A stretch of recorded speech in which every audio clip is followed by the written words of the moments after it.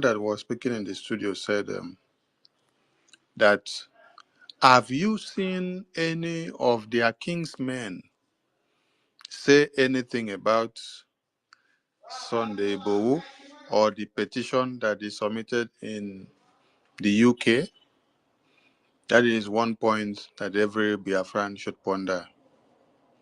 Have you seen any kingsmen of the Yorubas say anything contrary or in line to the petition or the appearance of Sunday Igboho in the UK Prime Minister's office? The answer is no. That is one take-home assignment that everyone should go and work on, that mathematics. It seems to be a linear equation, because this one is not quadratic at all. This one is not a quadratic equation. It is a very linear equation which you have to go and solve it. Find the value of x in this very thing. It's very linear. Nothing quadratic about this one.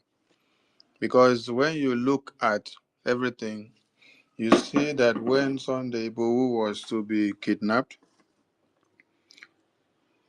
their same kingsmen raised the alarm. And in that same country where he was to be kidnapped, their same kingsmen stood their ground and said, no, it can never happen.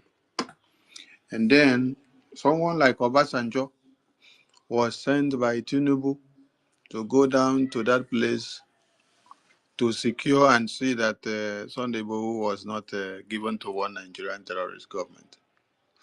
And this is the same Sunday Igboho and Showore and all the Boko Haram terrorists that were held in Communicado that have been released after Tinubu became president. It is still because of their presidency that Sunday Igboho told you guys that it is Tinubu's time, so we must not come and destroy Lagos. Hey, so our question today is because we've been seeing some maniacs appearing and disappearing in the media sphere for some time now, because we are fully aware of their antics and what they brought them to come and do again. So today posed the question, was Simon Ekpa born in 1929 when we had the Aba Women Riot, massacre, and slaughter? Was Simon Ekpa born in 1945 when we had the genocide of Biafrans in the far north? Was Simon Ekpa born or alive in 1966 to 70s when the genocidal war took place? Or was Simon Ekpa there in Mazi Nnamdi Kanu's house when the Nigerian terrorist government invaded his house in 2017 to kill him? Or was he there at Mkpo when they came and slaughtered many Biafrans? Or was he there at Emene when they slaughtered Biafrans that were praying and singing in their IPOB meeting? Was he also there in Onitsha massacre? Was he there in Obibo? Was he there in Okuoma community that just happened yesterday? Was he there in Izombe? Or was he there live and direct in Eyamufu? Or was he there in Umutanze? Or was he there in Uli? Was he there in Iyala? Or was he there in OGOJA? Or was he there in all the massacres that have happened recently? I beg to ask those that have been paid off to flaunt the media and to say all sorts of things about Biafran government being responsible for their menace. The menace that existed for years upon years. So, when you are shouting Simon Ekpa, Simon Ekpa, Simon Ekpa, Biafran government, IPOB, we are asking a very pertinent question. Was Simon Ekpa alive as at that time? Or was he even born as at that time? When the colonial police opened fire on our women and children, was Simon Ekpa alive that time? It's a very simple question. Because the order was shoot them all. Why? Because the levy that was imposed on them was too cumbersome. And they said no. All our men became warrant to the colonial masters. And then, even as the women took a strategy of starving and disciplining our fathers and elders in the home so that they can stand up as men to their responsibility, it was not making any difference.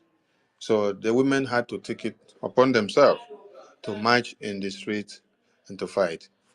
And I can remember the courageous Adiara Udoma, who took the rifle of the colonial military police and broke the rifle into two in Ikodabasi. I salute all our courageous women. I salute all our courageous men of today. I salute our heroes and heroines. You see, what has happened before, it cannot repeat itself again in our own time. So there should be a sober reflection to those that may not understand where we come from, what we have passed through, and what has ensued for years. Yeah.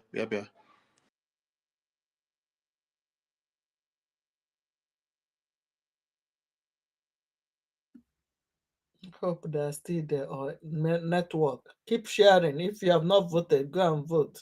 I hope they are still there. So when you see all of them lining up, left, right, center, making noise everywhere, shouting Simon Ekpa, Simon Ekpa, tell them that they have not started shouting the Simon Ekpa yet. Because the zoo Nigeria has never been good from the beginning of time. What a country that the barrister that spoke before now said over 220 something times the grid, the national grid of one Nigeria has gone down in how many years, whether in 10 years, he said. So the question is, has it been working before? Has it ever been good? Has it ever been good before? No, it has never been good.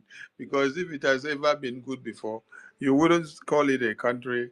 And yet, the children that grow up in our own time, even with the 20 pounds that was given to our fathers after they had destroyed us,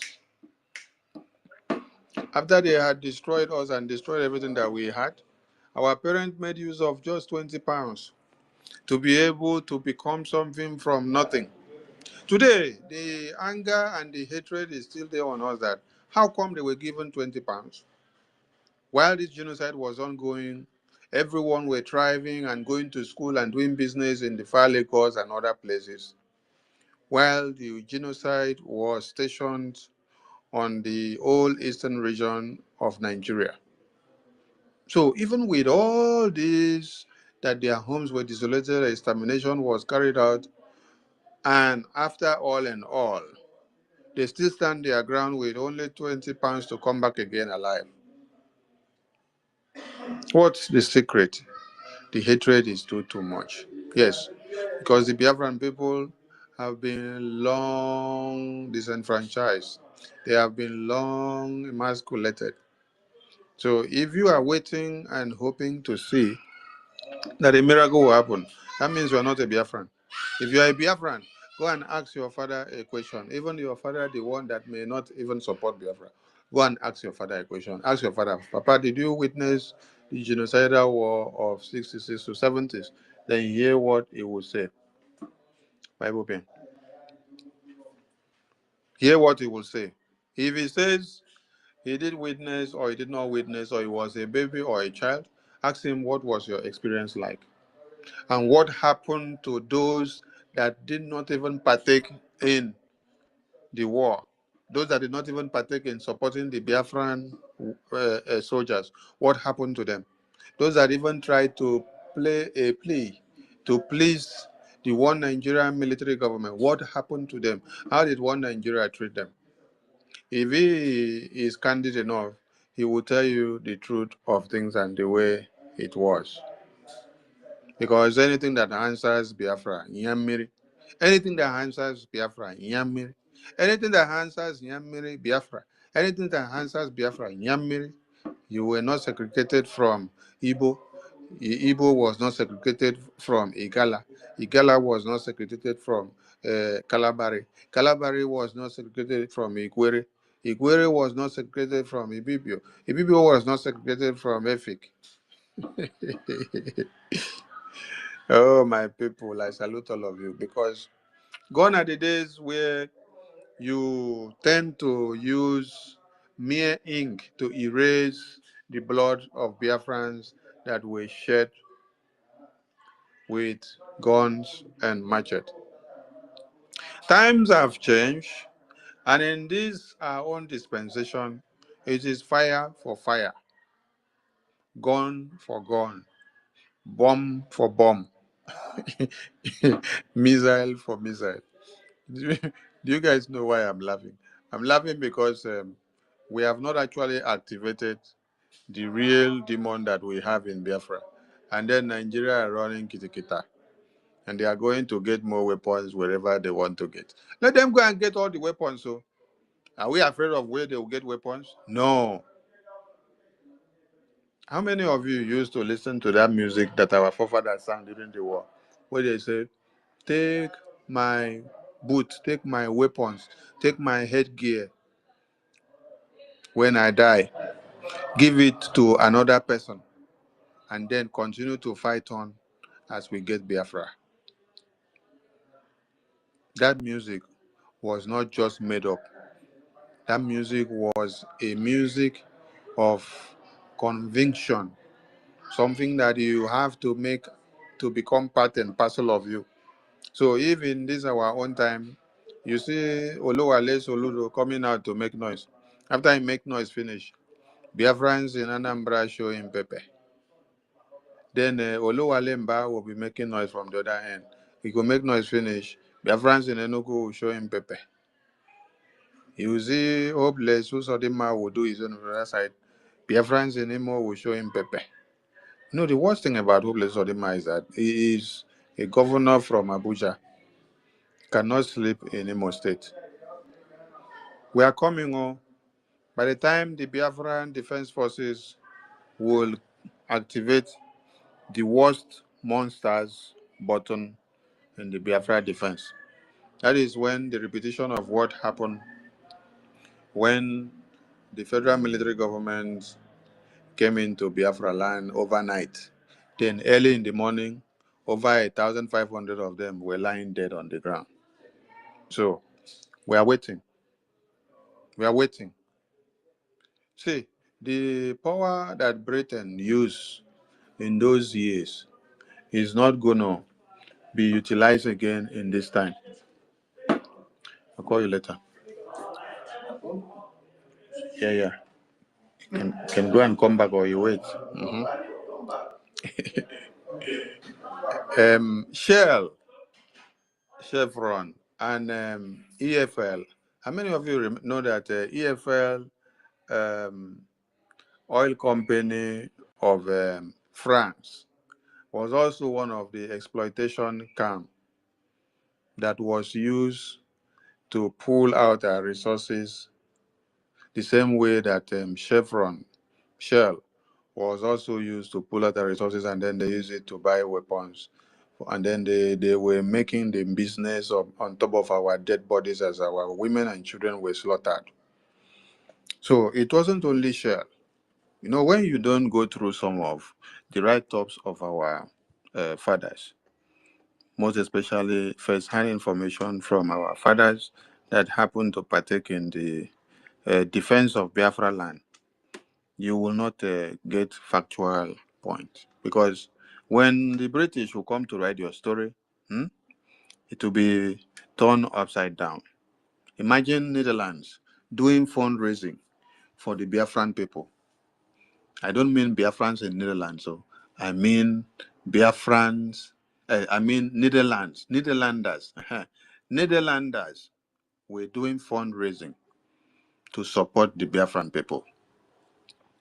Then in America, the same. That of America has not even made the media.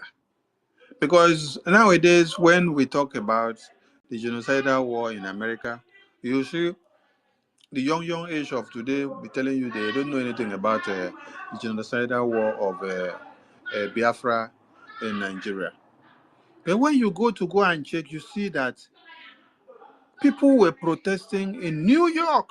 People were protesting in Ohio. People were contributing money. People were writing petition against the American government for them to look into the genocidal war that was ongoing in Biafra land. And they were contributing their little quota. You saw when they were contributing $10. You saw they were contributing the little that they had. But you don't see this coming out there in the media. Anyway, days are coming when you will even hear from countries that you never even believe that they did something. And in Germany, there was also something that was happening in favor of the Biafran people. We say thank you to all these countries who stood by the Biafran people. Is it Finland that we want to talk about? Finland only is because the Prime Minister is there in Finland and is from Finland now. That is why we are able to get their own story firsthand. So when you hear of that of the American people, you hear of that of the Netherlanders, you hear that of the Germans, you may be asking, did this all happen? Yes, it did happen. But what the American government had done was that they decided to play neutral. American government decided to play neutral on the ground that they don't want to interfere in the internal affairs of one Nigeria. And then they placed embargo on their arms and ammunition to Nigeria. They said they will not sell or supply weapons to Nigeria because if they do so, it will be that they are taking sides with Nigeria. And if they also do so to the Biafran, it will be that they are taking sides with this side. But what did they do? They had to say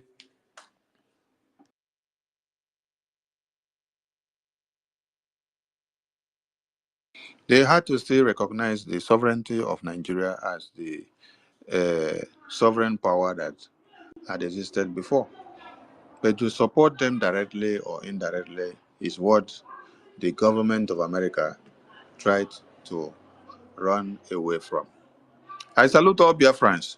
So, when we are here now today, and some people are saying, oh, they want to go and write letter to American government to tell them that we are doing this and doing that. Please ask them, oh, have you written letter to the American government already to tell them how Christians are being slaughtered on a daily basis? Have you written letters to American government to drag Antonio Blinken to the mud for removing Nigeria from list of countries that violate Christians and every religious sect, that kills and slaughter and cut heads of babies to pieces and tear pregnant women womb into two in broad daylight and remove the fetus? Have you called on the international community for them to see the genocide that is ongoing in Nigeria? Every indigenous persons in Nigeria are at the mercy of the terrorists of one Nigeria, created and sponsored by the federal government. The only thing that has made us to be triumphant amongst our foes is the Biafran government. Without Mazi Nnamdi Kanu, without the prime minister that we have today setting up a government and giving us the Biafra Defense Forces, we wouldn't have been exceptional. Our case would have been worse. So we ask the question, was Simon Ekpa born in 1929 Aba Women Riot Massacre? What led to the Aba Women Riot Massacre? What led to the 1945 genocide against the Biafran people? What led to the one that happened in 1954? What happened during the election that was fraudulent before the independence of 1960?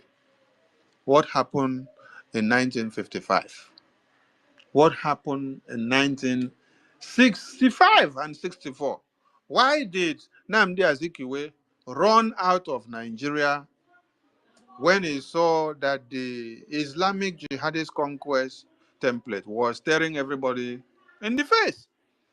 And then he saw that he was handicapped because he was just a ceremonial president. Just like you have every Biafran today elected into power to oversee the reading of the script given to him or her in power, because no Biafran is allowed when they are in power to oversee the affairs of Nigeria. No, rather, you are only allowed to oversee the script that is written for you to read and act on it, and for you to take decisions that will unanimously progress the country. You are not given that power. Why? Because the power of dominance, the authority was given to those in the far north. Hi, I salute all Biafrans. I salute my co-host Stella, Minister of the Gospel of Biafra, Helen Peters, Minister of the Gospel of Biafra. I will be back again, but let's continue. Thank you so much. Stella, over to you. Helen Peters, over to you. And every ministers and honorables in the house, and all of you that have been doing marvelous work in the media. I salute you all. They will from here as I hang on. I'll be back. Thank you. Thank you, sir. Good evening, sir. Salute you. Salute you, Helen Peters. Salute you, Rage. Ebisco. Salute you, Mobility. Chris, I salute you. Otunwamaya, our minister, I salute you, sir. Simon Ekpa Donny is a Don. Good evening. Our detective, Christopher, salute you. Unix Benchooks, Simon Ekpa, Upbeat Chicago is here. I salute you, sis. Okute, Ugwu Nago, Ugwu Nago, na Ugwu Anago Chinedu. I salute you, Sir Williams. I salute you, sir. Chibike Biafra, salute you. Let me see if we are many. We are many. Good evening, everyone. Good evening, good evening. I salute everyone. You know, you guys, I love you now. You know it now. I salute everyone. Let's go into it. You know, so our minister is here, and we've been discussing on was Simon Ekpa born 1929 women massacre? Question: was he also born in 19? Was he there by 1966 to 1970s genocide? Was he there? Why won't we call you Ndocho? Just tell me why. Simon, ever you are calling up and down here, up and down, Simon here, Simon there. Was just born yesterday. You guys even said with your mouth that he's a small boy. And so you know it. Or you knew it. And you're still calling him. Was it there even in this yesterday's Okwama massacre? Where Musa said, we flattened the village. We flattened it. And he did. Was it there? Simon is far, far, far away in Finland. And you guys are calling him.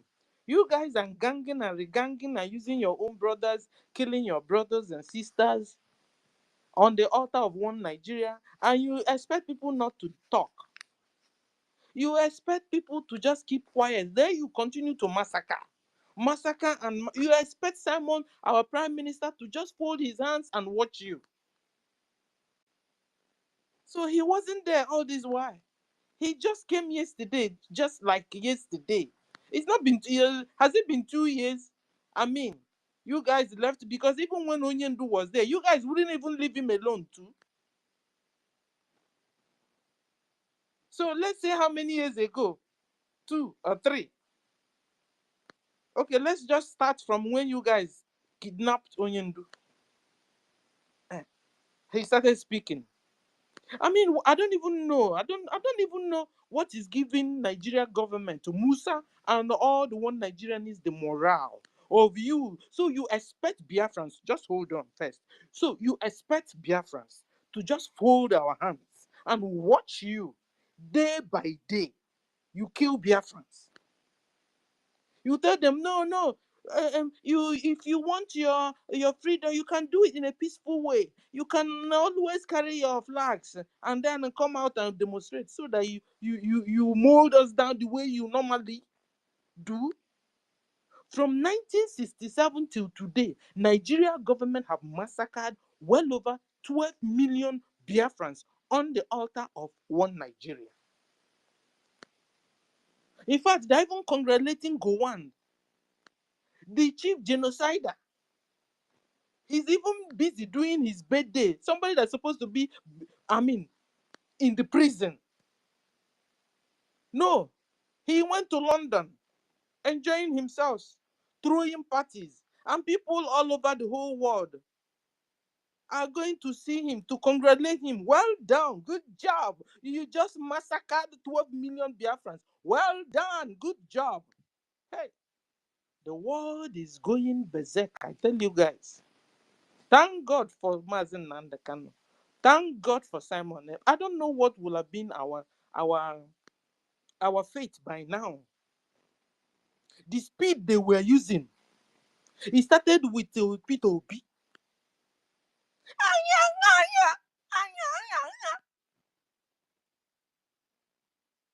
Peter Obi massacred his own brothers and sisters and he didn't care. Threw them in the zoo river. Guys, you saw it. So it's not like we are here talking what it does not exist. You saw it. Hundreds and thousands of Biafrans were killed. Peter Obi no do na nkịtị. He wouldn't even discuss it. But when there's any death in the northern state, Peter Obi is there. He has landed like landers, like a boy. Ah, it's a pity. It's a pity. This is not supported.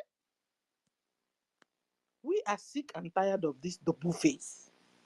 All these saboteurs going up and down. All these men that drink the blood of humans, of other humans, on the altar of one Nigeria. And then you still go back. He will raise his two hands up that he's praying. Whom are you praying to? Which God? Peter, which God are you praying to? Your God that drink blood, human blood. The one you're praying to. You kill and kill and kill. When you finish, you now come on the streets. You be hitting your head on the ground. Pretending that, whom are you praying to? Which kind of God is that? That will tell you, go and kill other humans. And don't worry, you come back to me, I will give you 72 virgins. Guys, look into it. This has been the reason. There's no other reason. Tell me there's no other reason. Some people can't even reason anymore. That's why you can still hear some people still talking about one Nigeria here, one Nigeria knee, one Nigeria core. No road, no food, no water, no electricity, no medicine, fake medicine everywhere. If you go to Nigeria, it's like in the medievals. They are living in the medievals. No common electricity.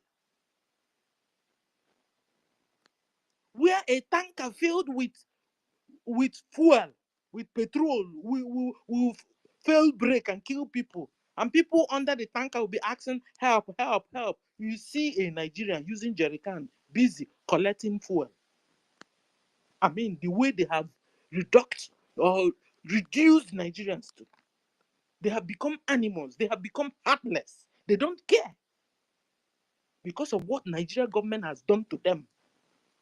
Their emotion, they don't have emotions anymore. And that's why they will go out and chop off people's neck. You want to be a Christian or you want to be a Muslim, the person will tell you want to be a Christian. You just chop off the person's neck and nothing happens. P2B will now run to straight to north. Stop killing. But you have not announced the killings of your own brothers and sisters. Anyway, you wouldn't because you are number one killer. That's why you are in cahoot with Gowon. That's why you deem it fit to run to wherever he is to tell him, well done, happy birthday or happy killings. Shame on you, P2B. He said, no, I don't think so. Yeah, you're not. We need to check DNA on this guy and find out where he's from. He cannot be Biafra. Not possible. We have to find out where he's from. So, ladies and gentlemen, so when they're talking about our PM bringing in the insecurity, no, it's them that are bringing in the insecurity. It has been Nigeria Islamic terrorist government that has been bringing or that has been causing the menace in Biafra land and in Nigeria as a whole. Because they are bringing in their Islamic conquest in Nigeria and in Biafra. And it's becoming very difficult for them to carry out. Very, very difficult for them to carry out. They have conquered Hausas. Half of Yoruba is gone. Middle belt, half or almost all is gone. And Biafra is resisting them. And so they are filled with rage.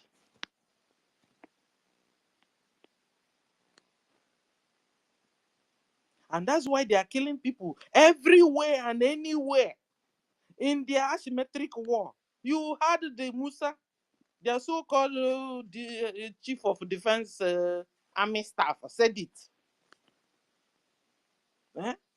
That they are on asymmetric war. And some people are still asking if there's war going on. Ladies and gentlemen, you are watching a full war going on in Nigeria. Musa called it asymmetric war. And this is a war against Biafrans that have refused to be converted to Islam. Biafrans that have refused for Sharia law to be used on them. So they are going all out. Is either they get you with gun or they can also get you with Corella. Guys, you've heard now that Corella is on a high level. That people are contacting Corella in Biafra land. Yes, because when they go out with, fall out with Biafran armed forces are winning them. Now they're now throwing in infectious diseases into Biafra land. So that at least if you guys are not going down through barrels of gun, you can go down through illnesses. Biafrans, be careful. We are at war and they are not relenting. And we must not relent also. We will defend ourselves. We will defend ourselves. They are kidnapping us, raping us, harvesting the organs of our people, and you expect Simon Ekpa to continue to just stay silent. Continue just to fold his hands and watch you, Nigeria government, kill his brothers and sisters. You've arrested Onyendo already. It's not enough for you. Now you're looking for the head of Simon Ekpa. The head of Simon Ekpa you will never get.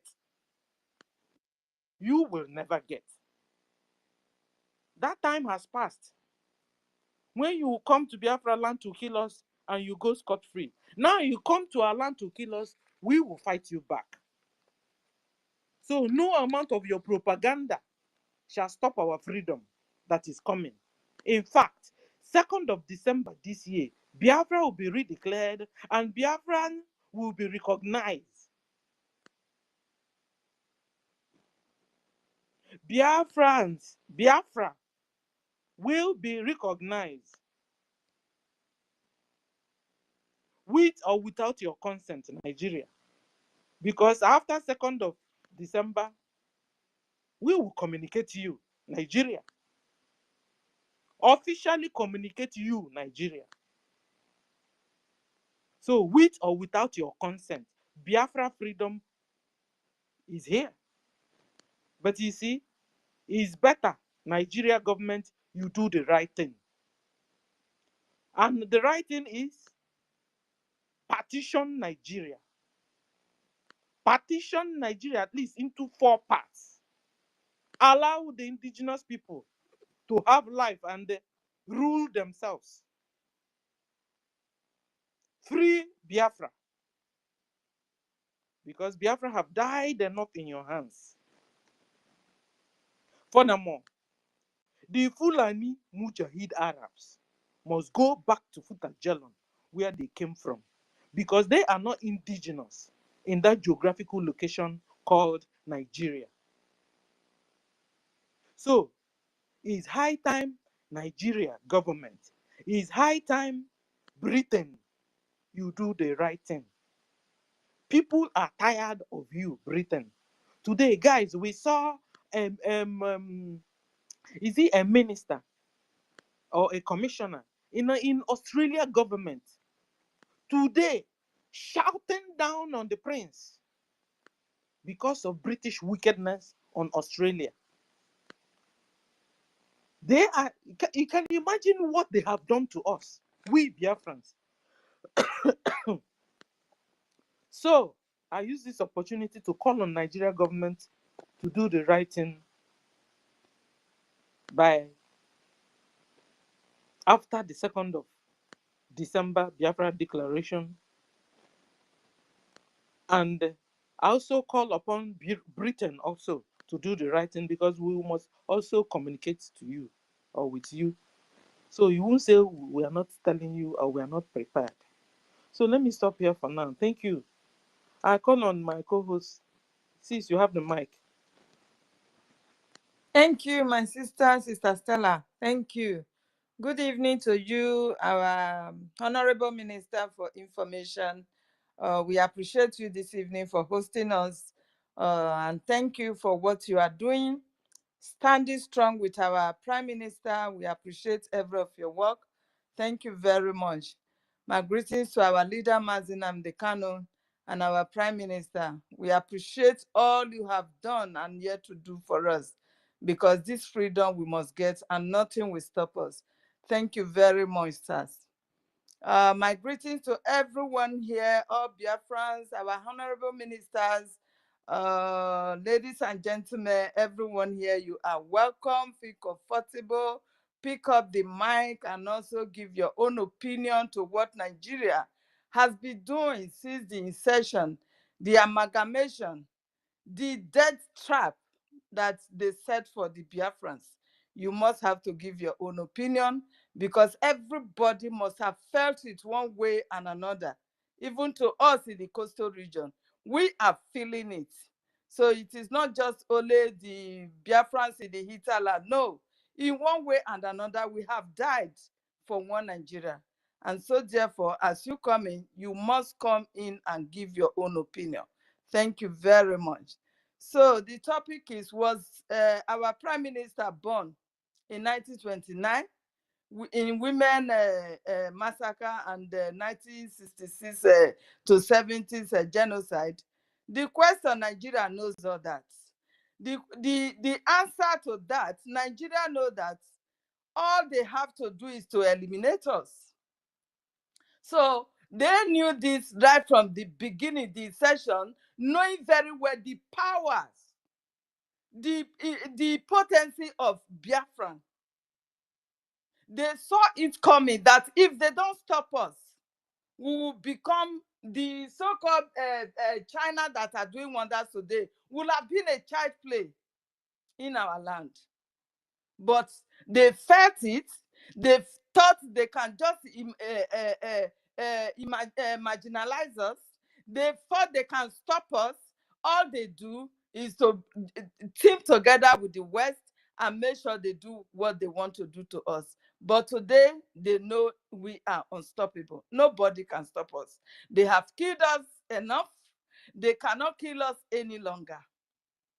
Prime Minister was not born when all those atrocities was carried on our people in the northern part of the so-called Nigeria. He was not born. In every part of the so-called geographical location Nigeria, that our people has been killed, has been maimed, has been humiliated, property destroyed. Was our Prime Minister born there? No. Was he there when these things were taking place? No. Is he the one carrying out those atrocities? No.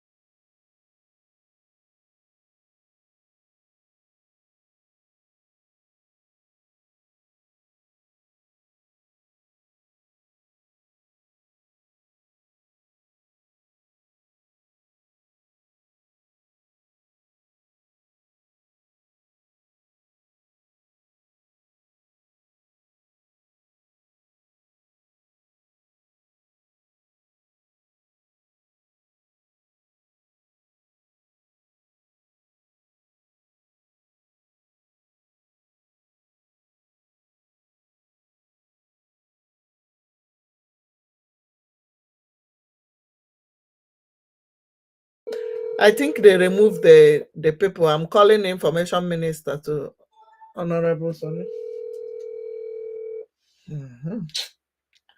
This one is not going. Get number cause. Keep voting. This one is not working. Keep voting. Keep donating. They will come back. Let's hold on for them for some minutes.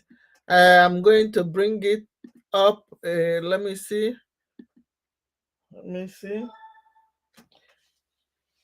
Honorable Sonny, check your stream. The thing has gone down. They removed the Twitter is off. Honorable sir, can you hear me? I don't know. I think something went off. The stream is off. Let me see if they're back. I'll bring it. I will bring it back. Hold on 1 second, please, Biafrans. Hold on 1 second. Hold on 1 second. Hold on. Hold on. Hold on. Hold on. Hold on. Hang in there.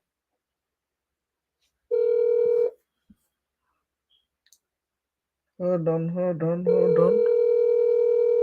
Hold on.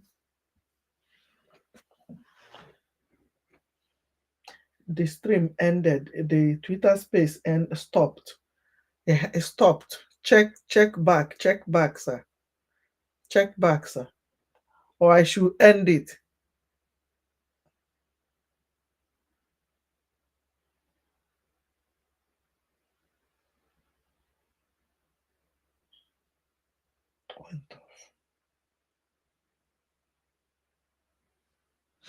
Biafrans, keep voting, keep donating. I don't know what is going on. Maybe they're attacking our space. Let's continue. They can't stop us. So. If you can't connect with me, just comment under any of my posts. Look at my name. Click on this, my name, my picture. Go and drop. If you need voting link, go to any post. If you are not following me, you cannot connect with me through inbox. Only people who are following me can write message on my inbox and I will see it. So I'm not begging you for follower. Just go to any of my posts and drop what you want. Is it voting link or is it ID card link? Yes, you understand it now. Sorry about that. I'm fixing something this side for people in TikTok. Yes, in TikTok. Yes, there. Just any post you see, even if it is picture or video, drop voting link, drop ID card link, drop any link you need. Keep tapping. If you're not tapping, they will keep bringing these people. No WhatsApp number. Don't even inbox me. Just go there. I'm a married woman. You guys are writing too many things there. Drop it under the comments. Don't come to my inbox. Respect my inbox, please. Sorry about that. The people this side. Oh, sorry about that. I think Information Minister Honorable Sonny Aparawa will come back and fix it, and so that we know what is going on. Sorry about that. I don't know.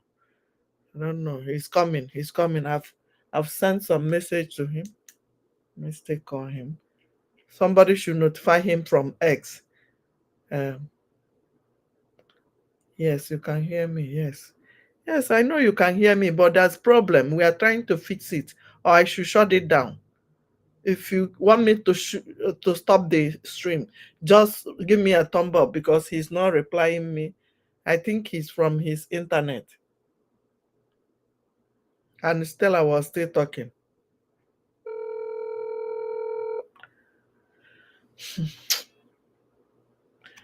Let me see if they're coming back.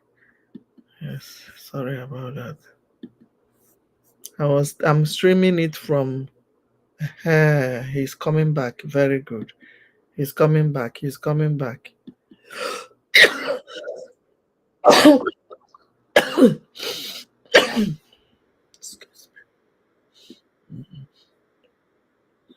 are coming back. Hang in there, please. Biafrans, hang in there. They are coming back. Okay. Well, Yes.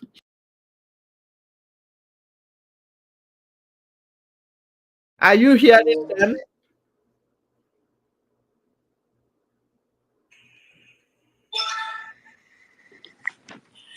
I can't see anybody on the speaker. I don't know what is happening. Is it network or what? Yes, I think something is going on. They can't stop us. Our app is ready to come out. Sir, GC, please tell them we can hear them now. Write comment from Twitter side that we can hear them so that we will know that we are hearing them right. Okay, welcome everyone. Yes, I can bring people up now. Yeah, thank you very much, Honorable Akbarawa. At least. Because Georgia now onye obodo n'ọrụ local government. Ihe Nigeria ndị obibi na ọchịrị eze ọchịrị ami foke. Elihe ji achụpụ ndị anga ka ndị na-enye mmadụ tọfta elihe ji achụpụ ha. Wait, Cherigoro, 1 minute first. Akbarawa, check this in again. Oh. They have already started attacking again. Check it again.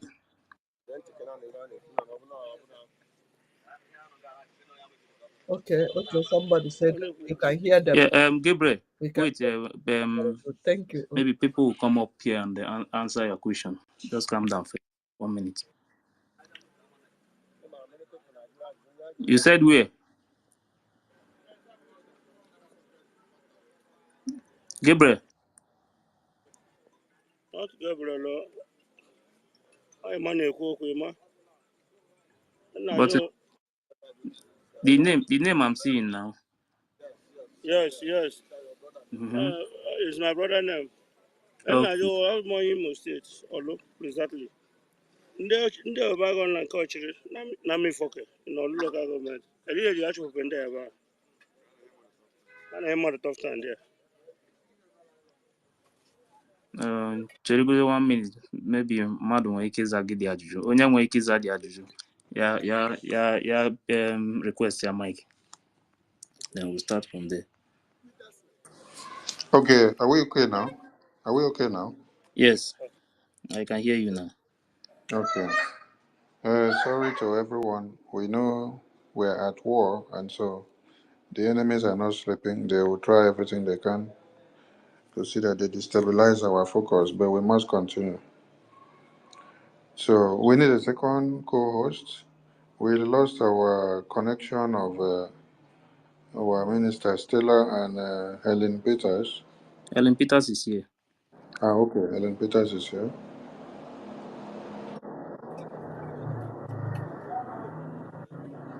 All right. So you guys can moderate from there now.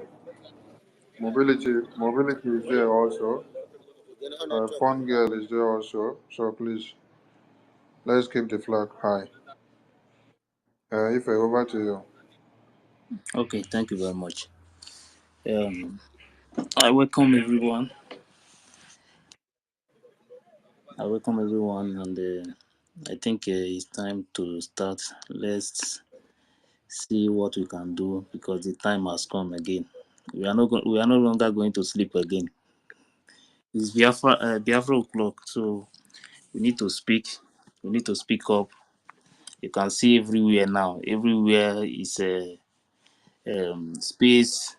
Everywhere is all about Biafra, whether good or bad. We don't care. But the most important thing is that everybody must speak about Biafra now.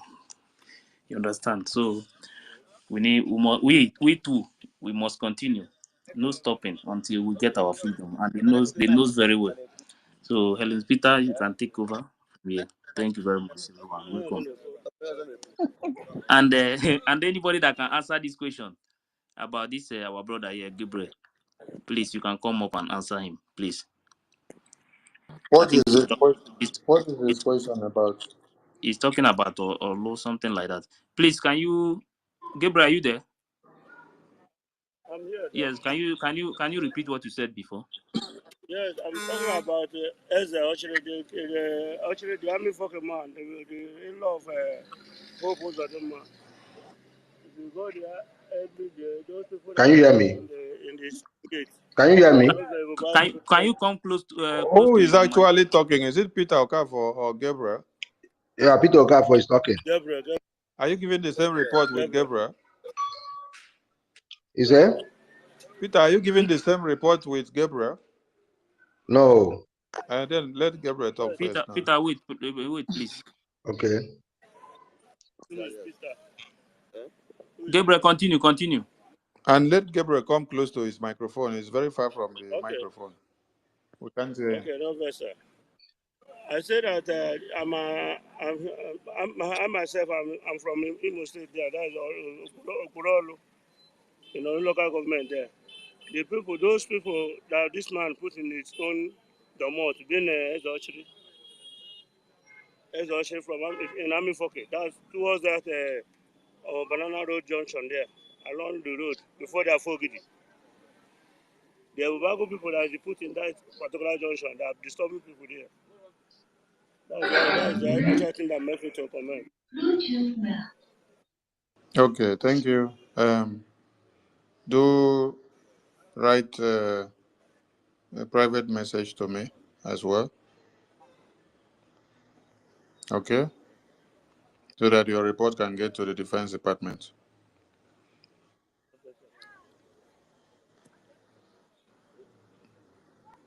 And at times, when you guys are giving reports, try to get a captured video from one end. Hide somewhere and get a captured video. The way manner you can. So that when the report is coming to the Defense Department, they can use the satellite GPS to be able to extract the exact location from that video or photo that you send. Thank you. All right, over to the co-host. We continue. Yeah, Please thank you stay very much. safe where you are and be security conscious, Gabriel. I know. Yeah, the area of meter now is secure. Okay, thank you very much, Gabriel. Ellen Peters, you can pick the mic. Thank you once again, my people. We are back because they are panicking. They are panicking and we will not give a damn.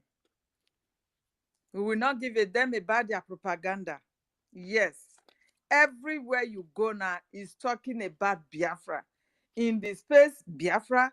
In homeland, Biafra. Everywhere, everybody is panicking. They are not even contradicting themselves. You can imagine that.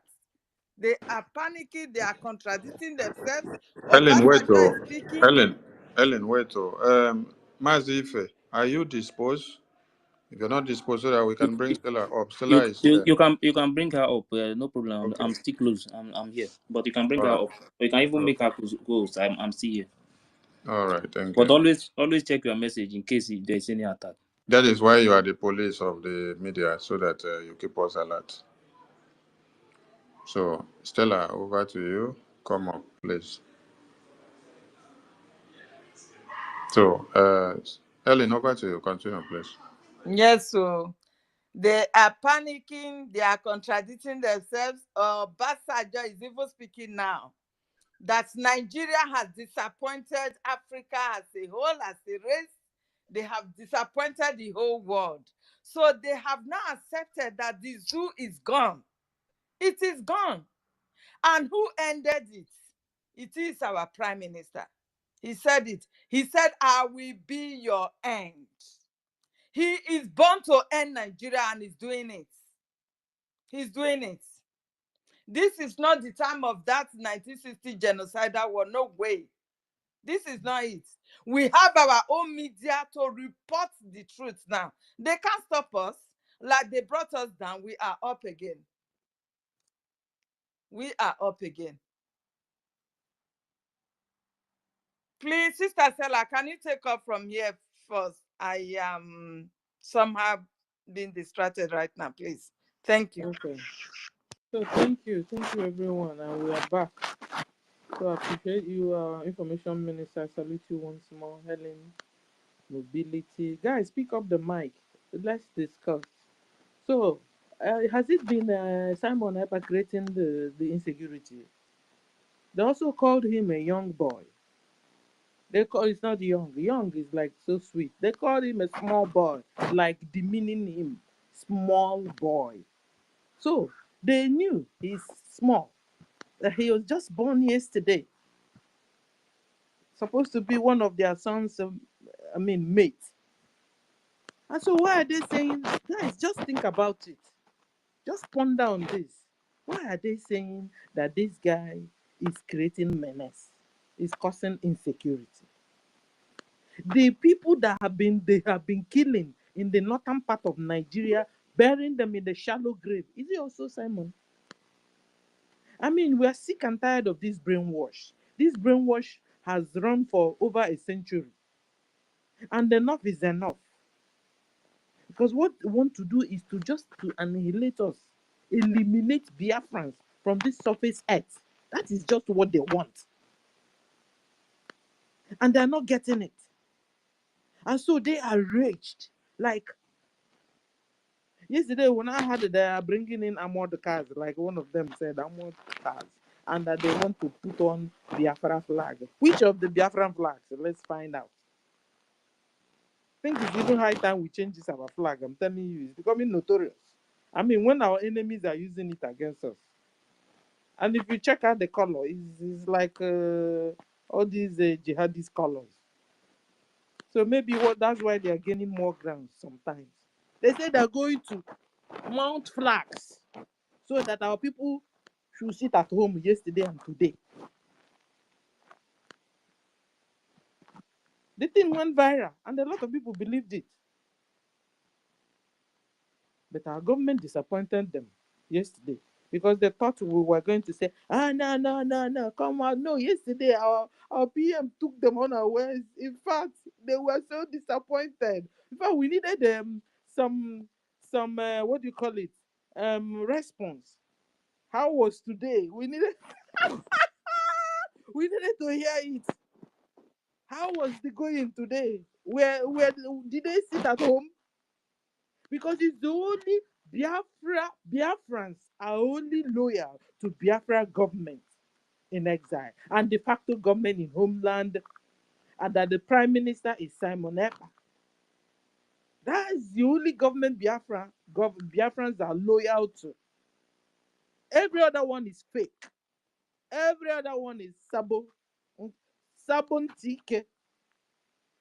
So guys, we've been checking out to find out how was their mountain of the flags. We wanted these guys, you see, their propaganda is no more sticking. Their lies is no more sticking. They Thank have God. failed, my sister. I am back now. They have failed.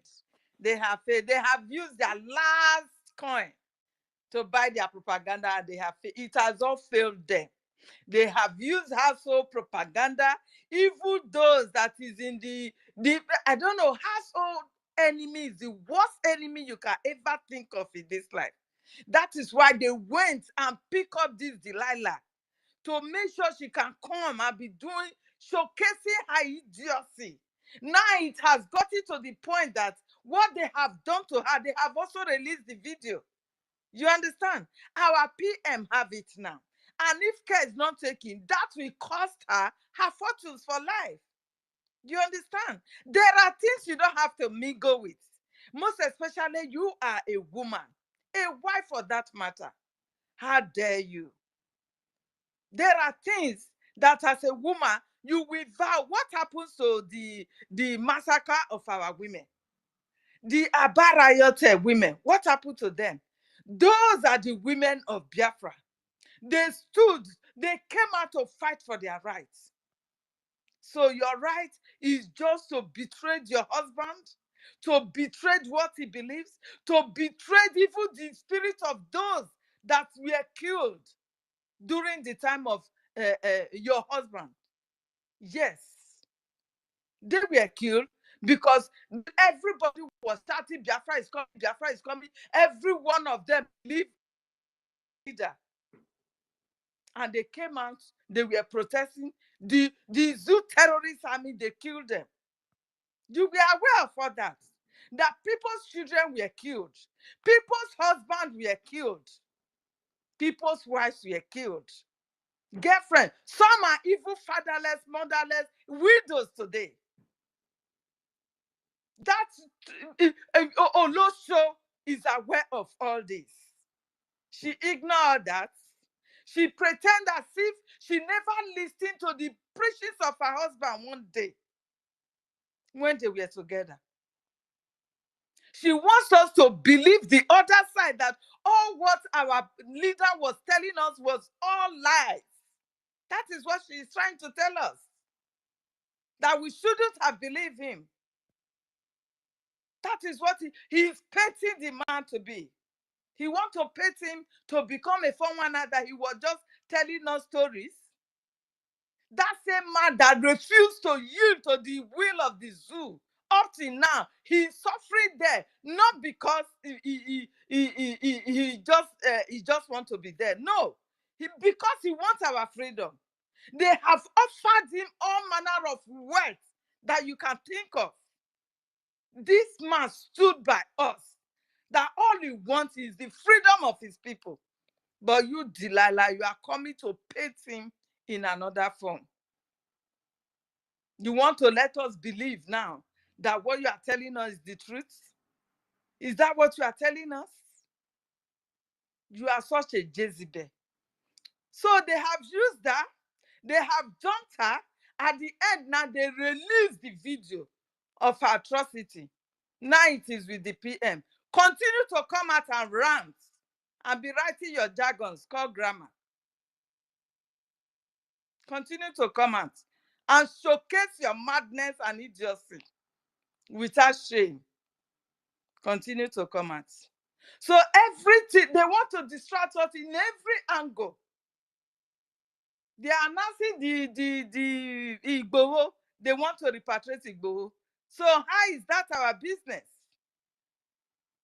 When you did not announce our leader's own for good 8 days, you kidnap him, you tortured him, you do all manner of things to him before you rendition him. You did not announce him. You want to bring Igboho so as a distraction. So the media will be talking about that and forget the war that is ongoing in our land. Is that what you want to do now? You don't want the world to know about the war that you are fighting, a war against the Biafrans in their own land. We did not carry war to you in the north. We did not carry war to you in the south, west. We did not. We are only fighting for our survival.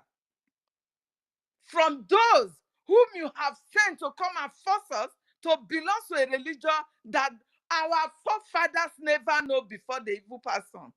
Not to talk of believing in such a religion. You want us to be forced into such a religion. Before the amalgamation of Nigeria, you all know where we belong to. The culture, the religions that we worship and we practice. You all know this. And it was with accord that make you to say, okay, everybody, you worship your religion, practice your culture, but we are all one Nigeria, as you call it. All of a sudden, you introduce a religion, a jihadist religion. You introduce it that by force, by fire, we must also accept it. If we don't, you will chop off our head. We are Biafrans. We are God's own people. And we have been mandated to stop that jihadist agenda all over the world. Yes, our land forbids it. Our God forbids seeing his children be massacred in his name, be slaughtered in his name. The God of Abraham that we serve, he forbids that. He don't want to see his children be slaughtered. He don't want to see his children's blood be flowed all over the land. No. He don't want to see that. And that is why we are lights. There is no way you will want to cover the light. It will come out shining. No powers of darkness can comprehend the light. No way. So bring your propaganda. We are out for you. We will counter you. In the social media, we will do. On ground, we will also do it. You are seeing it. Very soon you will surrender. True. You will surrender. Because like as they ask, go on, go on. You are celebrating that you won the war. What if these people should come out with guerrilla warfare? He said the thank is God that they did not think of that. But now, the children, like as our leader told you before he died, that if you don't settle what is on ground, our children will still come after you. They will still pick up from where we stop, and we are born to do so.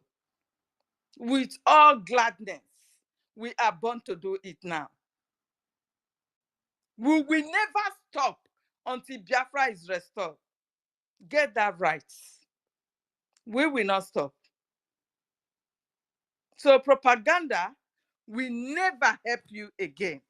Thank God the leaders, they have spoken that you as a Nigeria, you have disappointed, not only disappointed, you have humiliated the human rights of every living being in that so-called geographical location. You killed without mercy, most especially with Biafrans. You humiliated us without any shame.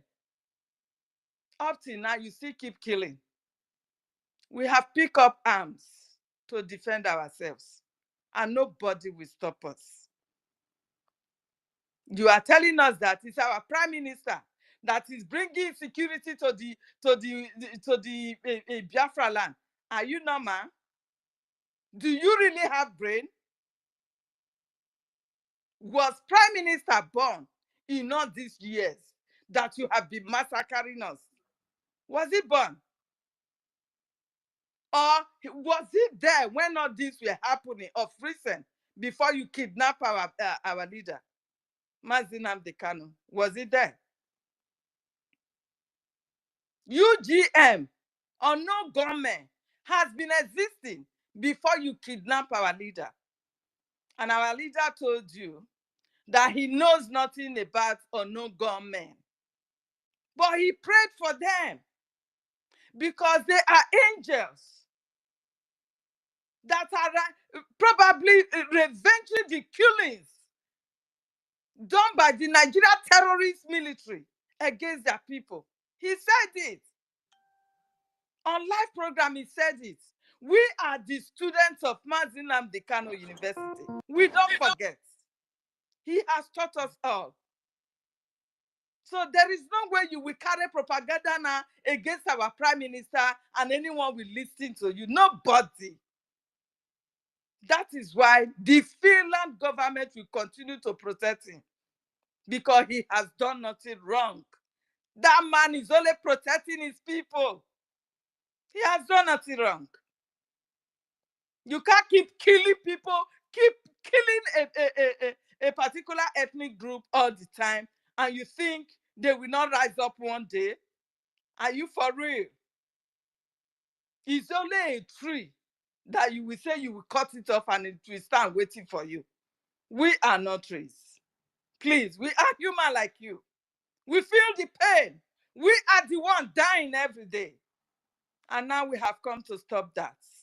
We did not come to your land. You are the one coming to our land. And we have told you, pull out your terrorist military and enforcement out of our land. We don't need you guys. Because all you do is to terrorize our people, extort money from our people in every checkpoint, making life unbearable for our people. And you will think we will continue to keep silent? No way. The end has come. We are born to end the zoo and restore Biafra, and that's what we do. No going back. Asare Dokubo, he confessed it on live television that Buhari armed him, that he has never been a friend to Buhari. But when Buhari saw that ESN rose up, Buhari came to him and told him that he's going to arm him to fight against ESN. There, the so-called unknown government rises up. Asare Tokubo even confess it. How he's killing our people. Water in our land. He posted this on live TV. What are you mad? To tell us that our prime minister is because of insecurity, while Asare Dokubo is demonstrating gun on live video. How he's slaughtering our people in our own land. Nobody has been able to come out to counter Asare Dokubo. Now you want to carry your propaganda. You all are crazy. We are here. The truth must be told. We will continue to fight you with the truth on social media, wherever. We will continue to fight you. Anywhere I go, I commented, and you come after me with your comment, I will deal with you with the truth. That is just the fact. And I've told you all that is fighting me on the comment section. We are not just on the social media, we are on ground. And we are doing the needful. This is not just war on social media. This is war for freedom. Man died but once, and we are ready to pay the price to get our freedom this time. Thank you very much. Thank you, my people. I can see my brother Range. I don't know if you have something to add to that, Sister Stella, else I give the mic to Range. Thank you, my people. I yield.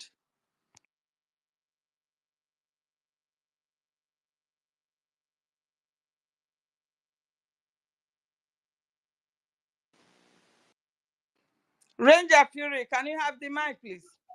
As Ranger Fury never does not give you mic now. Okay, thank you very much. Now when I grab your mic now, that time you go talk also. Loud and clear, continue. All right. Thank you very much, my beloved sister Helen Peters. Everona, well done, my sister. Well done. Greetings to you, great Biafrans all over the world. Good evening from my location here in Nigeria. I want to first of all thank the Honorable Minister of Information, Sonia Barawa, for the Biafran people. We love you so much, sir. And to the great Biafrans present on the platform, my dear sister Helen Peters, sister Stella, Nomso, Radiant, Black, Suwamaya, Fonge, so on and so forth. Special greetings. I bring greetings from the Isoko Honorable speaking part of Biafra tonight. I want to greet my Prime Minister, the People's Prime Minister, His Excellency Prime Minister Simon Ekpa, for the Biafra people, for the great work of freedom that he has done for us, how he has been protecting us, defending our children and our women and the land of Biafra, from the coastal region to this hinterland.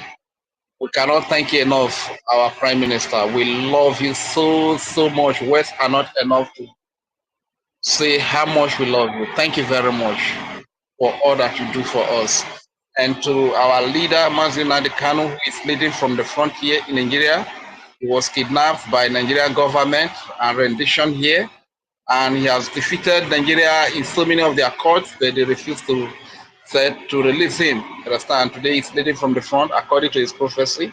Thank you very much, our leader. We love you so much. And to the People's Army, Biafra Defense Forces, Biafran Liberation Army, Navy, which is the Dragon Marine, Air Force, Police, and every armed group that is defending the children and the women of Biafra. You are the reason why the terrorists in Ragtag are not slaughtering our people in their numbers like it's happening all over Nigeria. We say thank you, a very big thank you for your great sacrifices, for your effort to defend our land. God bless and keep you. God direct you from every of your action. May God give you an insight and the wisdom to defeat the enemies in every battle in Yeshua's mighty name. Thank you very much. And then, what can I say? The topic was Simon Ekpa born in 1929. Women massacre and 1963 to 1970s genocide in Georgia. Honestly, the question is very simple. He was not born, but I strongly believe if he was born at that time, the massacre of our women will not happen. You understand? If we had this like at that time around, it will not happen. This is what you see today. You know, because every slight provocation, we are the target. It's either they kill our people, especially our Igbo brothers and sisters, they burn down their shops and stuff like that. Every slight provocation, like it's happened in Okwama, they come, bring the military to come and level our place, you understand? But now that the Prime Minister, Simon Ekpa, is in the picture, all those nonsense have stopped, you understand? And the reason why, what led to the massacre of our women during this very time, the reason is like times 1 million today, you get.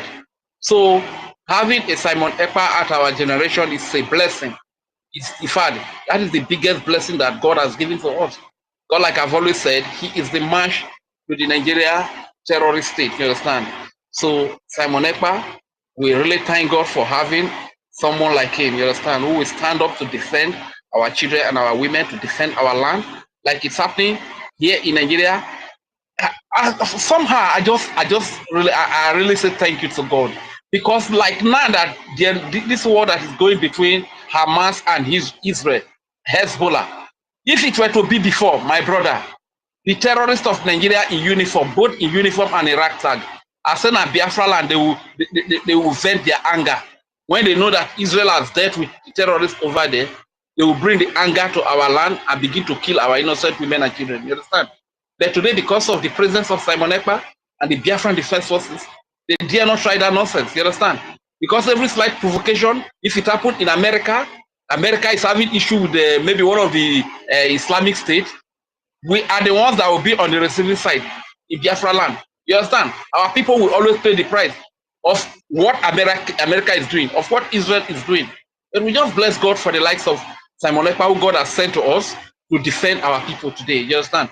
So that is all I just want to say. What is happening today is that it's divine. So as many that are still sitting on the fence, I just wanted to make their decision now, you understand? Because it's very clear. Our freedom is very clear. Here in Nigeria, the reason why everything is skyrocketing, the prices of everything is skyrocketing, is because of Biafra. Then because of this Nigeria government, they are not truthful. They are full of lies. They cannot even tell their people the truth. You understand? So you can see that Biafra has made Nigeria to even be more to be worse than Somalia that our leaders spoke about. You understand?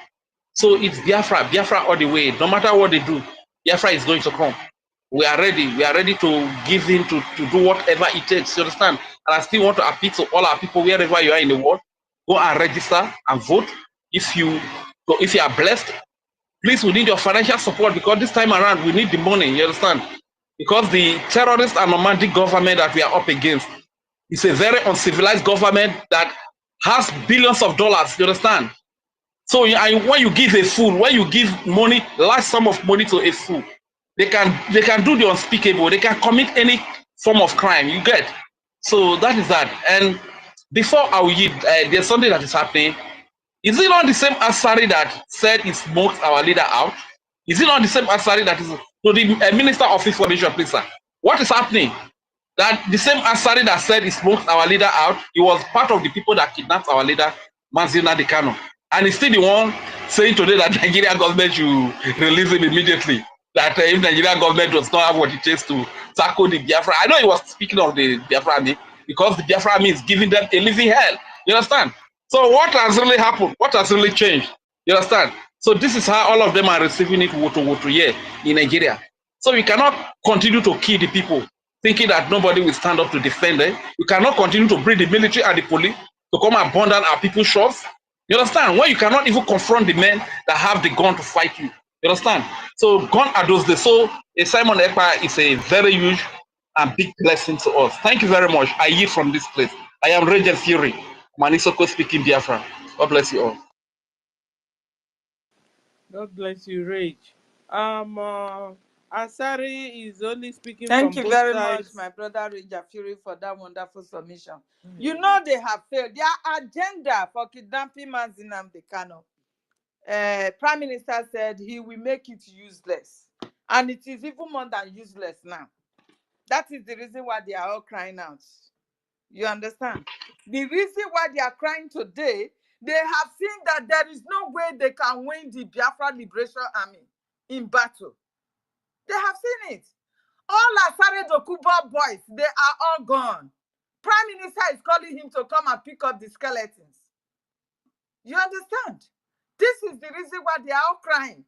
That the life of his boys that is being brought down for coming to our land to massacre our people is important to him. Is it now that you know that it is important? It is too late. We must fight it to the end. Continue to hold him as you want. You want to sneak him out, yes. Are you not tired of it? Your agenda has failed. To the extent you went before the so-called ex-wife. You went before her. You all used her for your propaganda. But now it has all failed you. We are sorry for that. Because Biafra has come to stay. So we must continue. Thank you, my brother, for that wonderful submission. My brother Radiant, I don't know. Sister Stella, do you have something to add to that? So we can move to Brother Radiant. Can you hear me? Helen, can you hear me? I can't hear you. I don't know if you can hear me. Sister Stella, are you speaking? Or is it from my side? No wonder. I don't know how we do this. So, host, we need a help here. Can somebody hear me, please? I don't think I'm talking to myself. Host, you need to. Is either you Can bring you it guys down, hear me? or you, We can hear you. Yes, we can hear you. Yes, We can hear you, Sister Helen. We can hear you very loud. We can hear you. But it's like Sister Stella is speaking. I can't hear her. can Her you hear mic me? is open. Can somebody hear me? Maybe it's even me under attack. Sister Stella, can you hear Ellen and others? I can hear Helen, but it seems Helen can't hear me. Ellen, can you hear Sister Stella? Helen, Yes, can you I hear can me? hear you. I can hear you. No, we need to hear from Ellen. Ellen, can you hear Sister Stella? Can you hear me? I think Helen has network issues, so we will bring her down and bring her up again. I think I have to go down because I can't hear anyone. Okay, no problem. All right, Stella, Okay. continue. Yeah. Thank you. And I wanted to respond to Rage. You know, you were talking about Asari Dokubo and what he was saying. Asari Dokubo is only, you know, is only a propagandist. How do you say it? You know, he's only doing propaganda. I think the money is finished, you know, because each time he's running out of money, what does he do? He will just try to you know, touch Nigeria in the part where he paints Nigeria, and then Nigeria will now push money to Asari, push money to Asari. You understand? So don't mind him. He's only using Takia.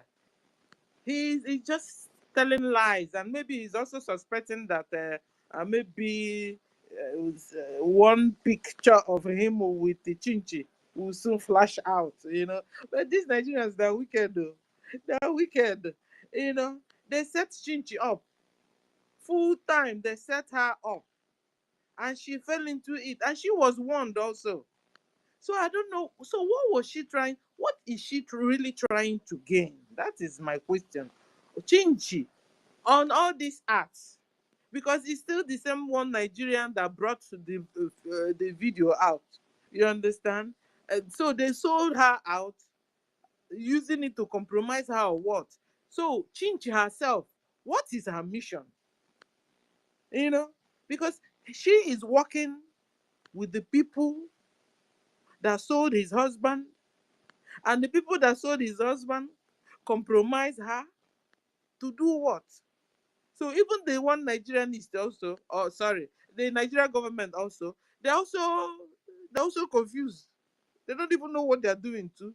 All these Fulani Mujahidaras. So you see, the trap they set caught they themselves and caught those that are working for them. So Rage, that's my response to you. Information Minister, please bring Helen up to course. So we go to no, so just hold on. I know it's your turn. Let's go to Radiant. Radiant, your hand is up. You have the mic. Radiant Black. Okay, thank you. Thank you very much. Thank you, everyone, for this wonderful gathering. Okay. We need to,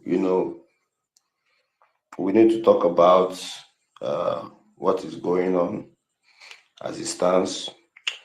Let me make my submission on the topic. we always have this hero, like we have this heroic in our blood. Even the the women massacre in Aba. The history is there, how they fought against the enemy. Even in 1966 to 1970, our people also fought gallantly against the terrorist state Nigeria. Even the foreign people who help the zoo, to fight up to today. Now we have someone like Mazi Simon Ekpa, who is also a fearless, person who is also doing the needful. There's a lot of propaganda right now. Let me say, since morning, people they just gather themselves, but I call them Confucianists. These people seems like they just wake up yesterday. They don't even know what is going on. They think they can, fight this this project by propaganda, but their propaganda cannot fly. It can't fly. We are ahead of them. Assuming they know the level that we are now, I believe what they would have done best was to, they would have supported us, but they don't know the level that we are now. So they are very confused. A lot of them were castigating Mazinandi Kano, that Mazinandi Kano has brought insecurity to the southeast, that Simon Ekpa is also doing the same. They were talking a lot of, garbage, but it doesn't move me, though.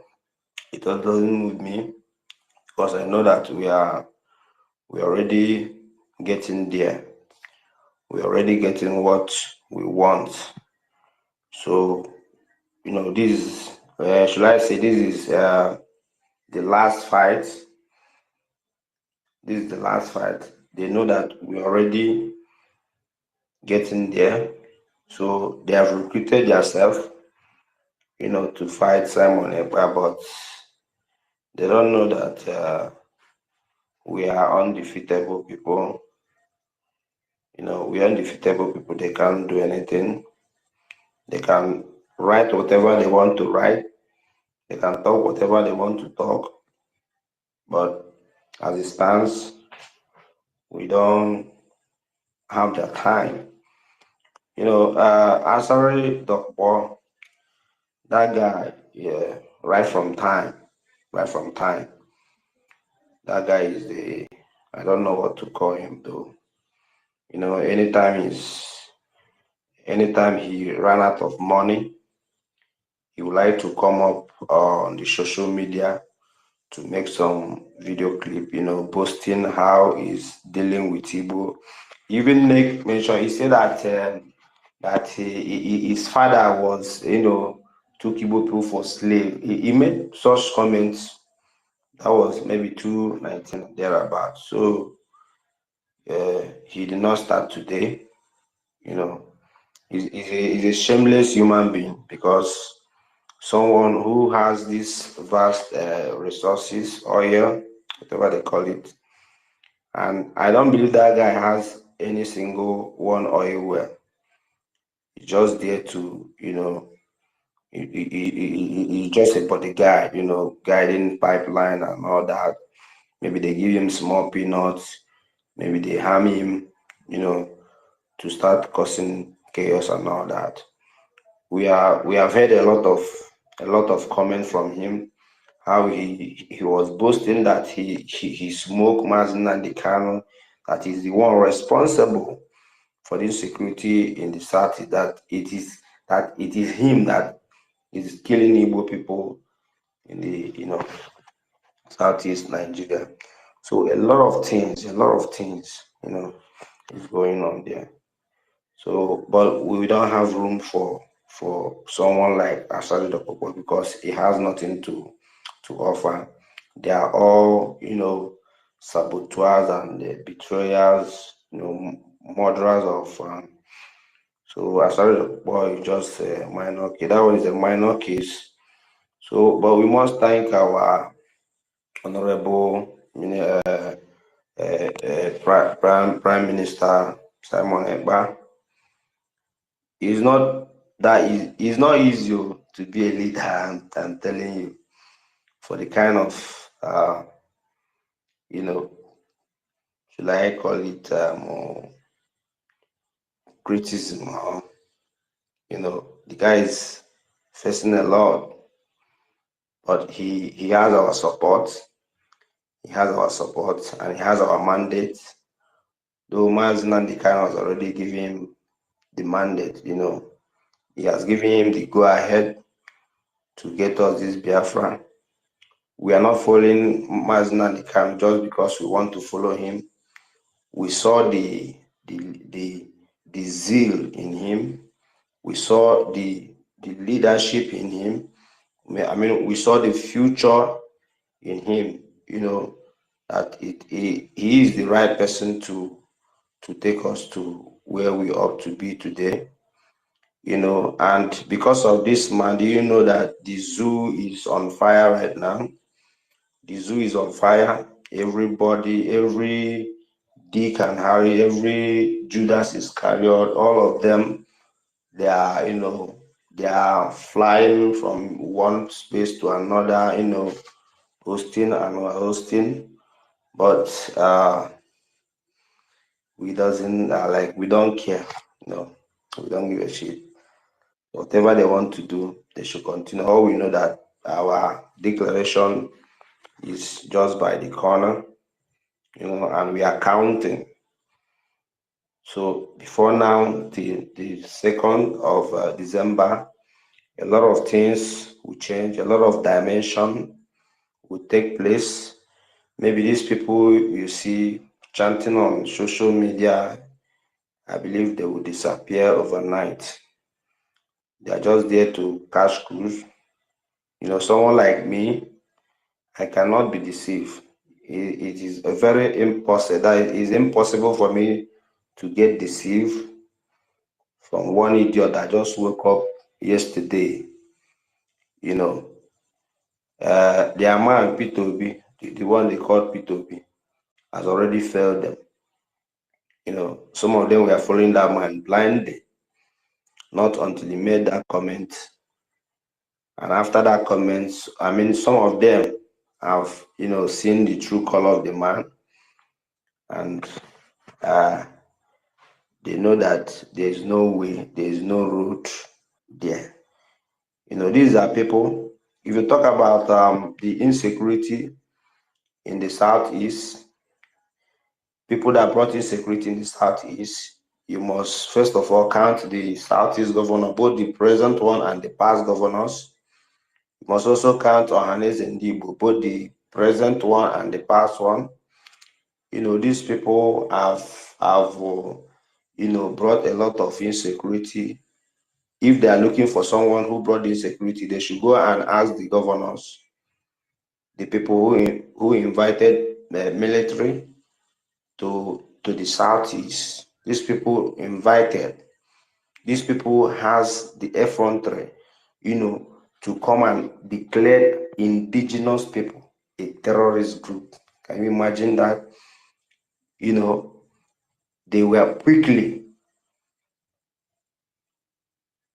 So someone would say, IPOP. I said, these people, they don't even have sense. Their sense is leaking oil. Like they have fault in their brain.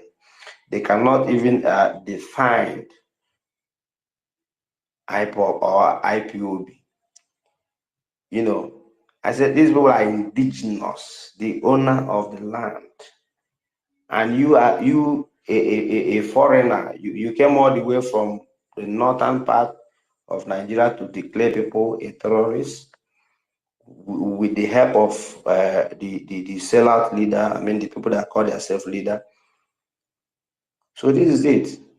So when you invite a zoo military in our territory to come and kill us, so you want us to just stand beside and look while you massacre, we won't take that. We must defend ourselves. If we fail to defend ourselves, if we fail to defend our future, we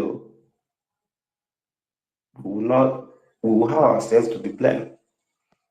They have already brought the war to our doorstep as it stands.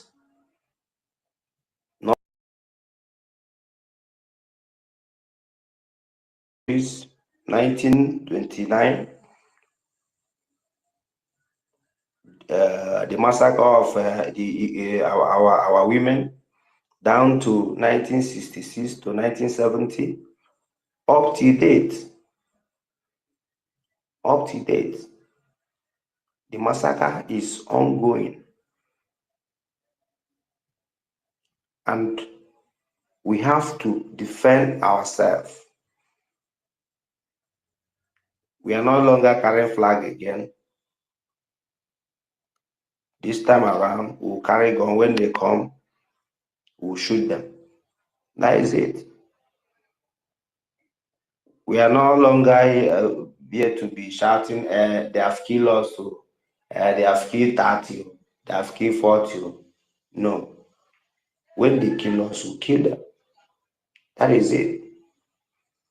So for those of them looking for who brought the insecurity in Southeast, they should go and ask their governor. They should go and They ask should go and their ask House of P2B. P2B killed they should go and ask Biafrans. P2B. Threw them They should in go the and Zoom ask. River. Was it Simon? We know them. Was Simon there? They should go and ask. They should go and ask Dave Umahi. Oh. They should go and ask Obiano, the former governor of Anambra State.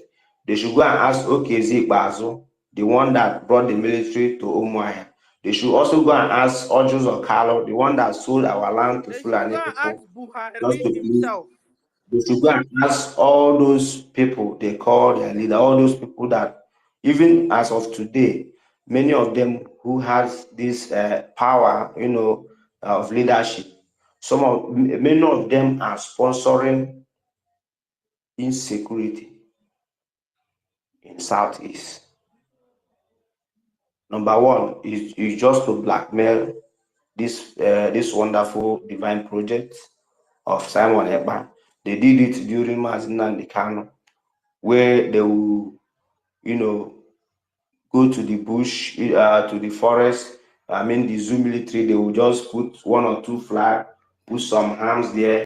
They will snap it, and post. They said the military has raided the hideout of ESN and all that. They will post it. I've never seen a civilized country, with a workable system where military will be parading in people's community, mounting checkpoints from road from pole to pole. I could remember when I was coming back from Port Harcourt down to Iyala. They said we should call. I need to come down from the vehicle. I trek almost 3 poles to go and meet our car at the front. You see, this is an intimidation. And the so-called leader, are they say anything about it? No. We are the one feeling the heat. We know how it pains us. You see. So we should not give room for those propaganda. These people, they just wake up yesterday. They don't even know from left to right. We are not moved with their whatever thing they are saying. We are ahead of them. See December. See December. And I'm praying that this struggle should take another dimension that will be very brutal. Our agitation this time around, we are not doing it to beg anybody. You see this freedom, that is, we get it by like anything that stands on our way will go down. Be you a saboteur, be you an external saboteur, you must not stand on the way of Biafra. You see, we are the indigenous people, we are the owner of the land, and we are saying all the zoo military, all the zoo checking points, everything, all of them should vacate our territory. They can go to the north and do whatever they want to do. Those of them advocating for one Nigeria, no problem. They should pack their loot and go to Zamfara or Sokoto and continue their one Nigeria is that side. Here is Biafra land. Here is Biafra land. And Biafra will decide on how they want to live their life. And Biafra will decide their future. So that is just it. So all those propaganda you see, those people are just recruited morons. They are just like, they are very confused. They don't even have coordination. I say, look at people. You people just wake up this morning and you want to start doing what we have already passed. Thank you. So that Thank you other very people much. can also speak, because you Thank are you very making a lot of much. fun. So I will hit my mic from here. Thank you very much for this wonderful. Yeah, thank you. So like you were saying, they should go and ask Buhari. Buhari, Asari confirmed that Buhari armed him and his boys to kill our brothers and sisters. It's Buhari that is causing the menace. This is Buhari that is causing the insecurity. He caused it. He started it. So welcome everyone. Welcome. I salute you, Jaja Godson. You're welcome, sir. So we go to Nonso. Nonso has been around. Nonso, you have the mic. Information Minister, can you bring Helen back to the co-host, because they keep on knocking her out? And Helen, you can also, conduct from any post, because you want to say something? Stella, good evening. This is way. You normally used to give me the mic last, but the I say we now. I know what I do, because all these people that are speaking but the first time. I want just first of all thank my, because I'm online now. I just want to first thank my Minister of Information. You see, these days, let me just speak out for broken and English so that we are Biafrans. These days, now laugh at the laugh. So the laugh with the thing, I know the laugh na endless laugh. Because this laugh na the laugh when they laugh our enemy. Because they don't try everything. But you see, for this last one, victory is sure. So that is why I mean myself at the laugh. So, but I just get one special number when I just want. I mean, I permit me, I beg. I mean, I know verse. May I just render this special number to Biafrans? I want just ask the question. Biafrans, are we ready for the coming of Biafra? Hey.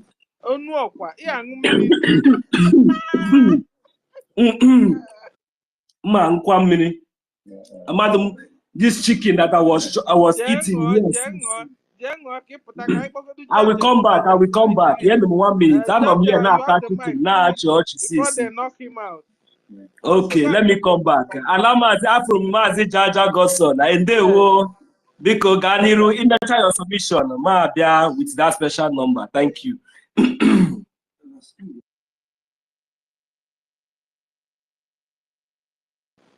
Jaja, you have the mic, sir. You're welcome, sir. Can you hear me?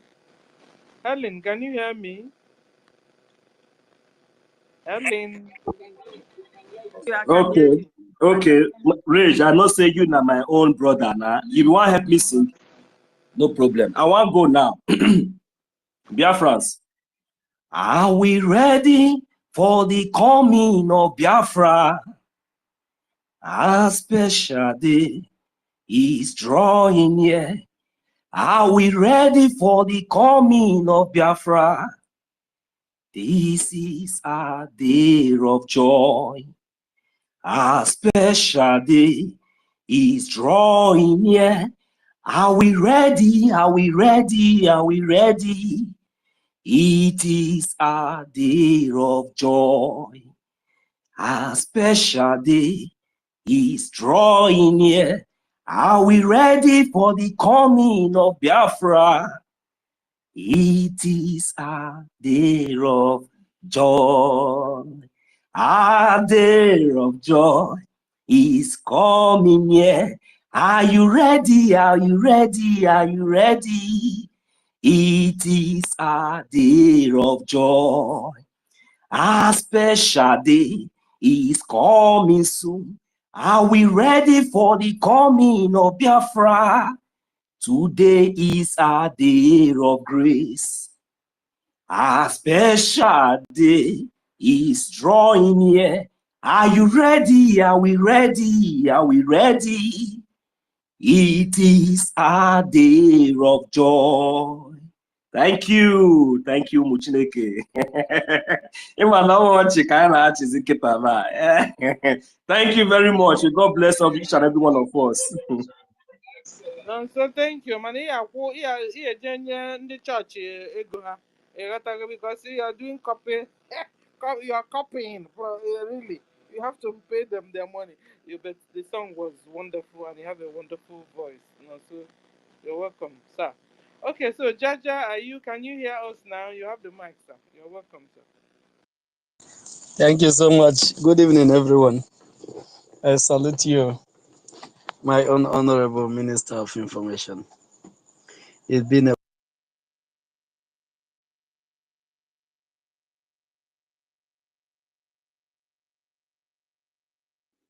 we can't hear that. I don't know whether anybody can hear me. I thought by now that Nigeria Zoo will leave him alone. Do they still remember him? Jaja, then when I make a bancha, Jaja, we can't hear you anymore. Is it from me? Can somebody hear me? To Helen, be can you? honest with me, to be honest with each and every one of us. I'm hearing you. They are fighting us, but I'm hearing you. Mazi Jaja, for a very long Stella, time. can you hear We me? can hear you now. Go ahead, Yes, please. go on.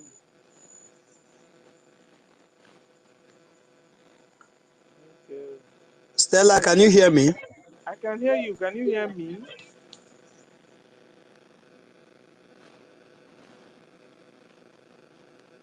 Can you hear me, Jaja? Just speak on whether I can hear you or not. Speak on. Speak. Okay, so um, uh, Nonso, you have given. Okay, so we'll go to mobility. No, Mobility, are you? Mazi Reg is here first, but No, Mazi Jaja Madrid Godson. has spoken the Okay. first time. This thing that they Mobility. are doing to Mazi Jaja Godson, I don't know if it is Mazi Jaja Godson. Please, let's chat on private section and let's see. Please, I don't know what is really going on. This thing has not been allowing you to speak for a very long time on space. Though I do join your program on YouTube sometimes, and they also attack you. I don't know the reason why, and you are one of us. You know, we miss you anyway, but let's chat on the private section, okay? Thank you. Okay, so Jaja, can you hear me? Because I can still see you on mic. Mobility, you have the mic, sir. Mobility, can you hear me? Yes, hear you all. Good evening, ministers in the house. Every one of you, I greet you all. Oh, no, okay, okay, yeah, I greet you all. The ministers in the house, the leaders, our own, one of our own here. I cannot mention all of you here. And my brother also. So you have been doing indeed very wonderful. So every time you go to the program, you must be here.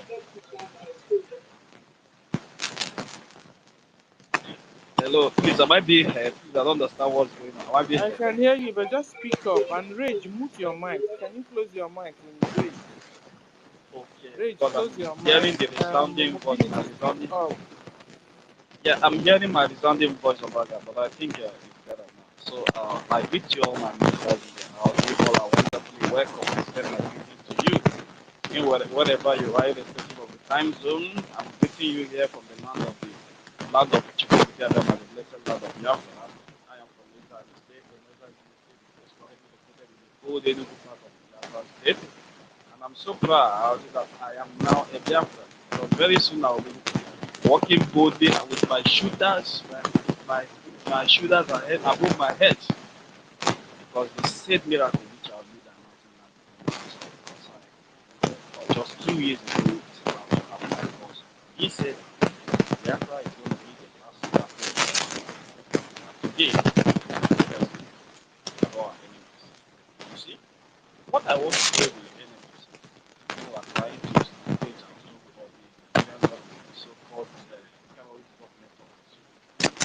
Please, if you want to stop this people, what you only do, just use your hand and cover the sun. Just use your hand. Use all of you should gather all your hands and cover the sun. Let the sun wash it. Because from the logo which was boldly, Mobility, your line is not clear. I don't know if it is from my side, but it's not clear. please, can someone identify if I'm coming out clear, please? I don't know. No? Is it clear? Am I coming out clear? Hello, please, can someone respond to me? No, there is a whole lot of noise coming out from there.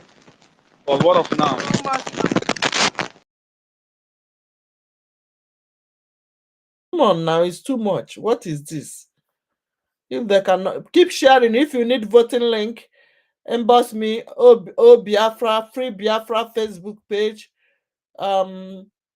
Biafra, keep sharing. It's too noisy. That's why I will remove it. I'm bringing them back. I hope they've removed it. And it's too much. Many things are going on. Don't know what is this.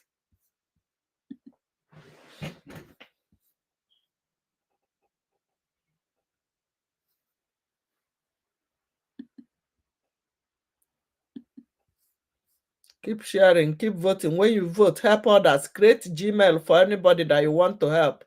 Create Gmail for them. Each person, vote for them. Give them the password to keep for future references. Donate to the www.ipobinusa.org/donate.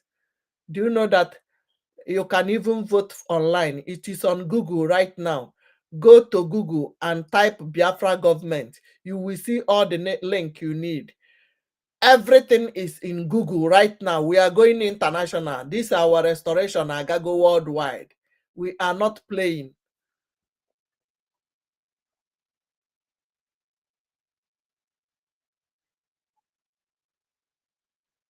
So let me just go ahead and make my submission. You see, one thing I want to tell the Nigerian government is, if you think you are going to stop the restoration of Biafra, it's very simple. It's very simple. Just all you enemies of Biafra, please just bring all your hands together, gather up and cover the sun. Say today we doesn't want the sun to shine. Let us all use our hands to cover the sun. If you succeed in doing this particular thing, then it means that you're gonna stop the restoration of sovereign state of Biafra. But if you cannot, then why wasting time? Why chasing shadows? Hmm? Because you know that what we are fighting is our.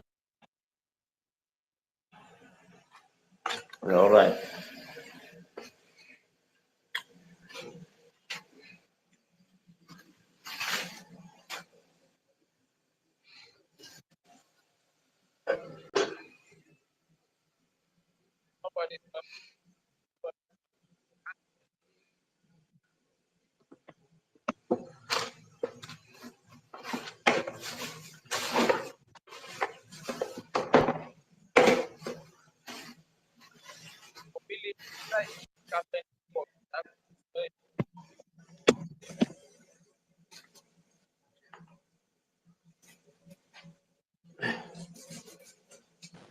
Oh, I can't hear anybody's voice. I think we're under attack.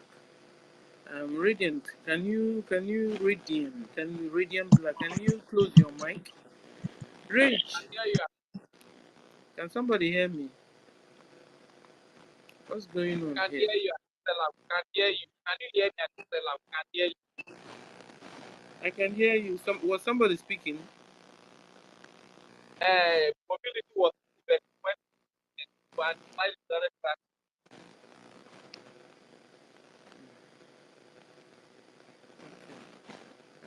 Helen, are you there?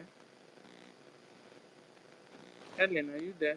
Georgia is able to enter now. Georgia, can you hear me? Can you speak?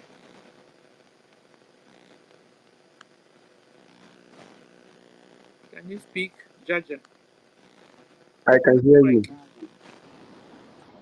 you. Thank you so much. Sorry, I don't know what happened, but I'm here again. Good evening, everyone. I'm our Honorable Minister of Information, Sonia Barawa. I salute you from here for your work, for your doggedness, for your unwavering spirit. May Elohim continue to bless you. My sister Stella, I can't thank you enough for always being there. May Elohim continue to bless you, my sister, and give you more ingredient to cook more food. Thank you so much. Helen, my sister, I salute you from here. Nonso, my own brother. Nonso, I greet you from here, my brother. May Elohim strengthen you the more. Reg and Fury, my name mother. I salute you from here, Reg and Fury. Mobility, I salute you. Our own sister, Simon Eba, Obi Chicago. I salute you from here, my sister. May Elohim continue to strengthen you. I saw my brother Mazi Onyeka, aka Nkodenamba. Nkodenamba Negerumbandi, Ni my brother. And this is the only thing that we want to achieve. And everyone that is here, honorable members, all protocols duly observed, you're all welcome everywhere you are on this space because of time and everything that is happening. Let me go straight to the point. Every one of us know where we are today and what our stance are and what our positions are. You know, one thing the Zoological Republic thinkers are, whenever they want to achieve anything, they will use their propaganda and they will use their takia and they will use whatever they like to bring it up and change the narrative and change the topic. But not this time. You understand? The tempo that 2nd December is waving is the reason why they want to bring up the dead wish of Obi to go on, because the Biafrans has chosen where they want to be and want to use the evil plan of these people, Obi and Co, to change the narrative of what is already on the air. But you know, like a wise man say, that a foolish man, it doesn't matter the type of evidence you give to him or her, he will still not believe the truth. And that is what is playing out. But our Prime Minister already told us that the Biafra Declaration, 2nd December, is sacrosanct. And it doesn't matter whatever they want to do, whatever review they want to do, whatever meeting they are doing, backyard business they are doing, even if they should impeach drug law today and put anybody and bring my mother from the village and make her the governor or the president of the Zoological Republic. The declaration of Biafra comes 2nd December 2024 is sacrosanct. And there's nothing anybody can do about it. All of a sudden, everybody is realizing that actually go on. That discussion that they have failed to discuss, that thing they have refused to ponder on for decades, for more than 64 years, everyone is speaking about it today. Look at Kenneth Okonkwo saying on the television that Gowon actually defaulted, that Gowon betrayed Ojukwu. But the narrative that they have carried along for more than 64 years today after the genocide is that Ojukwu was a rebel, is that Ojukwu was a secessionist. is that Ojukwu was the bad egg. Is that anybody that is doing what Ojukwu did in 1967, 1970 is just a warlord. That person is calling for war. That once you mention freedom, you are automatically calling for war. But the Biafrans of this generation have come to the understanding where we care less of whatever the Janjaweed and the terrorist state has to say or what they have to bring on the table. The Biafrans has made their decisions. And one of those decisions that the Biafrans has made is that this sacrifice of 1967, 1960, 1966 to 1967 will not be in vain. That if they like, they should write about the genocide in all the pages of newspaper. It has nothing to do with us. One of the things our Prime Minister said that whenever I remember it, it gives me joy, is that we have come to avenge. And in vengeance, even if the people that you want to avenge yourself of automatically turn to be innocent people overnight, vengeance will still take place. Many will pay for the sins of their fathers. Many will pay for the sins of their mothers. And many will pay for their own sins. But if it's for the paying of the sins they have committed against the Biafrans, the Zoological Republic and the Caliphate will pay. It doesn't matter how long it took us. The blood of the innocent Biafrans massacred 1967, 1970 will never be in vain. Trying to sweep the suffering and the pain of the Biafrans under carpet is no longer visible. Those that said that is over their dead body will be alive when it happened, and they will pay for their genocide against the Biafrans. Unless if they decide to take their own life not to see it. But even if they die, Mazin Nnamdi Kanu said there are people who are going to dug up their bones where they are buried. We'll go there and dig up their bones, and they will be judged and punished even in death. And they will be exiled from our land. And that day is fast approaching. And the history will be made. And I'm proud to be part of this history that is being made. I'm proud to be part of this Biafra of this generation. And may Elohim continue to strengthen each and every one of you that are doing the needful to support the Prime Minister of the Biafra Republic government in exile. May Elohim continue to keep you safe until Biafra come. Ogonogo kukas nodrono kambwede. But before I go, I must have to encourage you with this song. Na-azụrụ egwu azụ dị mma, na-ekwelu m ekwe, mana nke me ngụpụta kacha ụtọ, mawalụ m oji, nyawa ugwu siri ike rie nne, mawalụ m oji, mana ọwụzi nka ka iji alụ ya, mawalụ m oji, ndokwu gara malụbido,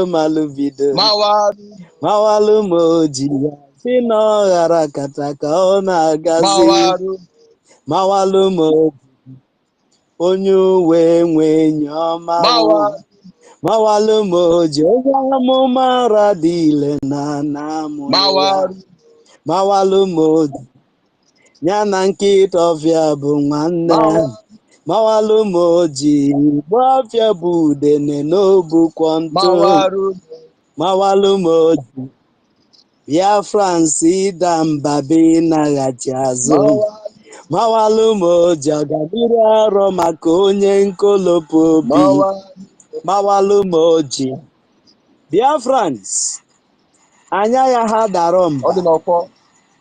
We will not grow cold feet at this die minute. We will keep standing and finish well.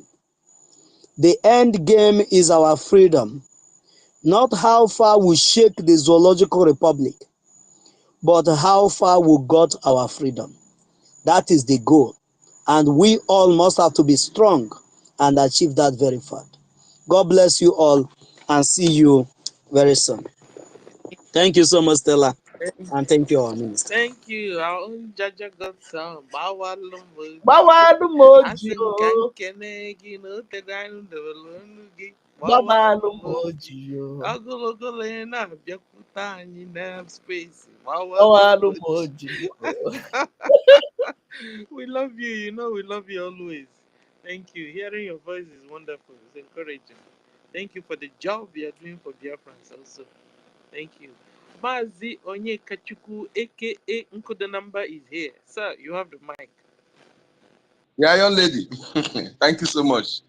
Thank you, lady. Thank you so much, my lady Helene, and Honorable Minister for Information and Communication, Honorable Sonia Barawa, other ministers in the house, my comrade and ladies, and Jaja, we miss you so much. We miss you. We miss you. I remember those days you always be on space with us here. We miss you so much. Everything, whatever is causing that scarcity of yours, put it in order. Thank you so much for coming. Thank you for your input. I am Oyeka Chukwu, aka Encode Number. See, was someone born in 1829, women massacre. Yes, 1929 to 30. 1829 to 30. Also about women riots, they kill our women. And 1966 to 70, genocide. You see, when I listen to some people who call themselves, you know that anybody that call himself in Nigeria, especially those in politics, they are mischievous. They are hypocrites. I don't know if you know what hypocrite is an understatement. That is why anybody still supporting Nigeria at this stage, no need to, there's not convincing that person is wasting of time, because everything is evidently obvious. Everything, even to the 5-year-old child. Look at our son, can see.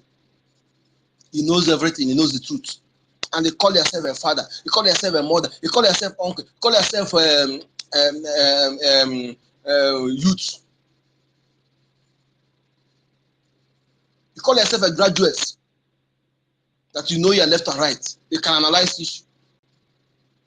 And you see everything. Everything Nigeria have caused us. The damage you have caused us. How we have gone deliberately making policies to destroy our women, the most powerful women in the world. Those who first of all occupy leadership position that gave order, men obey. When Europe and other continents, their women are still in the kitchen. Just to destroy our women by causing hardship, where are you going? Is it what happened in the high institution? Is it what happened when you want to look for a job? Every old fool want to see the skirt of our women before they give them a job of 50,000.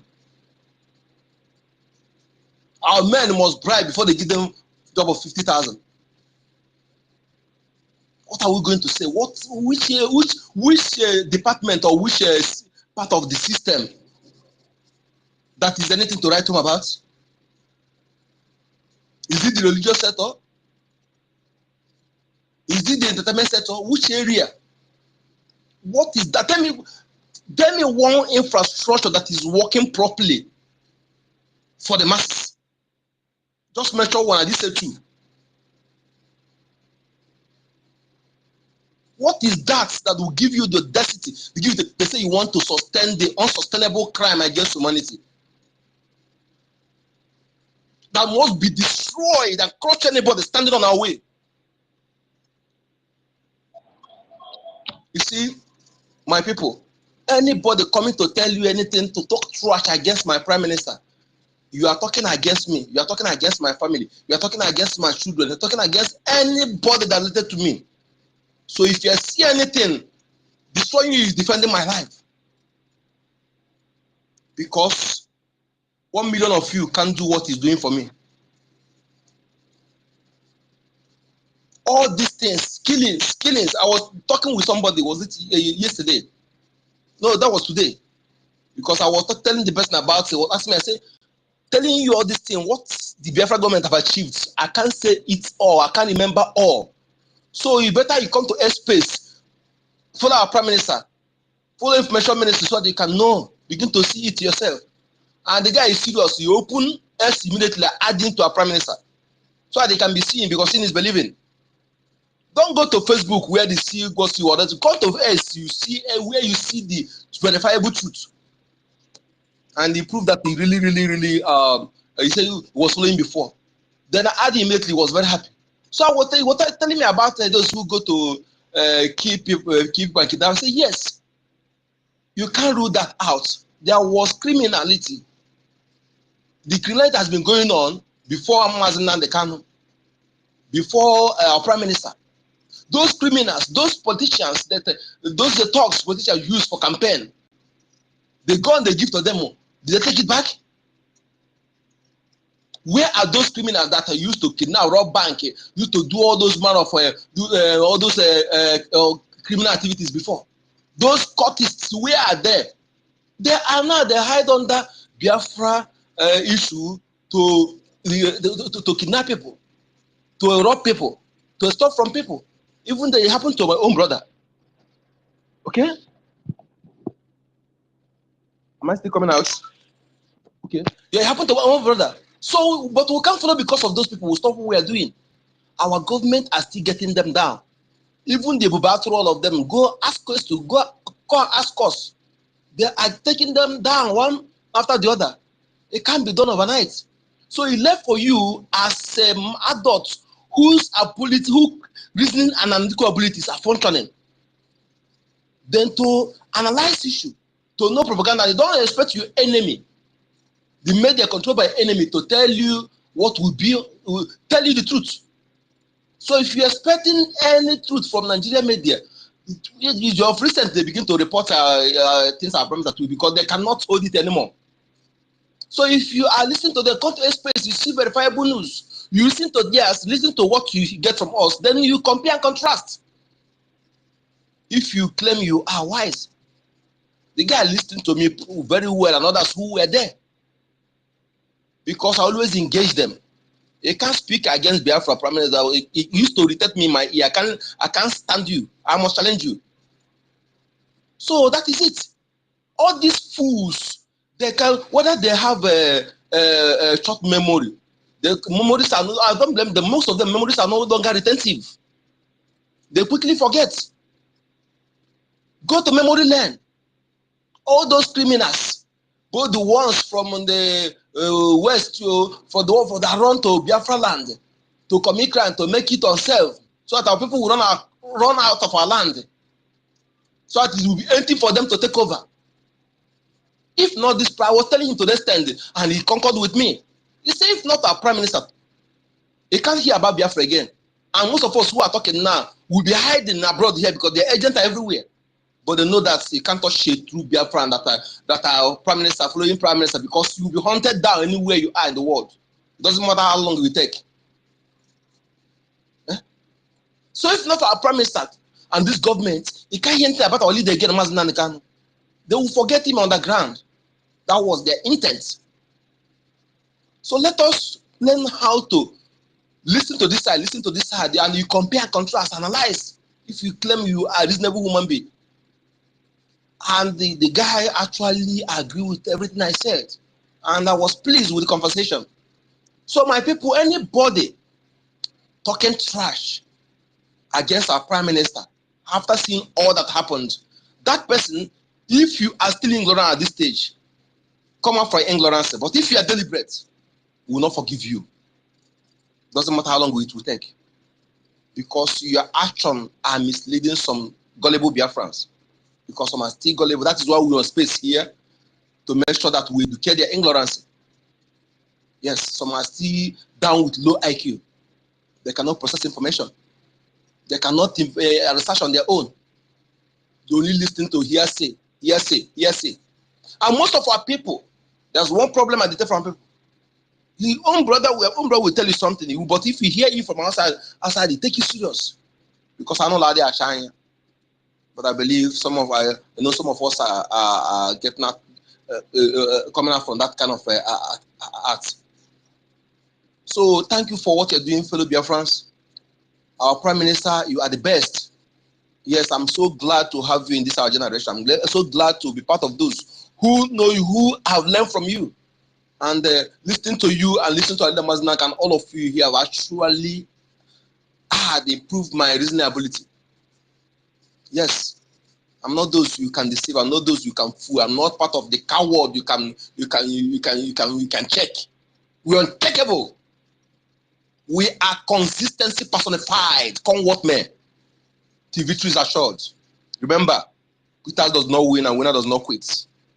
Greater the risk, greater the profits. Closer the victory, tougher the battle. My name is Yakachuku, aka Code Number. Thank you. Thank you, Onyeka. Yes, we don't quit.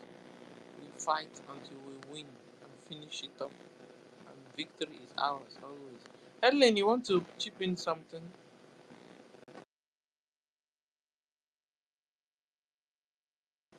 Helen, are you sleeping? Helen, you have the mic, sis.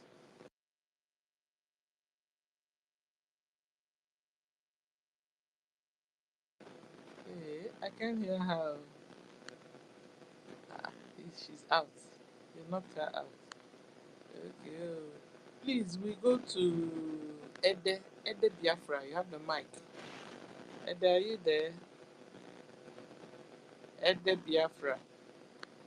Somebody hear me. Ede Biafra. Ah, people can hear me. Okay, Ede is not picking. Charles Oji. Charles, you have the mic, sir. Hey. Hello, Good good evening, evening. my people. We are all welcome to the wonderful lecture of today. Network has been dealing with us, but we are stronger. With the mental toughness, we are stronger. I want to thank you, our information minister, our brothers, Sonny Akbarawa. Thank you very much. Our great sister, Stella, you too much. You too much. They're hearing from us. The thing is happening live and direct, and there is no way they can't escape. Whether they like it or not, they can't escape what is going Charles, on. I In wanted fact, to this ask. question, Charles, hold on. I yeah, wanted to ask you. Because they said that yeah, today is their own shutdown. Please, were vehicles mm. moving today? Yes, everything was going on. Though I'm in the village, some people are still entertaining fear, but everything is going on very well. But So yesterday, you see, their seat at home didn't work. So it was only a propaganda. Go on, sir. Thank you for the information.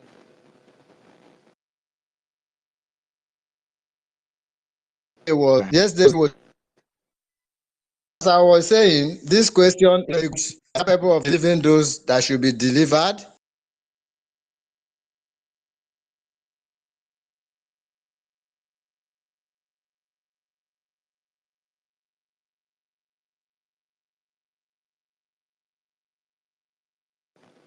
I can't hear Charles Oji again. Or is it from my side? Helen, are you there? I'm here now. They are kicking me out, and Mama, these mama, people, they are dealing with me anyhow. But I Charles. can't hear Mr. John. He's not. Okay, so Yeah, I can't hear him clearly. go on. You want me to go on? Yeah, before I call in, because they've not allowed you to Yeah. speak for a while. Okay then. Okay. Thank you very much. Oh, our sister is even here, Matthews and Ede. I don't know if Ede is from Holland, and if not, Matthews, they have kicked her out again. Okay, Ede, you have the mic. No, Yes, good evening. I'm here, but Ede can go ahead. I'm still here. But I'm seeing you on listening. My goodness, these people. Ede, go ahead. I've been requesting for Mike. I said you guys are not seeing me. Okay. Okay, good evening now. Go ahead, Ede. Ede, go Good evening. ahead. Can you hear me? Good evening. Hello, good evening. Ede is speaking. Can you hear me? We can Hello, hear you. okay. So, concerning the headline, the topic of discussion for today, I'm calling from Enugu. So I'm in homeland. So we thank God for our Prime Minister Simon Ekpa and every other person that is making sure that Biafra will come. All of us that are talking, we were not born when the issue of Biafra has started.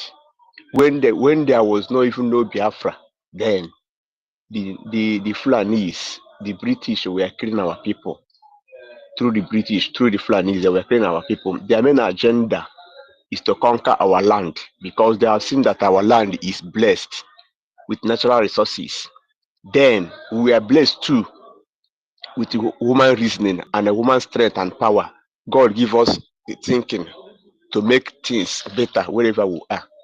So that is their main reason. So killing off all these things that are going on, they are just trying to terminate us so that we cannot exist as a human being. We cannot. I am a mess you Chineke ji wee kpaa anyị n'ụwa. You make other people nwere onwe ha. You make other people enjoy life. Like when our leader Mazi Nnamdi Kanu na-ekwu okwu. Also, the reason why British and other people are fighting against Biafra is that the coming of Christ will not come again. That they want to use, as in you see British, they are proposing man to man, woman to woman. They want to, as in, terminate human race so that nobody can praise God. But through it's we that will praise God to eternity. And Biafra will fulfill that when Biafra comes. So no matter anything they are doing, will continue. The killing have been, and the killing will continue except Biafra comes. So any people that were making statement, Nnamdi Kanu are killing our people, Simon Ekpa are killing our people. Okay, you will see when before Simon Ekpa came on board, when our leader was caught the first time, was in the prison the first time, everything about IPOB Biafra stopped. You see the way Fulani people are killing our people in the bushes, kidnapping. None of them are talking. Nobody's talking. None of them are talking on how to stop the kidnapping. Even our governors, none of them are stopping. Until God did it, that Simon Ekpa took the challenge and came up and started conversing to people. Not that Simon Ekpa is bringing his own money or anything, but Simon Ekpa is trying to influence people. See what we will do. See what the people begin to believe in him and bring out money. Now you see these people begin to talk again. Anybody that talk against Biafra, especially our people, our Igbo brothers and our Biafrans, I believe that those people that either their relation are into Nigerian politics or they are criminals who want to use Biafra as an avenue to make themselves rich. You understand? Or Nigeria are paying them. Because anybody who is in his or right senses will not see the killings, will not see the handwriting on the future that these people want to terminate us. Okay, you see, in the olden days, that British and American that will say a time will come when Igbo language will cease to exist. It is their systematic plan. It is a conspiracy, a high-powered conspiracy. They want to wipe us from this planet, but God will never allow that. Even if Simon Ekpa fails today, God might raise another person. There's something I post on my Facebook account. I said, anybody who speaks, God appointed, speaks about Biafra, anything that person speaks must surely come to pass because God of Biafra is speaking through that person. Any word that Simon Ekpa makes today, anybody that's speaking for Biafra, that thing must surely come to pass because it's God that's speaking. God of Biafra is speaking. And God of Biafra doesn't want his people to perish. So no matter anything I know that God have arisen. If you go to Facebook spaces, you see many people talking about Igbo unity of Igbo. There's one guy they call Namen TV, and the other guy they call Mazi Dibia from Nando. The other people that way. So if you see the Bible recorded in the Bible, they say that I appointed them. I, the Lord, know where I scattered my people all over the four corners of the earth. At the appointed time, I, the Lord, will gather them, and there's no force that can stand with them. Now, if you watch the man they call Ennamen TV, Ennamen TV is going to Delta, Ikwere, Eche. Those people that say, I'm not Igbo, but they're answering Igbo name, that I'm not Igbo. You see, all these forces are uniting together for common goal. For that goal, Biafra, so that at the time all of us will agree when we stand, no power on earth can fight against us. No power, no power, no power, no black African power. Even Ojuku said it, no power on earth can fight against us if we stand. So our people that are saying, let us do it in the other way, let us do it in a political way, this, or that. I believe that those people that are paid by Nigerian agents, or they forget the history, what have happened in the past. If any day, anytime today, we'll come back to go and revisit Nigeria, forget about anything in Biafra, the wars will continue. Is it a job when a graduate finishes school, no job? Highestly, he will end up being a keke rider, a bellow pusher, a car wash this thing. What is that? What we meant to be on this life? Our women prostitution all the way. You see a Fulani man. God, you see a Fulani man that I know how my father used to tell me then that if a Fulani, if an Hausa man see where an Igbo woman is urinating, they will go and bend down and perceive the this thing. But today, Fulani people are sleeping with our men, our women, our precious women anyhow. It's not a things of cry. If I remember all these things, my people, I will drop here. No matter anything they do, God must surely Biafra must come to stay. No matter how they paint the world, no matter how they say, Biafra must come to stay. No matter they say Simon Ekpa is killing, we are not killing. It's just that they are crying that go la gala. That so they don't know what else to say. Go la gala. That is they are trying to use enemies to know if they can bribe our people. Yes, there must be a saboteur. Even Bible said, even among every 12, there must be a saboteur. But that saboteurs they can never win us with that belief strongly. If they are very sure that what they are doing, let them organize a referendum. Let UN and other countries, so the whole world come and organize referendum, free and fair referendum. Let us know that we are not going to beat them hands down. Everybody are not happy. Nobody is happy on what is going on. The way you see the way they are killing our people every day, dehumanizing us. What will I say? Destroying our culture, our belief, our value system. I will drop here. Let the other people talk. Thank you very much. Thank you, our brother Elder, for that wonderful submission. Our Prime Minister, he said it, that it is not what you are calling him today that matters. It is what you are going to call him in the future. So no matter how you are going to bring his picture, do or whatsoever caricature you want to do with his picture today, and that will shake him, it's not going to shake him. There was a time I was like, how is this man really prepared for this kind of a fight that he never knew is as deep as this? Sometimes I will just sit down and I'll be wondering, asking myself these questions. Then it will come. He said he's been born for this cause. And I believe so. If not for the fact that this man is being born for this cause, I don't think any of these so-called freedom fighters of the past has been able to take the bullets that this man has taken for our freedom. He has taken all manner of bullets, in-house, external, internal, everywhere. They have called him all manner of names. Spiritual attack, is it the physical one? He's dodging everything. He sees stand gidigba. And you think such a man, you can just bring him down by carrying propaganda against him, doing no manner of things that will make the world to. The world is seeing the atrocity being committed by Nigeria terrorist government. The world is seeing it. It has not started today. And they all wanted us to even stand up before more than we are doing it now. They want us to stand up. Somebody have to bring that terrorist government. Somebody have to bring it down. The amalgamation of Nigeria has expired. It has expired. And somebody have to come out to renegotiate it. But you can see it has been conquered. Nigeria has been kidnapped. The terrorists from Sahel, with the agenda of Islamization, it has been kidnapped. So nobody can talk, apart from those that God has brought to destroy the atrocity called Nigeria. So apart from us, nobody will be able to do it.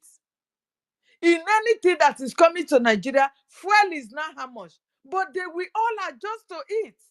They are even praying that even when it is as persons as that, let there be no queue.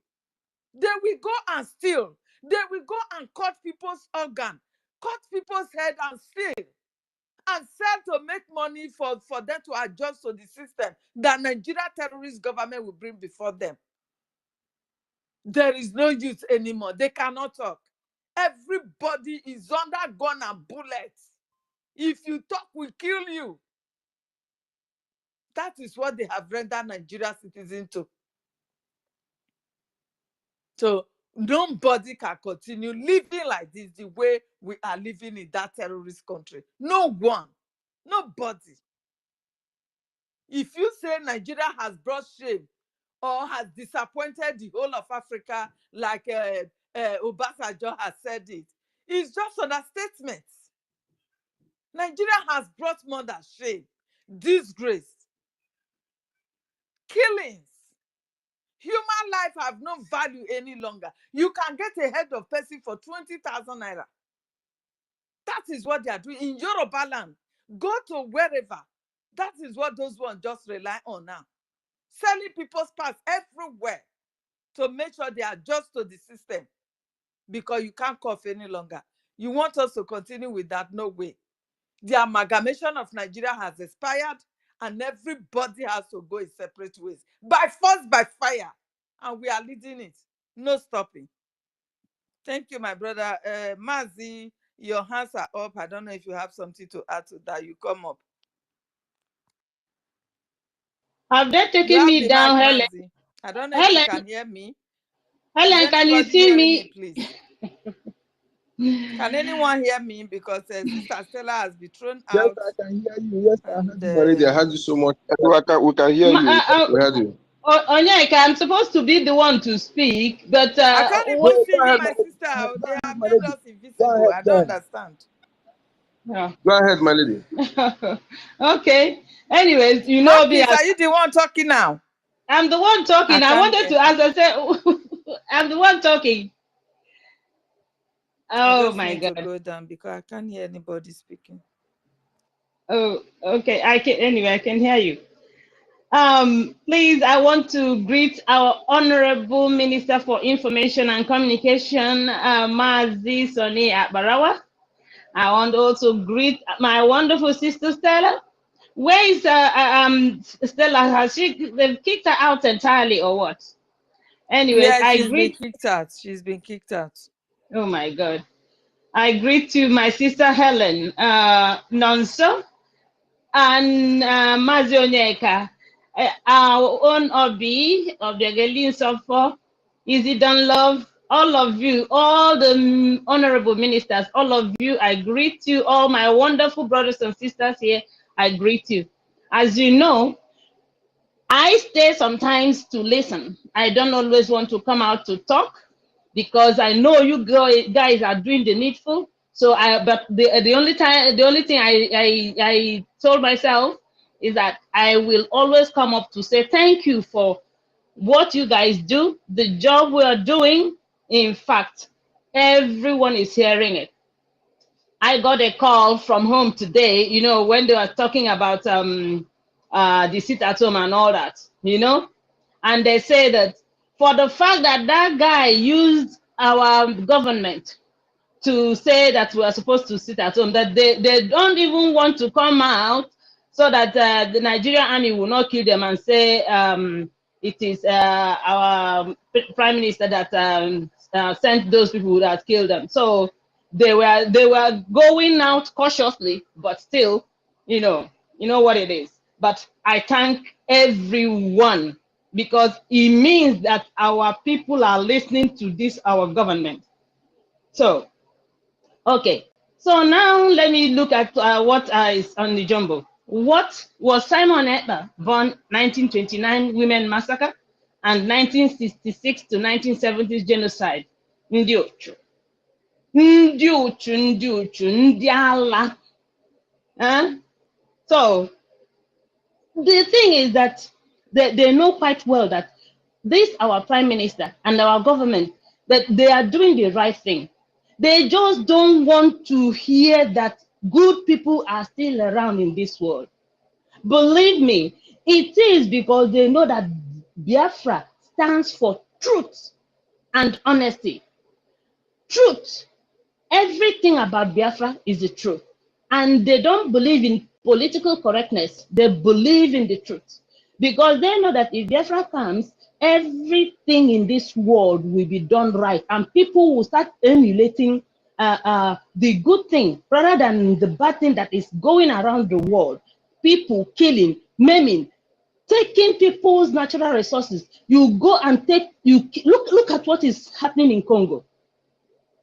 Look at what is that is if we take out the one that is happening in our own land. Look at every place in Africa where they have good natural resources. They are killing them and taking it to their own country. You want to take care of your own country, then you annihilate every other person that stands in your way because you want what God gave to them. So I had wanted, even for there was this post our prime minister posted about one man talking about all the things. I think he called it Vobi, all the things that happened, all the saboteurs, the sabotage, everything about Biafra, everything about us, that some of our people, you know, who were in the government, even up to the extent that this Philip Asiodo, you know, that killed his that he heard that his own brother was killed, but yet he stayed there while he's being given money, given appointments.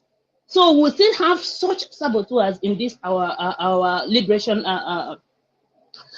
process. So what I'm saying is, even if it is only 10 people, we will get Biafra. And I keep telling you guys, if you are not in, and if you are not attending this convention on that is coming up for the redeclaration on 2nd December, I don't have anything to say to you. Believe me. If you don't have, you know, the ID card and everything for you to attend, in fact, and you are not supporting this government so that your name will be in that book, in that history, I don't know what to say to you. So please, my people, keep standing tall. We are going home. Thank you. I just wanted to come up and say thank you for all you guys do. It's not easy, but somebody has to do it, and you guys are doing it without being paid. You are doing it as a volunteer, and you can never defeat a volunteer force. Thank you, Minister, and thank you, my sister Helen, and thank you all, my wonderful Biafrans. May Chukwu keep blessing us. Thank you. I yield.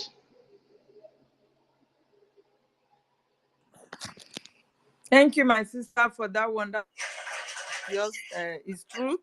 Everybody must put on whatsoever you have to support the liberation, because you cannot say, even if you say you will not be able to go, you must support in fundraising. There is IOU loan you must support. At least let your name be written, because everything we are doing today, you are going to show your receipt on that day that this was my contribution then. If you don't do that, what are you going to tell your children that you did for the liberation of your freedom? So as far as you are here, you are supporting the prime minister, you must support with everything that you have, please. This is the only way out for our freedom. Nobody is funding us. We are the one funding ourselves. Even as Israel, as big as Israel today, people are still supporting them. People are donating to support them. Same to every other country that is fighting for their freedom. So we are not exempted. Please, we must support to get this freedom done. because it is only money now that is left for us to achieve our freedom. Nothing more. Nothing. Prime Minister have already put everything in place. And if the freedom is being declared today, when we have the resources to back it up, we must surely achieve it. Please, so go and support. I think, who is the next person to go now? Is it Charles? Charles, please, Sorry, you have the mic can I because make you are my from my submission? homeland. Sorry, You need Madam to just Helen. have your submission before they will kick you out again. Hello, You can I have the be mic, heard? my brother. Can I Come be on. heard, please? Can I be Thank you. heard? Can I be heard, please? Hello. Hello, can I be heard? Yeah, go on, go. Yeah, please, I'm trying to make submission for. Please, am I heard? Please, I don't know if I'm being heard. Let me talk. Let me go ahead, please. I don't know. Go He's ahead, go ahead. speaking. Okay, it's mobility. Yeah, I've been trying making submissions. So in the first place, when I came to this place, I was being kicked out, kicked in, and kicked out. So I found it Okay then. difficult All to right. make my own submission. At the Yeah, time, I that's think fine. somebody said my voice wasn't coming out so clear, and then they have to like take me to go out and come in. You're So I okay don't now. know. You are good to go. Please carry on. Okay, my voice is clear, right? Okay. So I greet every one of you in this house, and I say may Chukwu Gabiama is infinite mercy be with you all. Let He keep guiding you people until we meet in the land of rising sun. Wherever you people are, we believe someday, one but special day, we are going to converge in the land of Biafra to share the history and home and enjoy all the good things our land has to offer. Because here in our land, presently where we are, there are many things we ought to enjoy, even more than that Europe self. Our land is so much blessed with enough mineral resources, with a lot of hospitality, irrespective of the hostilities we are facing, the zoo security forces that have been causing the Ebubago, but still, the owners of the land, we are going to reclaim our land, and our land will be we're very welcoming again. And have you people asked yourself the reason ever since the UN gave the report that I think when our leader Mazinaka was broadcasting, then the UN brought a report and said that the southeast was the most safest region in the whole part of Nigeria. Let me call it the south because there is nothing like southeast, just like our prime minister has debunked the error. So the south that there is the most safest region to stay. And ever since then, the zoo has been working tooth and nail to see on how to destabilize it because it is obvious that every other part of the country is boiling. Every other part of the country is not safe. Despite the brouhaha and the Lagos nonsense they've been talking about, saying Lagos is a safe haven for investors. But Southeast, indeed, is the safest place for you to be. And it is the UN who gave the report. All because of what? We have not been infiltrated. There's nothing like a Vago then. There was nothing like all these things that's happening now. There was nothing like military invasion in our land. Our land was at peace until we decided to fight for our liberation. Totally. That was the reason why you see all these hostilities going on. But never mind, these things are falling for our own goods. I'm very, very happy. In short, Biafrans, I'm very happy today. I don't know if today is one of my happiest day. I'm very, very happy here in Biafra land that the sit at home was very, very compliant. Even those people who don't sit at home, everybody sat at home. So they were like, everybody was enjoying. The issue of Biafra now brought out. That is the reason why these people are fighting this sit at home. Because anytime we sit at home, what comes in the mind of the people, number one, Biafra. Number two, Mazi Nnamdi Kanu and Simon Ekpa. This is the issue. That will be the discussion of the day. That day will be like, just like the way you go to church. Anytime you go to church, you must talk about Christ. How Christ died on the you. So you must remember Christ. You must talk anything related to Christ. This is the same way it is happening in Sitatom, and they are not happy about it. Forget about the money they are losing. That one is the greatest blow we are giving to them. But this very one, any day we talk about Sitatom, is more or less like we have opened another church for Biafra. The discussion of the whole day with Biafra, it will give us that awakeness that we are talking about Biafra. It unlike before when we don't have nothing like sit at home. Our people will just wake up and go to their business. When you talk about Biafra, they say, Oga, some of them leave the issue of Biafra. No, we are not ready for it. No, Igbos, they don't like themselves. No, there is no unity. But with this sit at home, which we started, my brother, it has really unified a lot of us. Even Mande Kwede, those who did not agree, they begin to agree. The discussion of the Biafra is all the weather. Everybody begin to discuss it and give a full meaning, the rightful definition to what it is.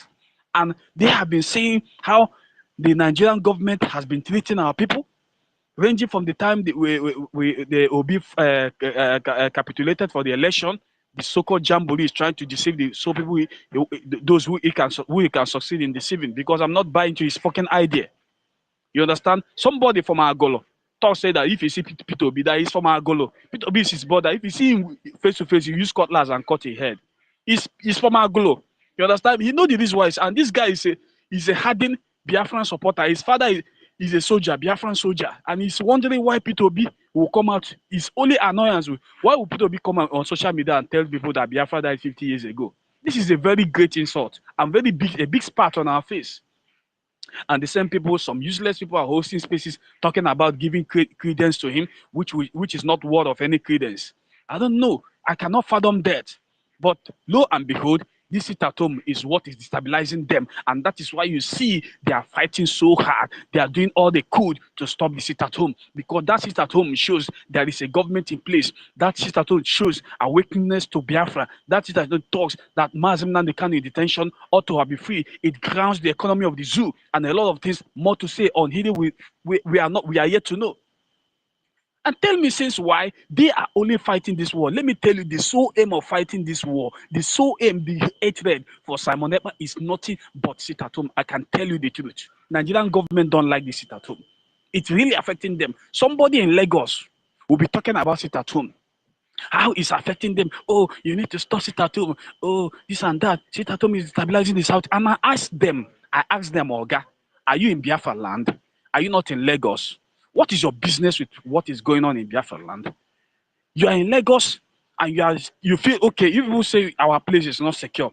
You people fine. People say Lagos is this, Lagos is that. And why are you so much concerned with our sit at home? Do you have any business in Biafra land?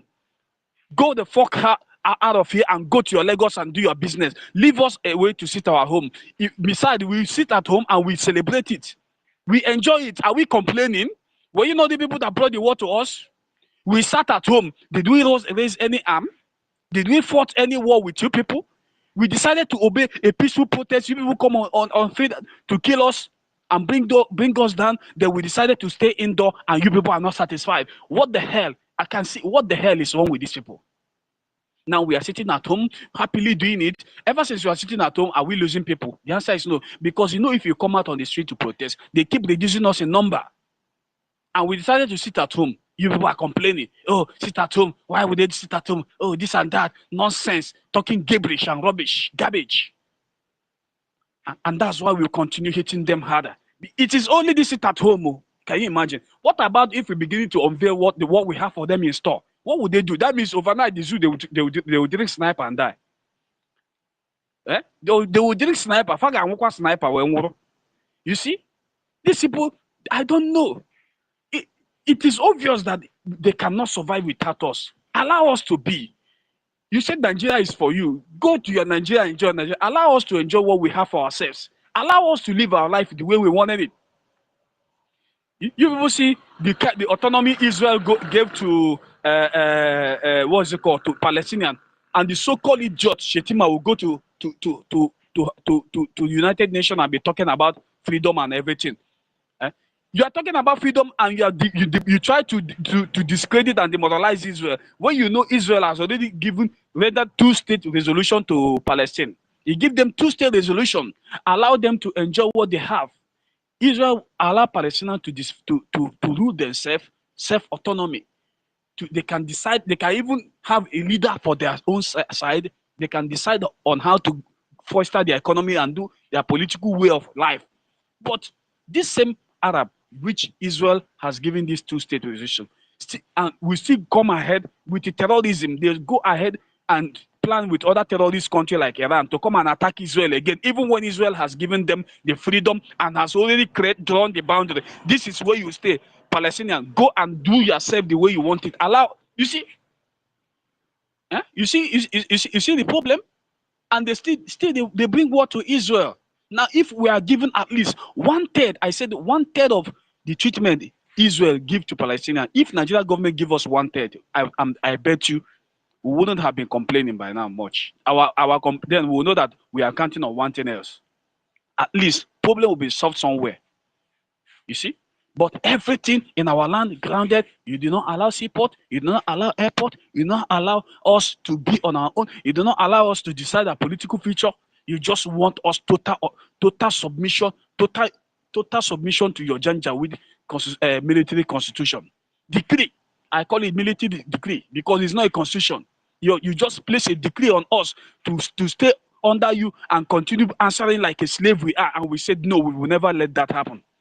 And that is what the Biafra Liberation Army are fighting. They are fighting decree. The Biafra Liberation Army are fighting decree.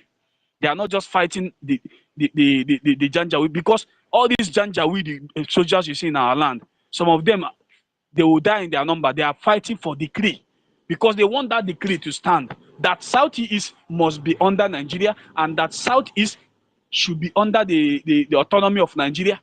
That Southeast doesn't have right to stay on their own. And that is the decree. And we said no. And today the decree has fallen. Now they are fighting sit at home. Sit at home. Only sit at home is rather than them kitty kitty kata. Go to Aso Rock. You mention sit at home. All of them begin to shit on their neck. Go to Lagos, our office, anywhere, bank. You mention, sit at home. All of them will begin to nyash on their neck. Shit poo poo on their neck. For what? Because you people know that you are already defeated. You just don't show you one thing we have in store. Just sit at home. If we begin to avail the other things we have for you people, I can bet you Nigeria will not survive in the next 48 hours. Okay, you people said sit at home. We said you release our leader whom your own court has freed. Whom your own court has decided that he should be freed. Instead of you two, because in a court, in any advanced country, whenever a court gives order, you ought to obey the order of the court first. Even if it is magistrate, you obey the order first before you appeal. If you appeal, then you can go ahead. The same court will also give order. Go and bring this person on this appeal case. Let him come and answer his case. There you go. These are procedures to court. But a court gave order. An appeal court, second most largest court in the land, gave order and said, this man, free him and let him be. And you people went and still keep him forcefully on your own detention illegally. And you still went ahead to appeal and still continue with the case. What kind of useless jungle do we find ourselves, for goodness sake? What kind of useless, even hell itself is better than what Nigeria it is today.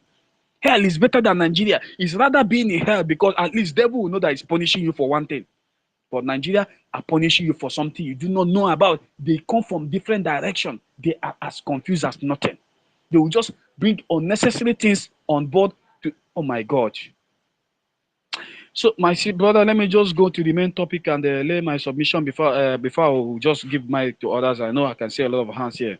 So, was Simon Ekpa born 1929 women massacre and 1996, 1966? The only place I can tell you, all these places, Simon Ekpa wasn't born in 1929 because in 1929 there has been no Nigeria and there has not been no anything like Nigeria. There's nothing like Nigeria then.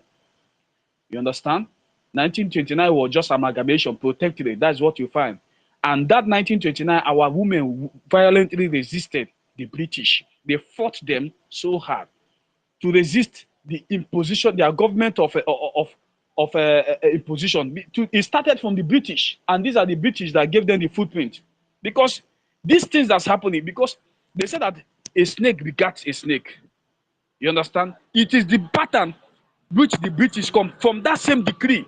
You just come and you decree tax on people through your warrant officers without the consent of the people there, without them benefiting from the tax. You now come and decree on people's land. For what? That is where this whole rubbish started.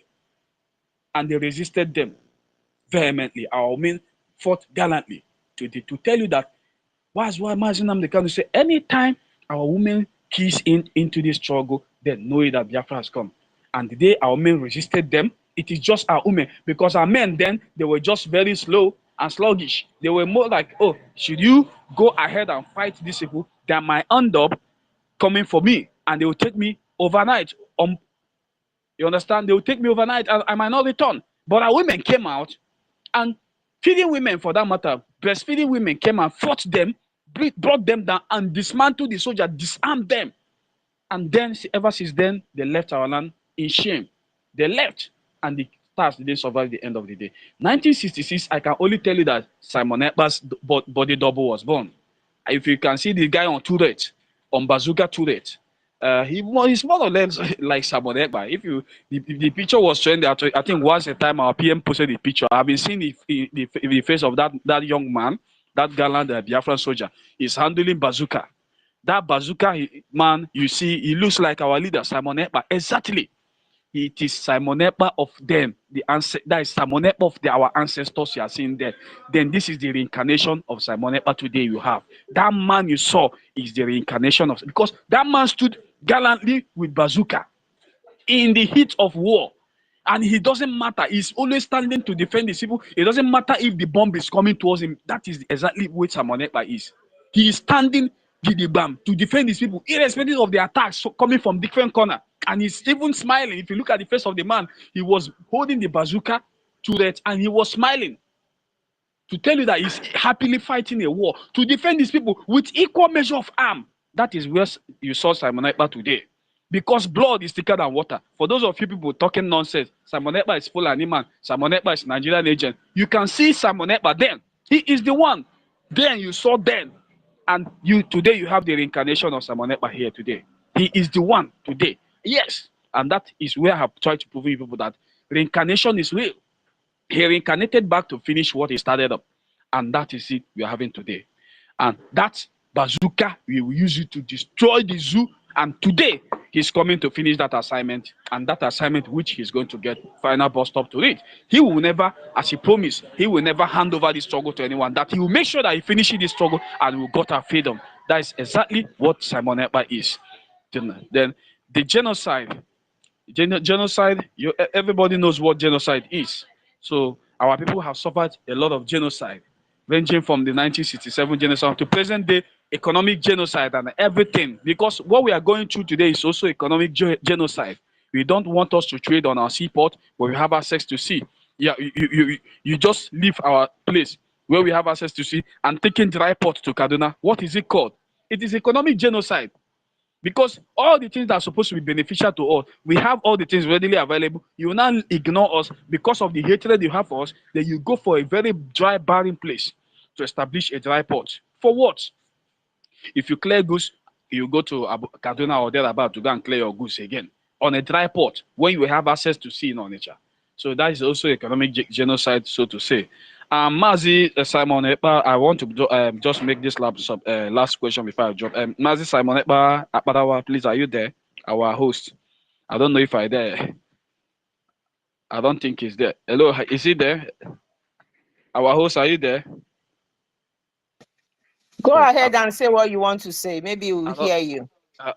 What I'm saying in essence is that it's opportune to be on space with our leader Simon Ekpa. So I wanted to ask question. I know there are a lot of people requesting mic, but I've been trying to requesting mic because he's one of the co-hosts. So it's not making it difficult for me to get mic. So I don't know if in case you really recognize me because I have some questions to ask our PM.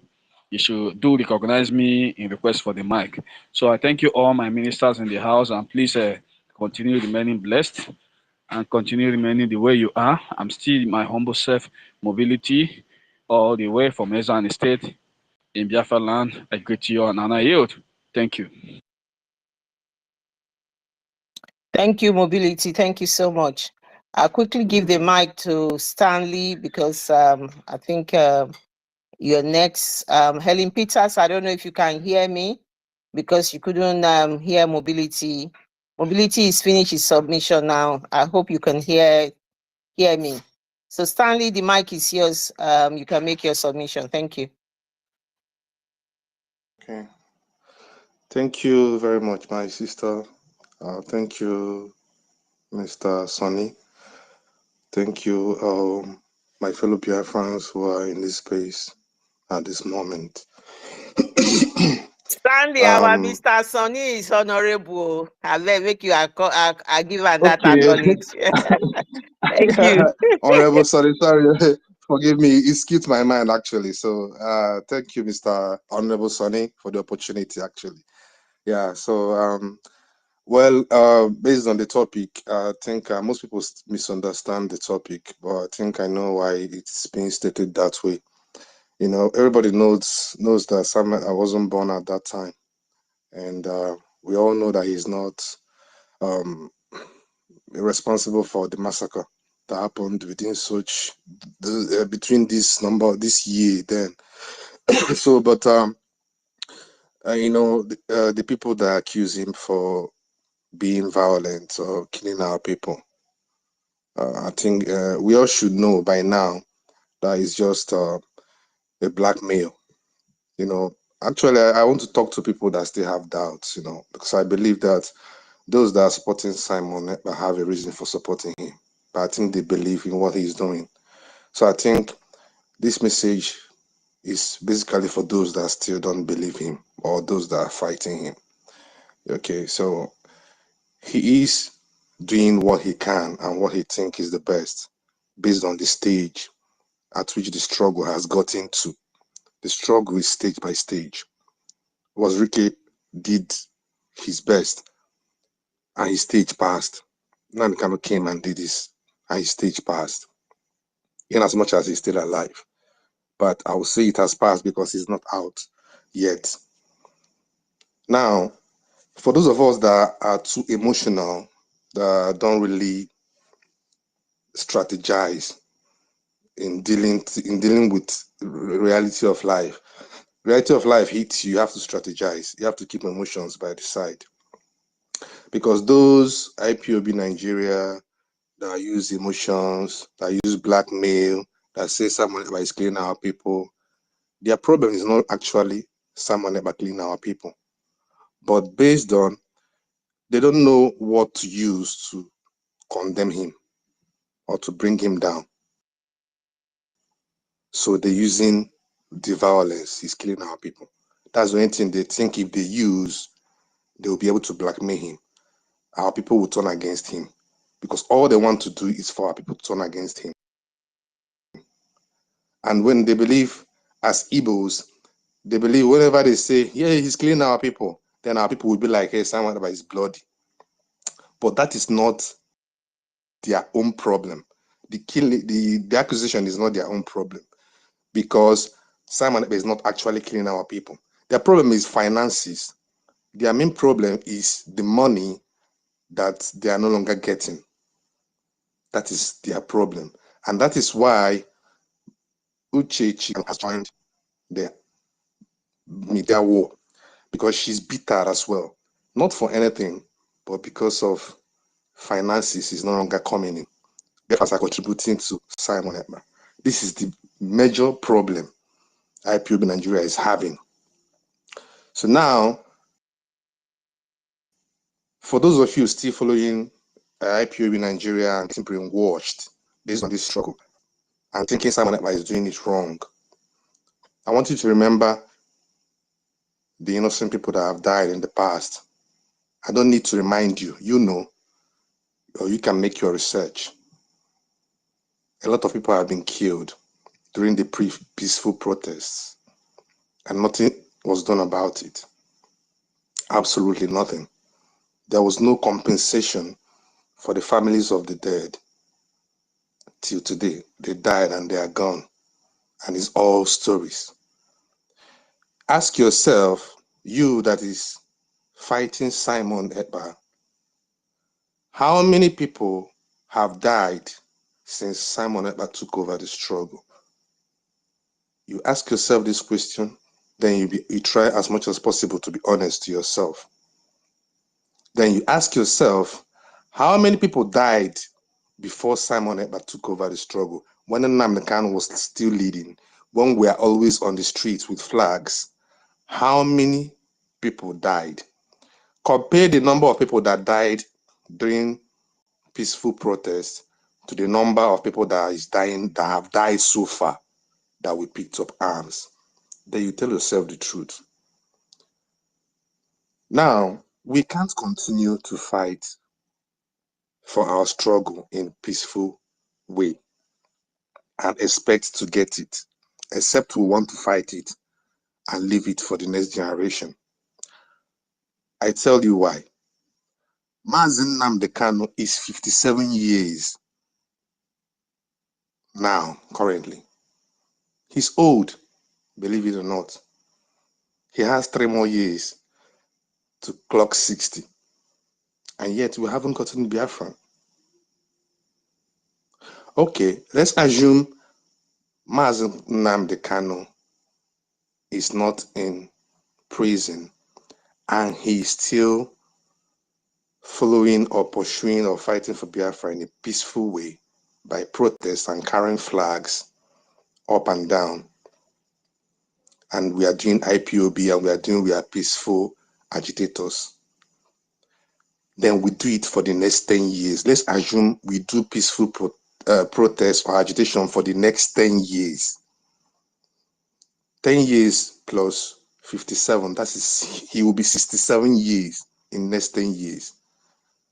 Do you think by 67 years, do you think we will get Biafra? Let's assume we do peaceful protest in next 10 years. Do you think we will get Biafra? This question is what you should ask yourself. Let's say we'll carry flag now for the next 10 years. Do you think Biafra would come? Be real to yourself. It will not come. And then Mazen Nnamdi Kanu will be 67. Then let's say at the age of 67, he still believes so much in this peaceful protest and peaceful agitation. And then he decides to do the peaceful agitation again for the additional next 10 years. He will now be 77 years. Do you think if he does it the next 10 years, that Biafra will come just because he chooses to be peaceful? I don't think that Biafra will come. I don't think Nigeria is a country that will give you freedom because you are peaceful or because you are carrying flags. They will kill you. They kill their own citizens during NSAS. They still kill their own citizens during embargoment, which happened this very year. I'm talking to those that are still listening to the DOS or maybe their IPO. I don't know what you people want.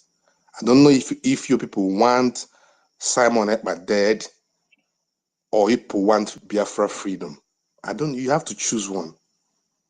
Your aim, is it to get freedom from Nigeria or to for Simon Ekpa to die? You have to specify what you want so that you know who you are following. Because for me, the IPOB Nigeria, whoever that is working with them, just want Simon Ekpa dead. They're not even talking about your freedom. If you are observant enough. Because if they are concerned about your freedom, what are they doing about it?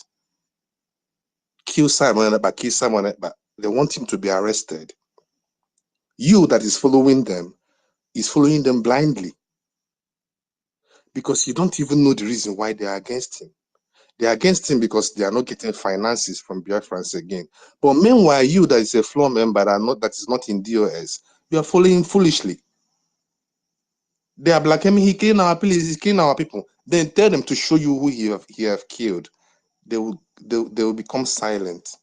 Then compare people that have died so far and people that died during Mazen Nnamdi Kanu time that were carrying flags. You know the difference and you'll be able to tell yourself the truth. So I'm trying to urge our people that is still listening to them. You know, sometimes I feel sad when I see a young Biafran criticizing Simon Ekpa upon all that man is going through to restore Biafra and give you freedom. He's not doing it for himself. He's living in Finland. He's a citizen. He's comfortable. He can decide to be there for the rest of his life and he will be comfortable. He doesn't need your money, but he's doing it for you. He sacrificed everything for you. And you come online, you call him a Berima and all sorts of name. If Mazi Simon Ekpa, our prime minister, decides to quit and call the Biafra struggle a quit and neutralize BLA, Biafra Liberation Army, and neutralize Biafra government in exile and de facto in homeland, and neutralize BDF, which is Biafran Defense Forces, completely, and neutralize all he has built so far, and give up this struggle. Will DOS or IPOB Nigeria give you Biafra, if Fulani comes and the military comes in our land to kill, can IPOB Nigeria and DOS defend our people? That is the question you should ask yourself. It's not about kill him. If he's out of the way, if he quits and leaves the struggle for IPOB, what can IPOB do for you? If IPOB Nigeria and DOS cannot defeat Simon Ekpa, a single person, if with all they have done so far, their plan, their propaganda, their evil spiritual attack and whatever they did, the letters they wrote to UK and whatever, if all that, they couldn't bring Simon Ekpa down, how do you believe they can bring Nigeria down and give you freedom? They lack the capacity. I don't know why you are still following them up and down. I don't know why you are still supporting them and turning against Simon Ekpa. Then, the last question I want to ask you, you have to ponder with before I pass the mic to someone else. If they succeed in arresting Prime Minister Simon Ekpa, which God forbid is never going to happen, but it's something I want you to think of as a Biafran that is fighting against Simon Ekpa. If they arrest Simon Ekpa today and hand him over to Nigeria DSS and he's been locked up, the same place they lock Nnamdi Kanu, will you now get Biafra? If you will not get Biafra, then what is your gain of plotting his downfall? Then, if Mazen Nnamdi Kanu sitting in his jail or lying in his jail bed and sees DSS officers bringing Simon Ekpa in with handcuffs, with shackles, and they bring Simon Ekpa in the same cell where Nnamdi Kanu is being kept, and Nnamdi Kanu heard that it was the IPOB Nigeria DSS and his ex-wife or wife that connived for Simon Ekpa to be brought in. How do you think Mazen Nnamdi Kanu will feel that the IPOB and DOS he set up and his own ex-wife or wife are part of the betrayal of a fellow Biafran? Do you think he will come and clap for you people and say you did well? How will he feel? Will he be happy that you people betrayed a Biafran? This is the question I want most of you that are against Simon Ekpa to think of and decide for yourself.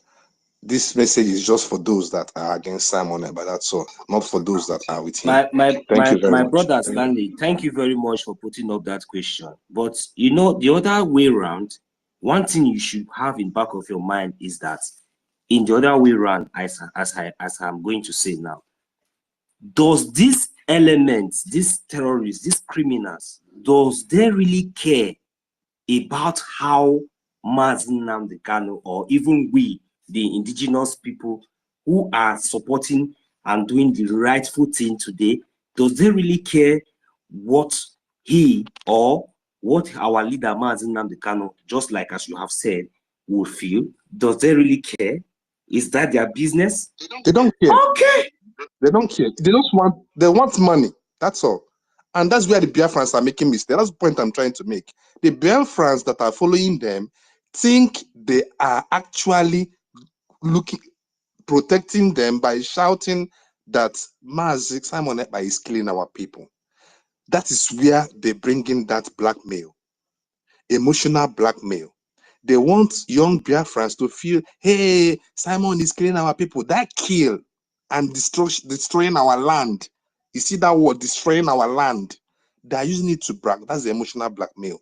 But behind closed doors, in those their caucus meeting, their pain is no more contribution, but the younger ones don't know that that is their main pain. But based on, they don't have any other thing to hold their hand.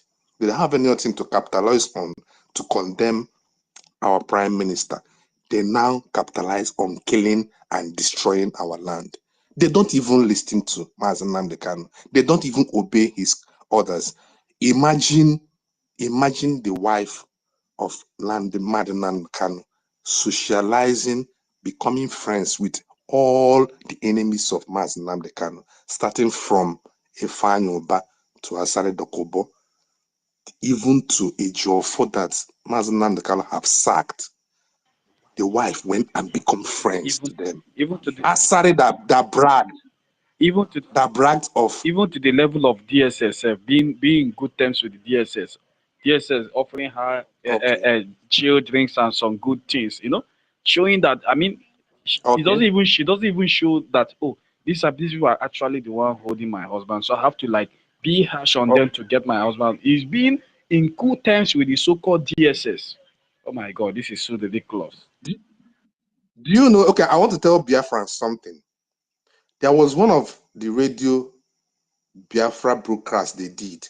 I managed to join them. That very broadcast, if you all can remember, when Mazen Nnamdi Kanu's wife brought his son and was saying that they are going to do a competition with our prime minister. What an insult.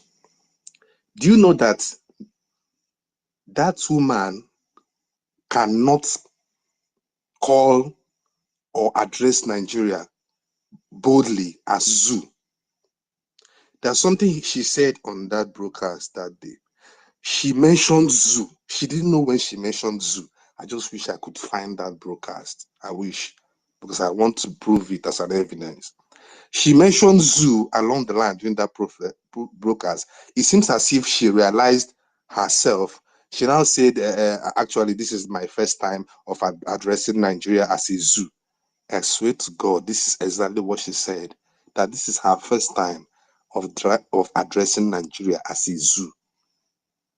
I picked that point. I don't know if every other person that was listening to that broadcast as I then picked the point, but I was shocked when I heard that. So there are some names we use as condemnation for Nigeria that woman cannot have the guts to mention. Yet when they say he betrayed our leader, we don't think it is true. Just today, yesterday, go and check Radio Biafra, the handle, the ex-handle of Radio Biafra. Go and check.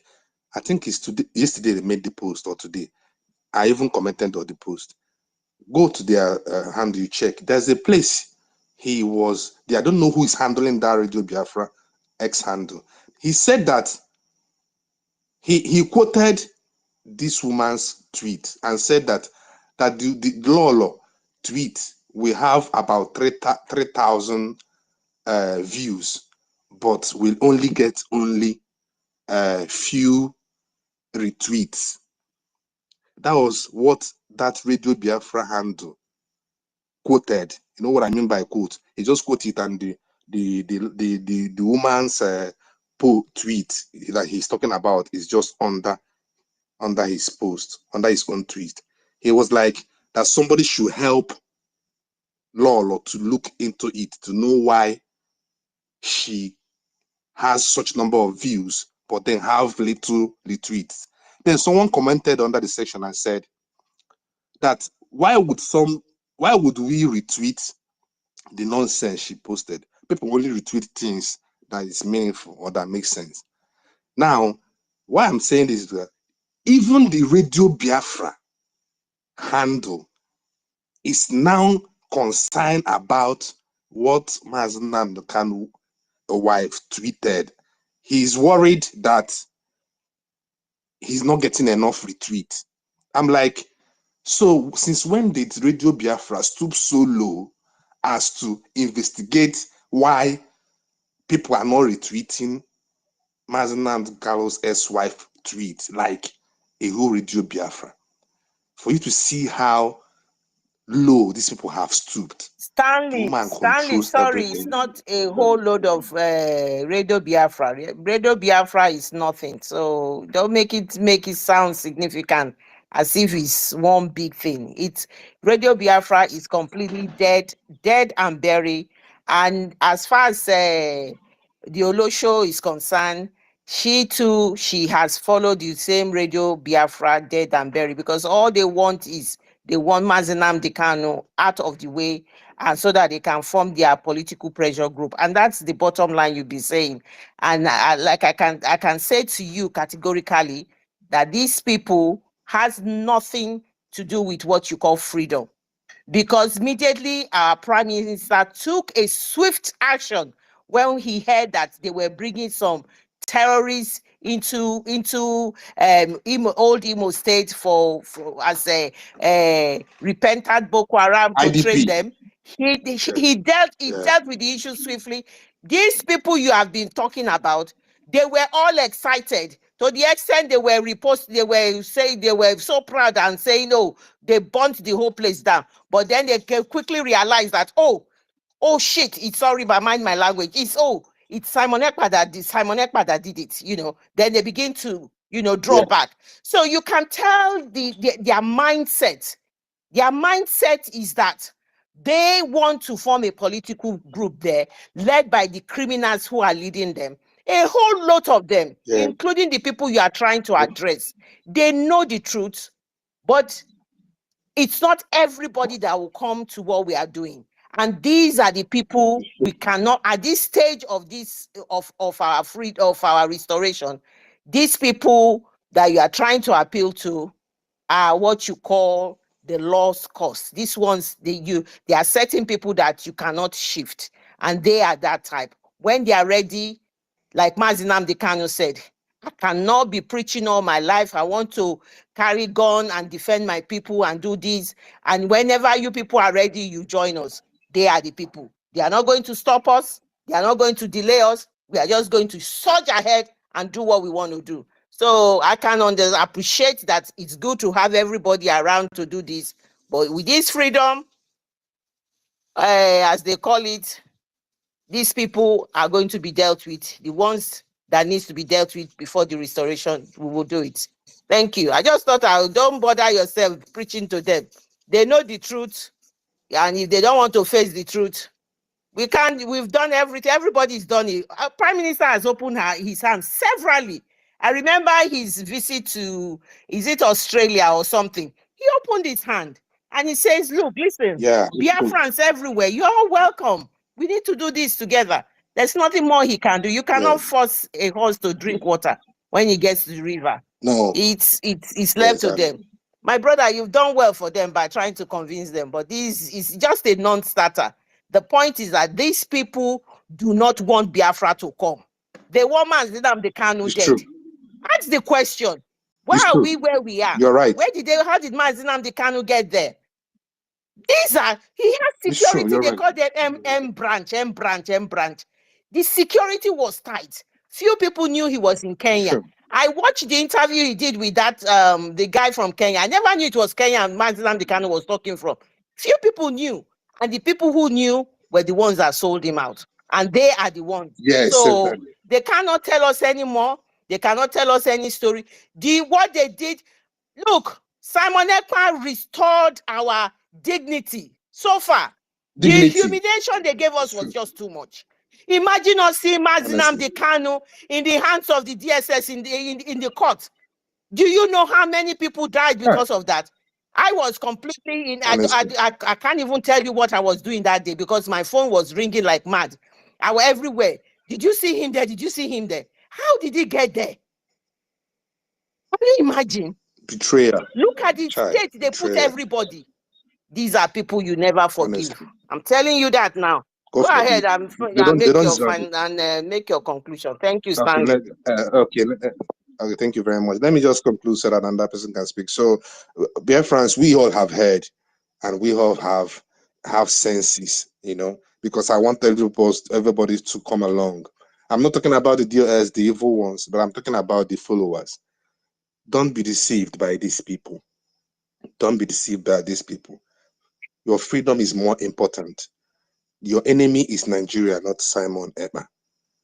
Don't join them criticizing Simon Ekpa. If you kill Simon Ekpa today, you will still be in Nigeria. If you kill Simon Ekpa today, you will still be in Nigeria. You will not have that Biafra. If they arrest Simon Ekpa today, you will still be in Nigeria. You will not have that freedom. And DOS will still be making money and cashing out.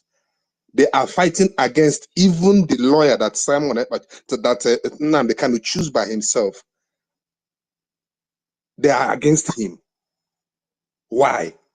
Are they the ones to decide for Mazi Nnamdi Kanu? They are claiming they love him, but they are fighting against the lawyer he choose. They want to be the one to suggest for Mazi Nnamdi Kanu the lawyer he would choose.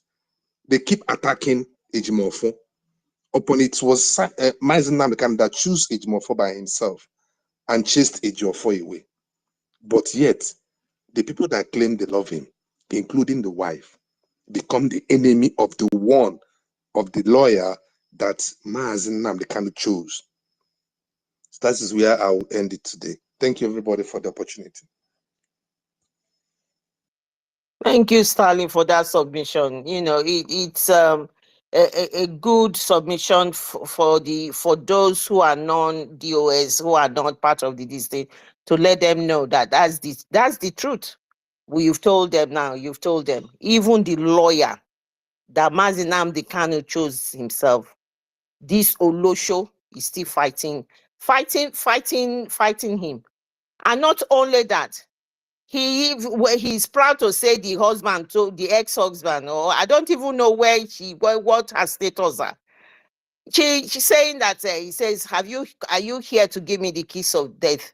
You know, you can just imagine. See the mindset of our leader. You know, the torture that, you know, she went there to go and confirm whether he's still alive or not. You know, I mean, these people only go anyway. Chukwuka Biama knows everybody's heart. So he's kept Mazi Nnamdi Kanu for us up till now, and he will continue to keep him safe. And this Biafra that every single one of them do not want to see, those who have chosen and have sworn by their life that instead of Mazi Simon Ekpa to bring Biafra, they want to buy themselves. Chukwuka Biama will answer their prayer. For those who have been deceptive and they're deceiving the gullibles and making them feel that they are not Mazi Simon Ekpa is not doing the right thing. Chukwuka Biama will do everything. We'll answer them. So they are least of our problem. Our problem is how to get enough money to bomb the hell out of these people. That's our issue now. For us to have that money to help us and keep our angels in the right place and the right frame of mind, and you know, for everybody to continue to do what they are doing. And that's our issue now, because really Nigeria is a failed state. Nigeria is dead and buried. Everybody's juggling to be in their own position. The Western world is there creating problem because of the huge, massive gas that is located in Biafra land. You know, the fight is we must not relent, even up to United States. And because of that deposit of gas that is there, that is where the fight is going to be. Because I'm telling you, they are in that Nigerian side, just to continue to exploit that resources. So we are here. We are not going. Nobody. There's no respect for anybody when it comes to our freedom now. Nobody. So let me yield my mic now to Charles Oji. I think he's next. Thank you for being patient. The mic is yours. Thank you, my sister Glaradine. God bless us. You know, I started before these people knocked me out. They'll be dealing with us from homeland, but because we carry spirit of Biafra, we will never give up. Victory is on our side. Thank you once more. Am I coming out? Am I coming out? Yes, of course. Okay. So thank you very much for the good work that we are doing. Today's lecture has been explosive. We thank God for everything. Like our the topic here says, was Simon Ekpa born in 1929 women massacre and 1966 to 70 genocide? The answer is no. And I think with this topic, it's enough message topic to deliver those that should be delivered. But those that shouldn't be delivered, that have no soul, their soul, and have been marked out for destruction, for refusing to be delivered. You know, those people, this will not make sense to them. So I want us, we are all evangelists of this great gospel of freedom and redemption. So we should all be asking them this question, those that still carry the spirit of Nigeria that I know as a destructive spirit. I believe this question can deliver them. You know, when you ask them this question, add to other things that happened up to 2019 that our prime minister came on board. But when he started to really deal with them, they saw him, they begin to see him as a threat to them. It's just 2 or 3 years ago. But before then, a lot of, you know, destruction has been against the children of God, the Biafrans. So, and this is man, why they are reacting, they are not happy, they are calling for the head of our prime minister, is because he came and he stopped all those things. That's why we call him Obato Bie. When he came, every rubbish against the children of God, the Biafrans, stopped. So they were not happy. I can remember about 2 years ago when all these Fulani terrorists were kidnapping at Four Corner, Enugu. No, somebody who brought the report was asking, hey, Simon Ekpa, then we don't have a Biafra Liberation Army. They were still under ESN. He was saying, please bring ESN to come and save us. When the thing was happening at Amofu, the same thing happening in different places, they are calling us Simon Ekpa to come out. Nobody called their so-called Southeast governors. Nobody called anybody from DOS. Nobody knows them. But this is the only man they are calling. You see, these are people who don't really follow what we are doing. They are not disciples. They are not a part of the autopilot. But they know who is doing the right thing. So there's no need thinking that these people will be happy because our prime minister is doing the right thing. They are not ready to do the right thing. They have been the one, you know, causing problem for our leader. To the extent that our leader, being a spiritual man, know that all these people surrounding me, they are all useless. They are all, you know, frustrators, you know, they cause a lot of problem for me. So you have to go to God, go to Jerusalem and tell God, you call me, you gave me this mandate. I just need 100 men to get this in. And after the prayer, God said, don't worry, I will give you. When the time comes, I will give you. Not too long, God now connected him with our prime minister. You know, they have a covenant agreement. That was why when our leaders, our prime minister started, he said during the time of the autopilot, before we have a government. So he was saying that, hey, all the promises, with all the promises I made to our leader, hey, you see our leader, Abacha, he complained bitterly because he came to change the game. He's the game changer. And they are not happy. And I can remember our brother Remigius, Emmanuel Remigius, was talking about why these people are really crying and you know, attacking our prime minister. Is because if you check it, I don't blame them. He stopped their business because they are all career freedom fighters. He stopped their food. He removed feeding bottle from their mouth. I said, nobody will, you know, experience such a thing and will not be happy. So it's like they are justifying doing what they are doing, because this people, from time, they were not fighting. They were not fighting for anything good. They were just, you know, making money. When people contribute money, they will use it to, you know, seal a container and send to Nigeria. They are not ready. And our leaders saw all these things. So hence he started saying, God, I need people. So after that, he said, you say you need 100 men, I am 50. Let's look for other 50. They started all kind of things. Our leader brought him from back door. He is not old member. It's not this. It's not this. So because they didn't expect. You know, our prime minister is a joker. And I was first to make that statement that he is the prayer answer of our leader, Maznan Kanu. Simon Ekpa is the prayer answer. And so you can see it for yourself. So with this question, we should be asking those that should be delivered. And I believe with this question, the Spirit of Biafra will be able to deliver those that should be delivered. You know, like in the Bible, they said that after the apostles are prayed, you know, God added to them such, you know, daily, such that should be saved. It's not everybody that must be saved. Oh. There are people that have been marked out for salvation. When you preach to those people, you will see things will be easy. They will just convert immediately. You know, that's why you pray, so that you don't begin to preach to people that shouldn't be delivered. Those people that have been doomed for destruction, don't waste your time. You preach to those that should be saved. Immediately you preach to them, they will be saved. So that is what we should be doing, because our word is really, you know, entering the right place. I'm telling you, anytime we are speaking, you don't know the confusion, the destruction you are causing in the kingdom of darkness. Because everyone who is against Biafra, they are the kingdom of darkness. They are not of God.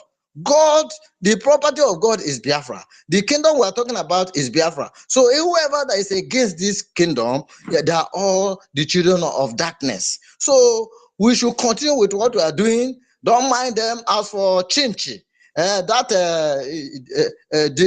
say people should not be calling her Jezebel. You know, I was mentioning the submission yesterday when the network went off. So you shouldn't be calling her Jezebel. Jezebel was a saint. A woman who loved her husband so much that he doesn't want her husband to frown face. When she noticed that the husband was frowning face, he said, darling, what is wrong? He said, that a neighbor yard. I need it, but I approached him. He refused to give. He said, why you are disturbing? Please go and refresh. Forget. She now mapped out a system to eliminate Naboth, to take up the yard, the property that the father left for him, and gave it to the husband to make the husband happy. So when you are calling her Jezebel, you are kind of elevating her. She doesn't have the quality of Jezebel. Jezebel loves her husband so much, but she should be called Delilah. Delilah was a woman that a man loved you so much. She did not consider that you are from the enemy's camp. She loved you, but you did not love him the same way. That's why you deliver him to your people to destroy. That is exactly who Chinchi is. So because you can't call her any good name, she's Chinchi. So and thank God that the Spirit of Biafra is beginning to deal with her, and by the time our prime minister and our women here finish with her, she will run mad. She will confess openly. Our prime minister said that that's the only the reason why she's alive, because she need to confess. She need to confess. She need to run mad. She has done a lot. Who are you? Useless woman, who are you to touch anointed man of God? The only genuine prophet I have seen in my life. My people, thank you very much. Let's continue. The devil is gone. The zoo is gone. Let's continue. God bless everybody. I yield my mic.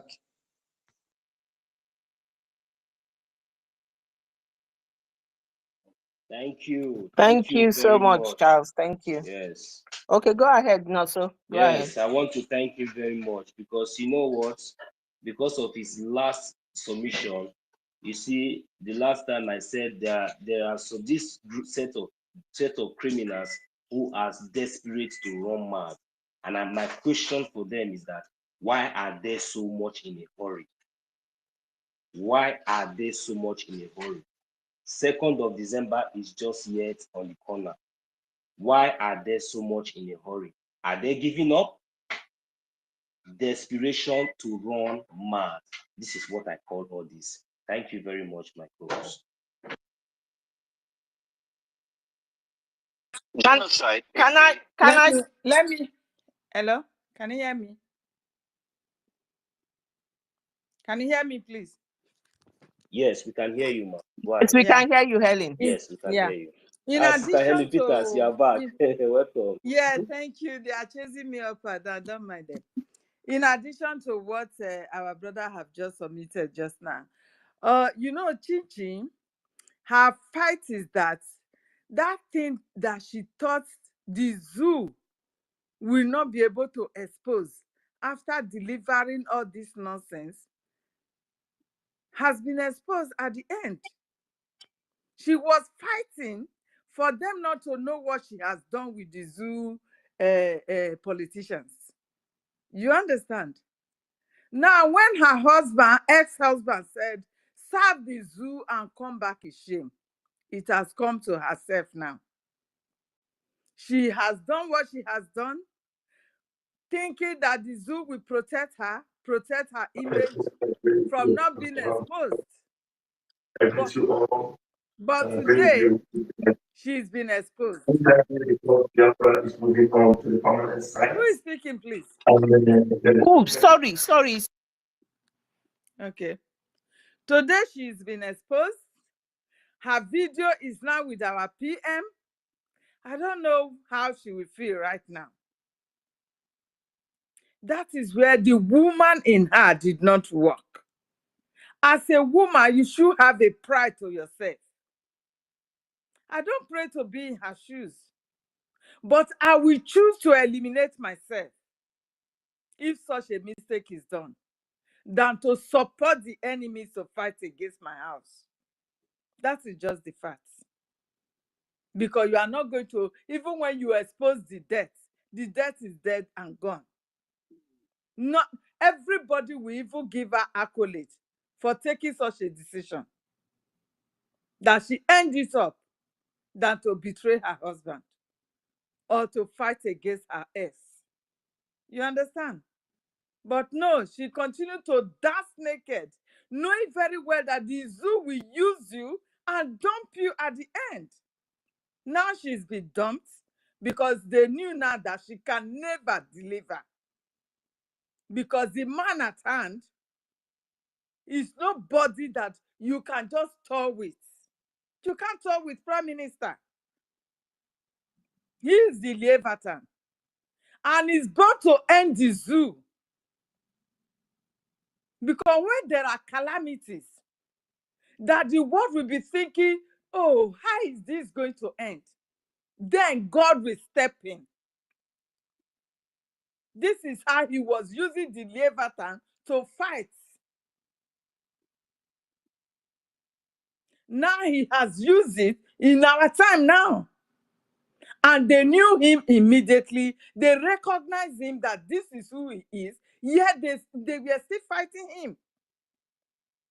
Everything he's doing, they will contradict. The DOS are the worst people. After killing people's children, making them to believe that you were shouting Biafra, Biafra, Biafra, that freedom is here. And those people, they give all they want. All they wanted was Biafra. People like IKOM, you killed them and believing that he is fighting for Biafra. He was fighting for Biafra. He never knew that it was just with ordinary man, this DOS. They deliver him to the hands of the terrorists of Nigeria, terrorizing everywhere to kill. This is how they kill even gentle. Not even knowing that a job for the eyes of Nigeria in IPOB is one of the leaders of DOS. Nobody knew all this. But to God be the glory today, they have all been exposed. I have asked a question. How many cases has a job for won in that zoo to acquire those wets that is controlling? How many? How many, as the lawyer that he was, if not for our leader, if not for IPOB, who knows that man before? But today he's controlling wealth. Ill-gotten wealth for selling the freedom that you make people to believe. You that killed by sword will surely die by sword. Don't think it will not get to you. You are betraying your brothers. You killed just because the person believed in Prime Minister. You killed them. You buried some alive just to make sure you bring whatsoever you want to bring down. Biafra will not come. You have delivered the leader to the enemies. So it is just all. And Lai Mohammed was celebrating with you. The Biafra has come to an end. Today, Uncle, Prime Minister has said it. Whatsoever name that you're going to call him today does not bother him. The name that you call him tomorrow is what matters. And he will continue to fight. This freedom, we must have it. And we must all unite with whatsoever penny that we have now. If you want to starve yourself for sometime, starve yourself from some snacks that you were buying before. Starve yourself to put it in the coffee for us to have our freedom. Please. This is the only way out. Our freedom is there already. We are to take it with the resources at hand. Our freedom is here, my people. If you are not seeing it, I have seen it. I've seen it. Everybody is confessing. They are all contradicting themselves. Obasanjo against Gowon against Obasanjo. Go to Prime Minister's tweet and you'll be seeing everything.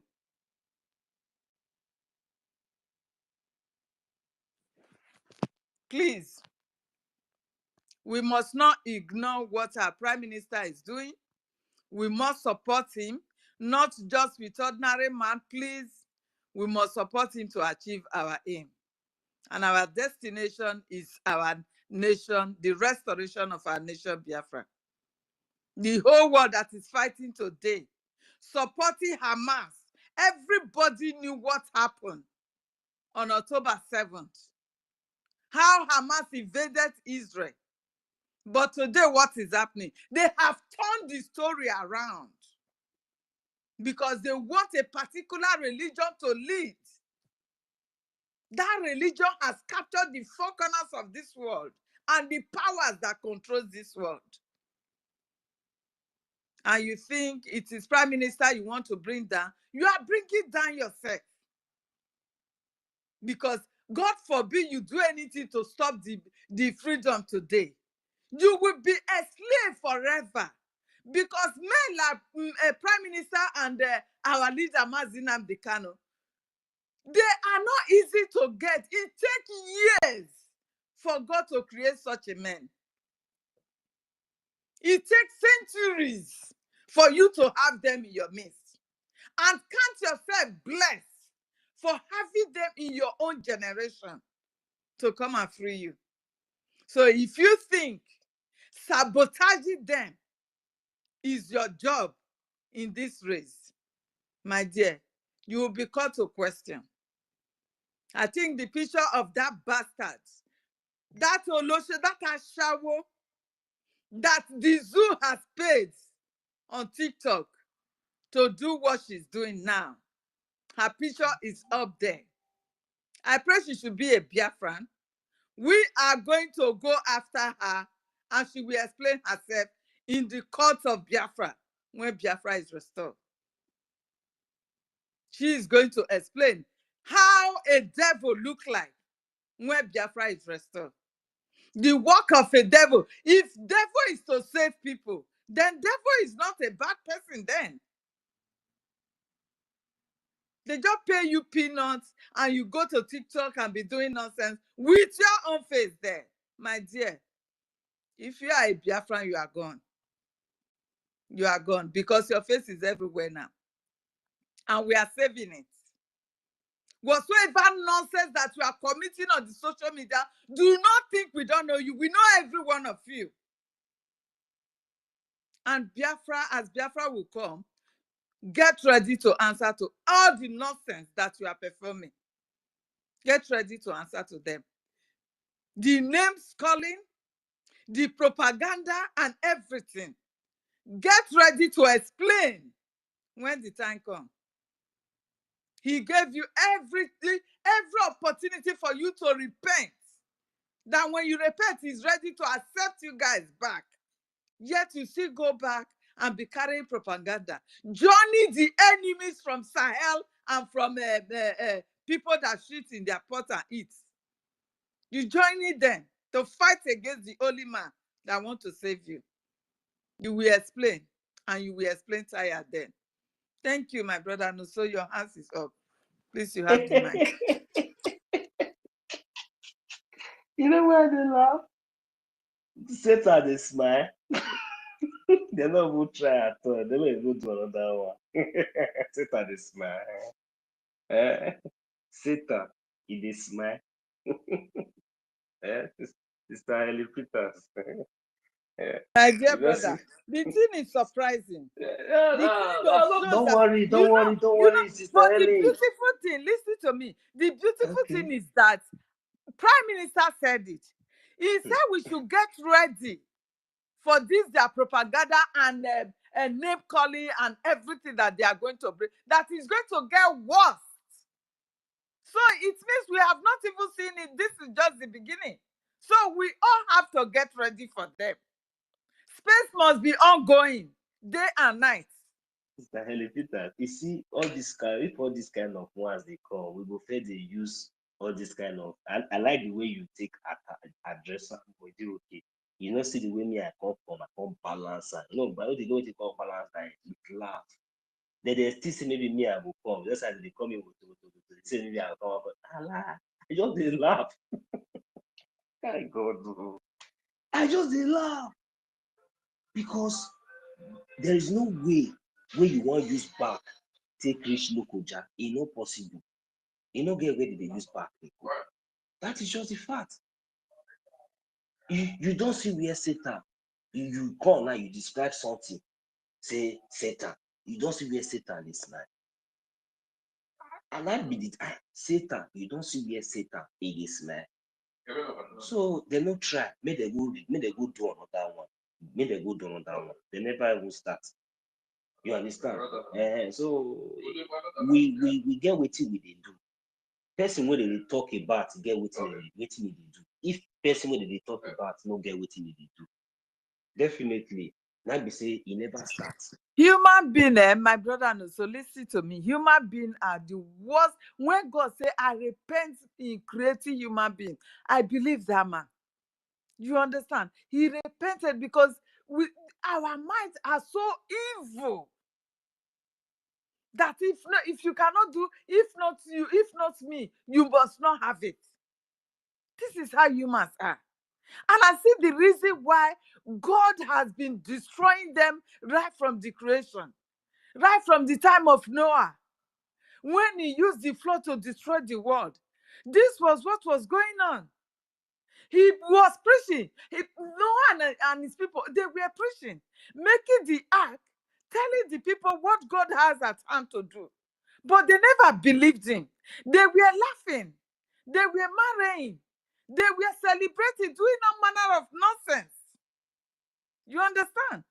Until the flood came and swallowed all of them. Swallowed all of them. And that is what will happen to the zoo.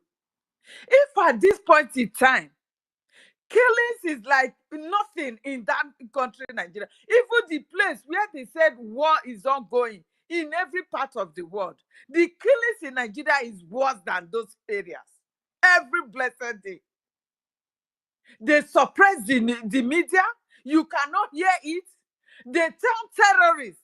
The whole world tag Fulani terrorists as the third deadliest terrorists in the whole world. But when they discover it, the zoo turned them to bandits. Removing that terrorist and turned them to bandits. They baptized them with bandits, confusing the whole world. Now the world cannot even call them Fulani terrorists any longer. If anybody is speaking out, it is bandit. So you tell me, how can a bandit will go to a village, kill up to 150 people at a blow, ransack them, rape and do all manner of things to human beings? Is that the definition of a bandit? The whole world is in support of the evil going on in Nigeria. The killing of Christians going on in Nigeria. They have thrown the Fulani terrorists and Boko Haram as well. They have thrown a whole country into hunger. That they have to be carrying van and be throwing crumbs, bread to people as if they no longer have hands to farm. People can no longer go to farm. The North has been captured by these terrorists. The whole world cannot call them to order that if you say you want the North, you want Islamic country in the North, we will give it to you. You want Sharia in the North, have your Sharia and leave the rest of the indigenous alone. The whole world, they are silent. They cannot call them to order. There's somebody that is fighting for the freedom of his people out of the hands of these terrorists. You will call him terrorist. You will be calling him names, telling him that he's the cause of insecurity because he refused to deliver his people to you. Because he refused for you to Islamize his people by force, by fire. Now the North is silent now because they have conquered that place totally. The jihadists, the terrorists, they are all in control. They are in charge. And their governors are coming out to say it. Nobody is challenging them. That is a place you want us to belong to as the children of God. So you coming out for the only savior that you have today, that God has sent among us to come and save us. God sent Prime Minister Samuel Ekpa Njoko to also save us at this point in time in life. He sent him that go and save my people. Just the way he sent Moses to save his people from Egypt. Then you have the God to be carrying propaganda. You said you can speak grammar. You can write grammar. After messing up yourself with frogs and pigs in the creek, with terrorists from the North. Oh my goodness. At times when I think of all this, I don't really get myself. I will just call her, say, my sister, I will call her my sister, Sister Clara, we need to talk. Because I don't think this man, is he really human being like us?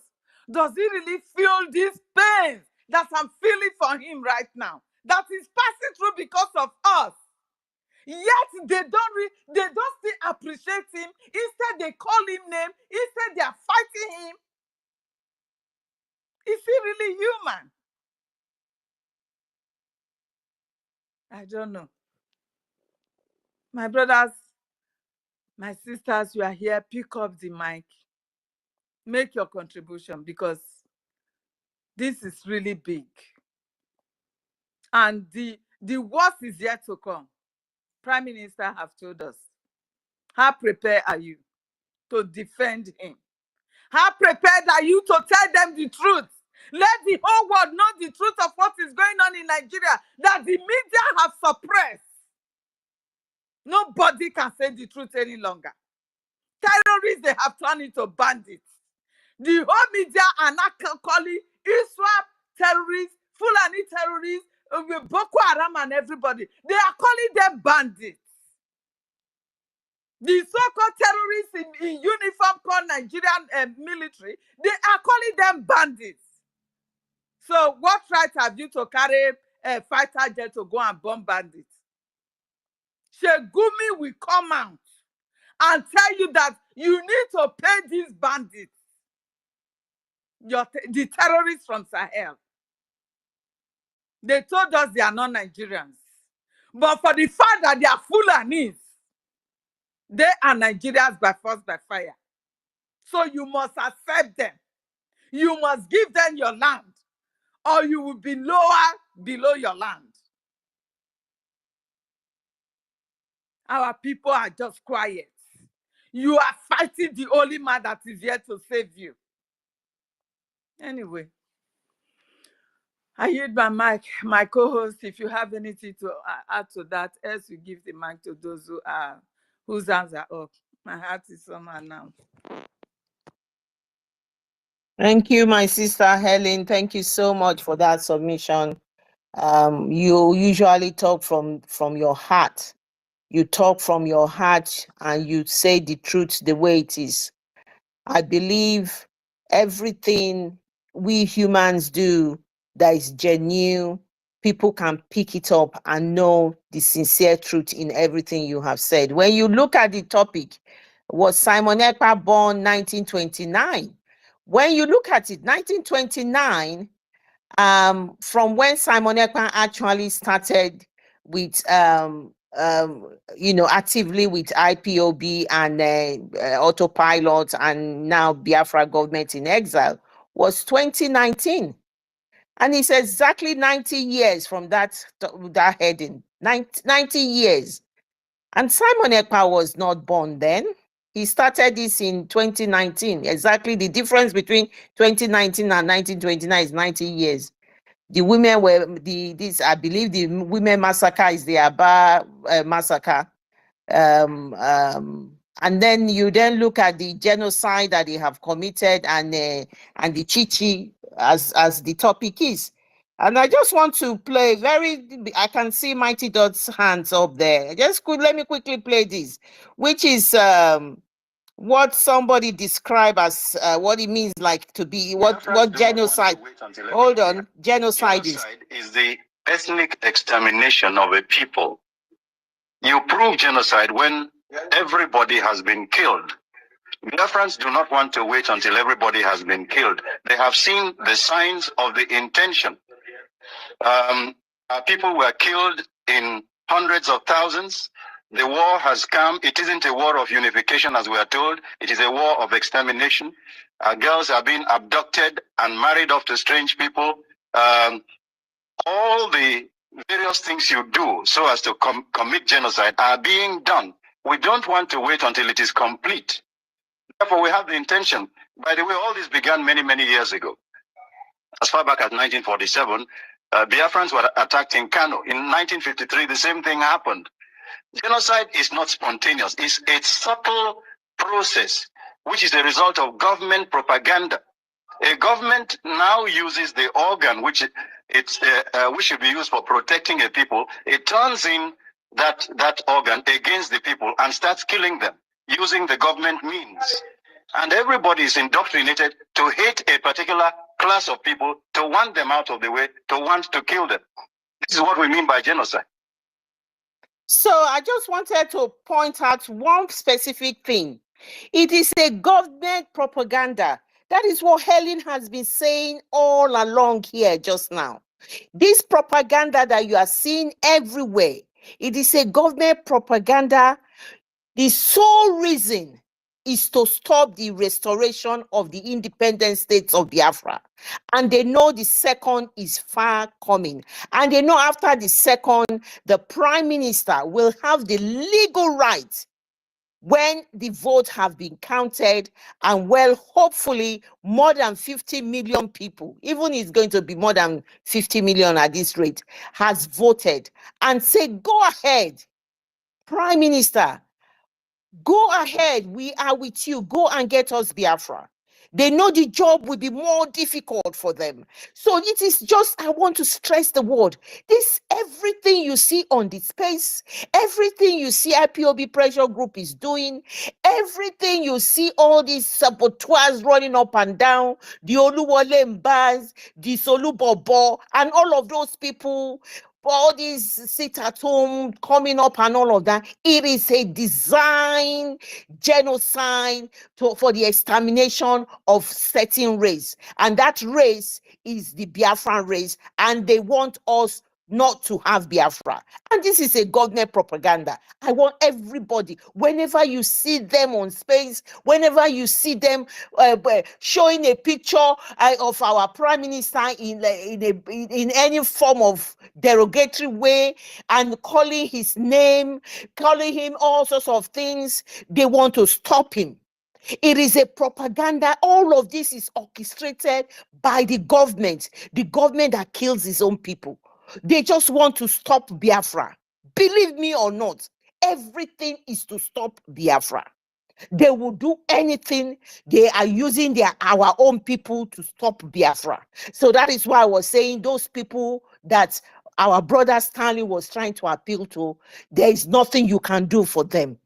Because everything that you are seeing here is to stop the 2nd of December to happen and to stop Biafra. We all know that. And we are here not to allow that to happen, because what we are doing now is defending ourselves, and we are fighting for freedom. They are not going to give us the freedom. We are going to take this freedom. And the time is now. Mighty Dot, the mic is yours. Thank you for taking the mic. Thank you, my sister. Can you hear me? Yeah, we can. Go ahead. All right. Thank you, Sister Claudine. I thank you, the gods and the goddesses that have gathered here this evening. It is evening, actually, in my location in the state of South Carolina. So I have been listening ever since I came back from work, and in and out. So, you know, we're talking about Mazi Simon Ekpa, and with the topic at hand. To be honest with you all, I have stopped wasting my time trying to defend or trying to prove anything right or trying to put Mazi Simon Ekpa, our Prime Minister, in a good light or whatever, convince these morons. I see, when even the Christians, they talk about heavenly rest is a personal rest, but they don't know that that thing that they were talking about in that their Bible is this Biafra. It's a personal rest. Even my own brothers and sisters, I told them, I said, here, go and vote, do this, do this. If you don't want to do, it's entirely up to you. I am not going to persuade you. It's entirely up to you. You are a grown-ass man. You are a grown-ass woman. I'm not going to convince you to fight for your freedom. If I convince you to fight for your freedom, then you don't deserve that freedom.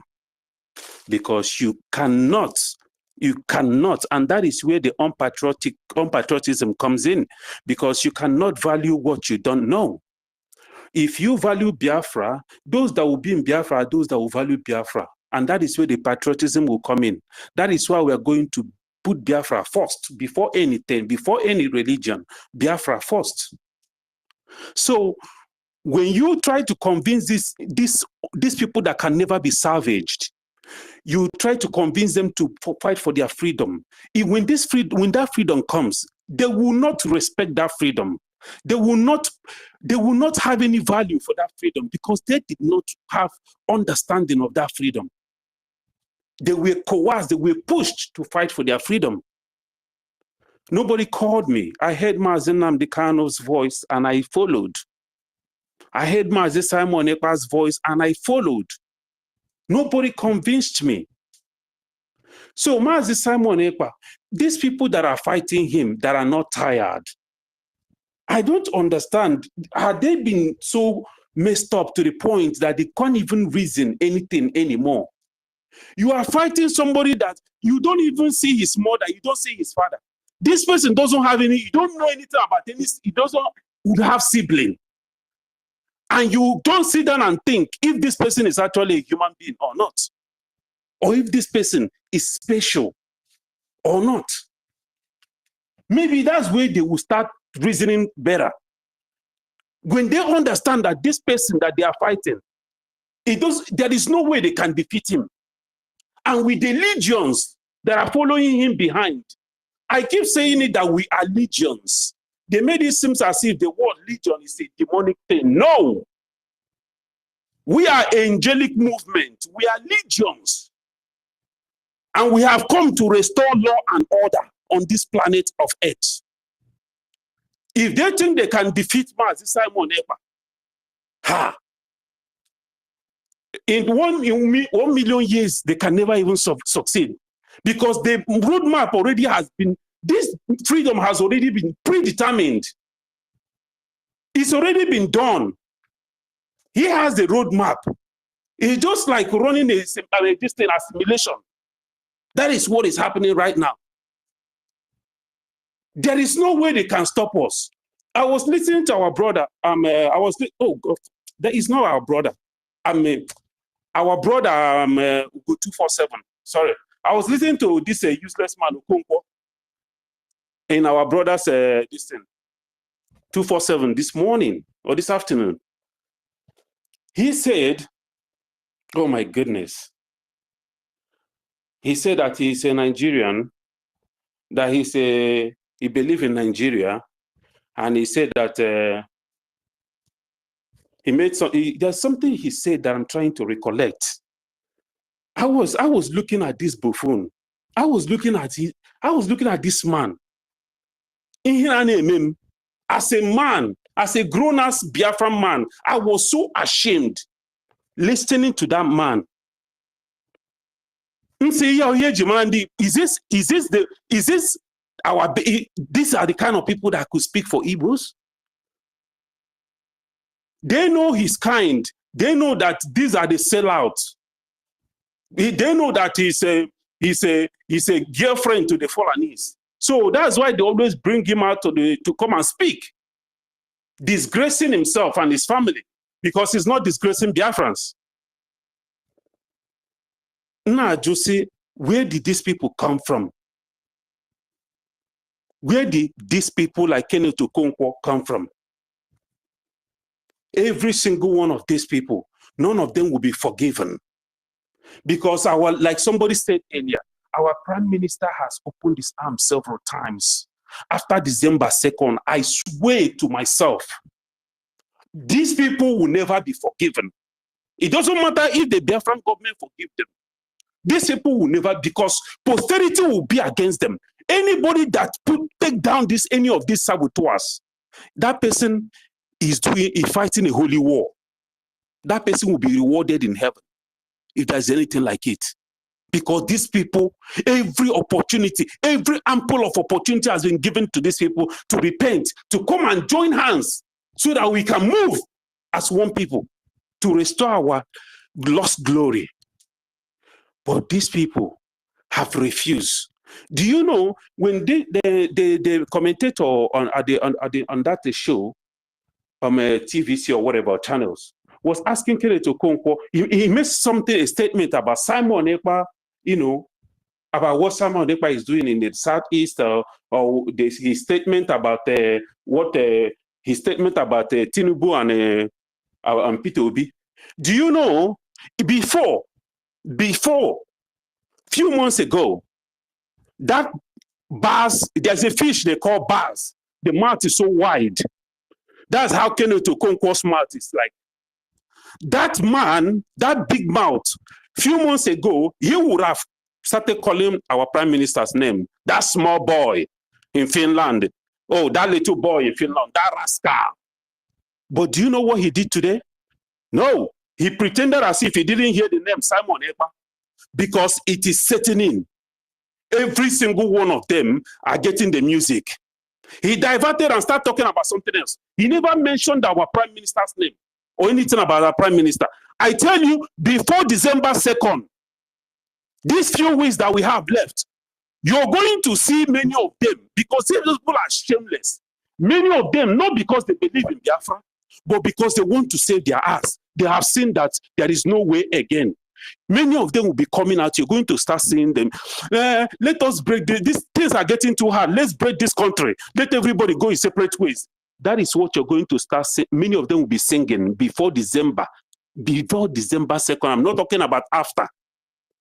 Many of them will start diverting, because at the end of the day, all must hail Biafra, whether they like it or not, whether they want it or not, whether they believe it or not. They must hail Biafra, because Biafra will bring every knees to the ground that doesn't want to believe in our freedom. My people, we are going home. Look at us here, from morning till night, from night till morning. The spirit has possessed every single one of us. I tell you what is going to happen. After December 2nd, oh my goodness. For so many people, up till now, there are some people who still don't believe that the December 2nd or the declaration of Biafra is coming. I don't know why. I don't know whether they're under spell for whatever reason, but these are people who have been destined for destruction, like our brother said earlier. My brother and my brothers and sisters, the gods and the goddesses, let's continue to push forward, for we are marching to the end of this mission of restoration. And after that, a new mission will begin, which will be the restoration of the Black race, Africa, and the restoration of law and order all over the world, because the world is waiting for us. Thank you, my brothers and sisters.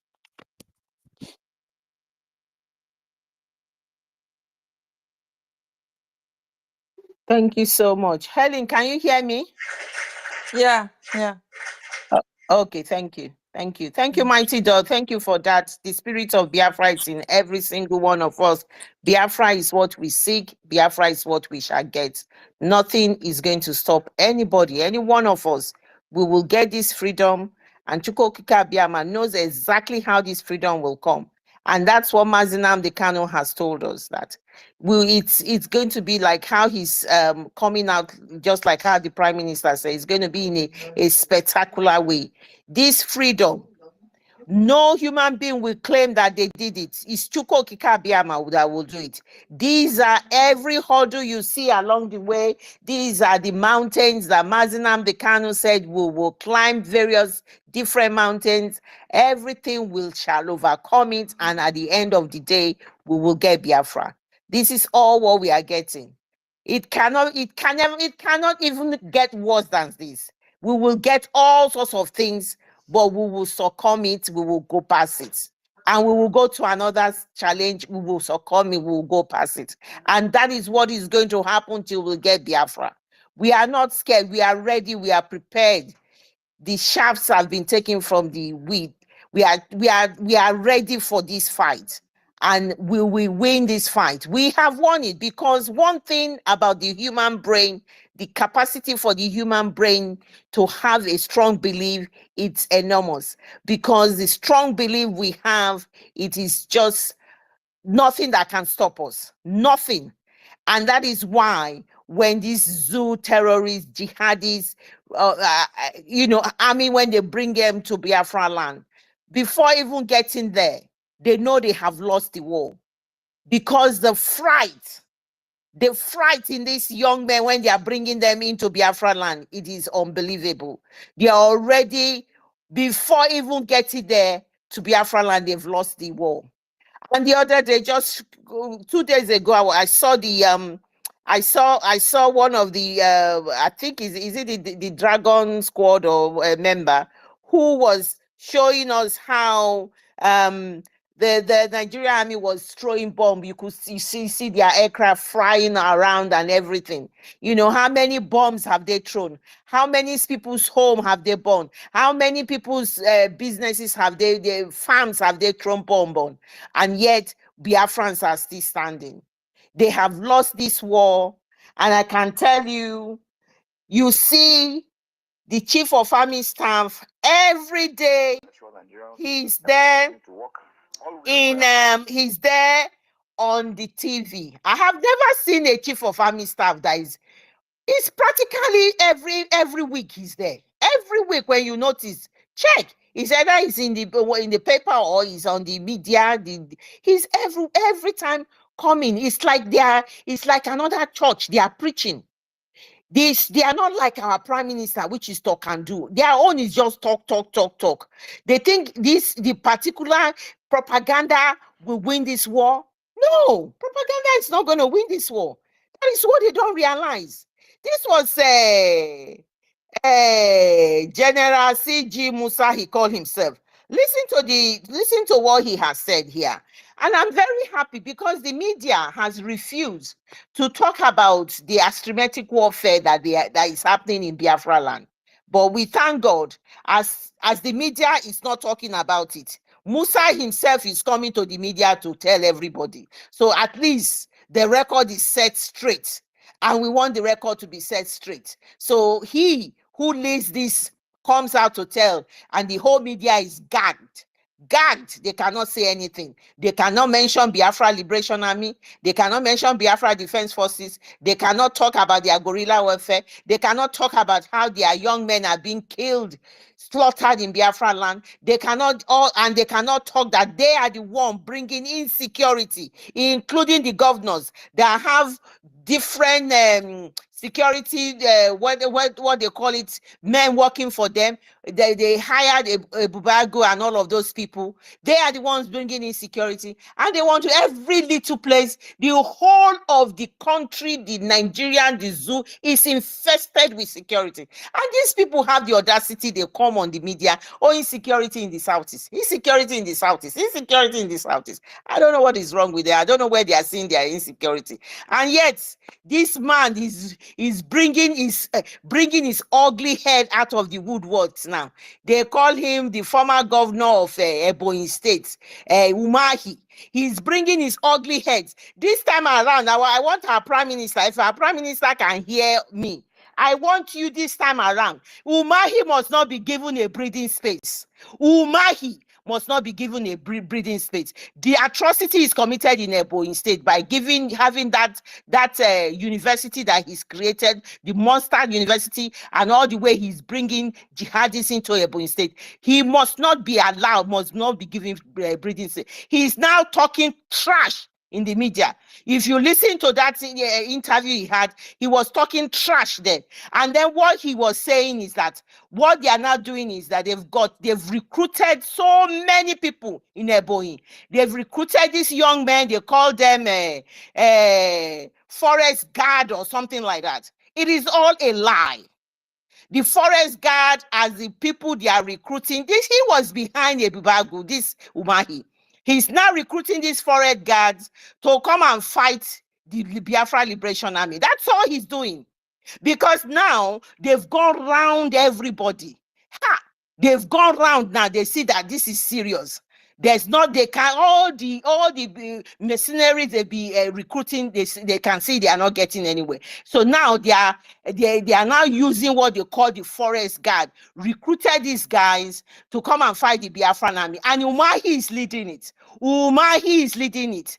And he will pay a heavy price for the nonsense that he's doing, because he's now talking about, I think it's this IPOB, they need to stop what they are doing. Who the hell does he think? He thinks Ebonyi is not Biafra, and he's not going. There is not going to be. He's got only one vote. He's not even going to be allowed to vote. I've said it. He's not going to be allowed to vote because he has committed a lot of atrocity. He's crying when his people was killed. Does not make a difference. Whether he cries or not, he is a murderer. He's got blood in his hand because of his political what he wants for himself, his political ambition. He has killed our people. He has brought in killers into the land. He has not done anything. All he did was to enrich himself and make sure he gets into the position that he's got within the APC government that he's got. And every single one of them will pay the price of this betrayal that they have given Biafra. Now he's bringing his ugly head. Now they are bringing him out of the woodworks and say, look, this is getting serious. What are we going to do? Start this forest guard. We are waiting for them. And you think every step you take, the prime minister is 100 miles ahead of you. Listen to what Musa have just said in here. Veteran, thank you for coming to the space. I can see your hands up. Let me quickly play this what's his name? Christopher Musa's confession of every time he's there on the telly. Nothing more. My name is General Christopher Gwabin Musa, the Chief of Defense Staff, Armed Forces of Nigeria. The Armed Forces of Nigeria, as we're aware, has been around for a very long while. They have history of things we have done in safeguarding Africa, even going into Europe in the past through peacekeeping operations. So we have a lot of experience in what we are doing.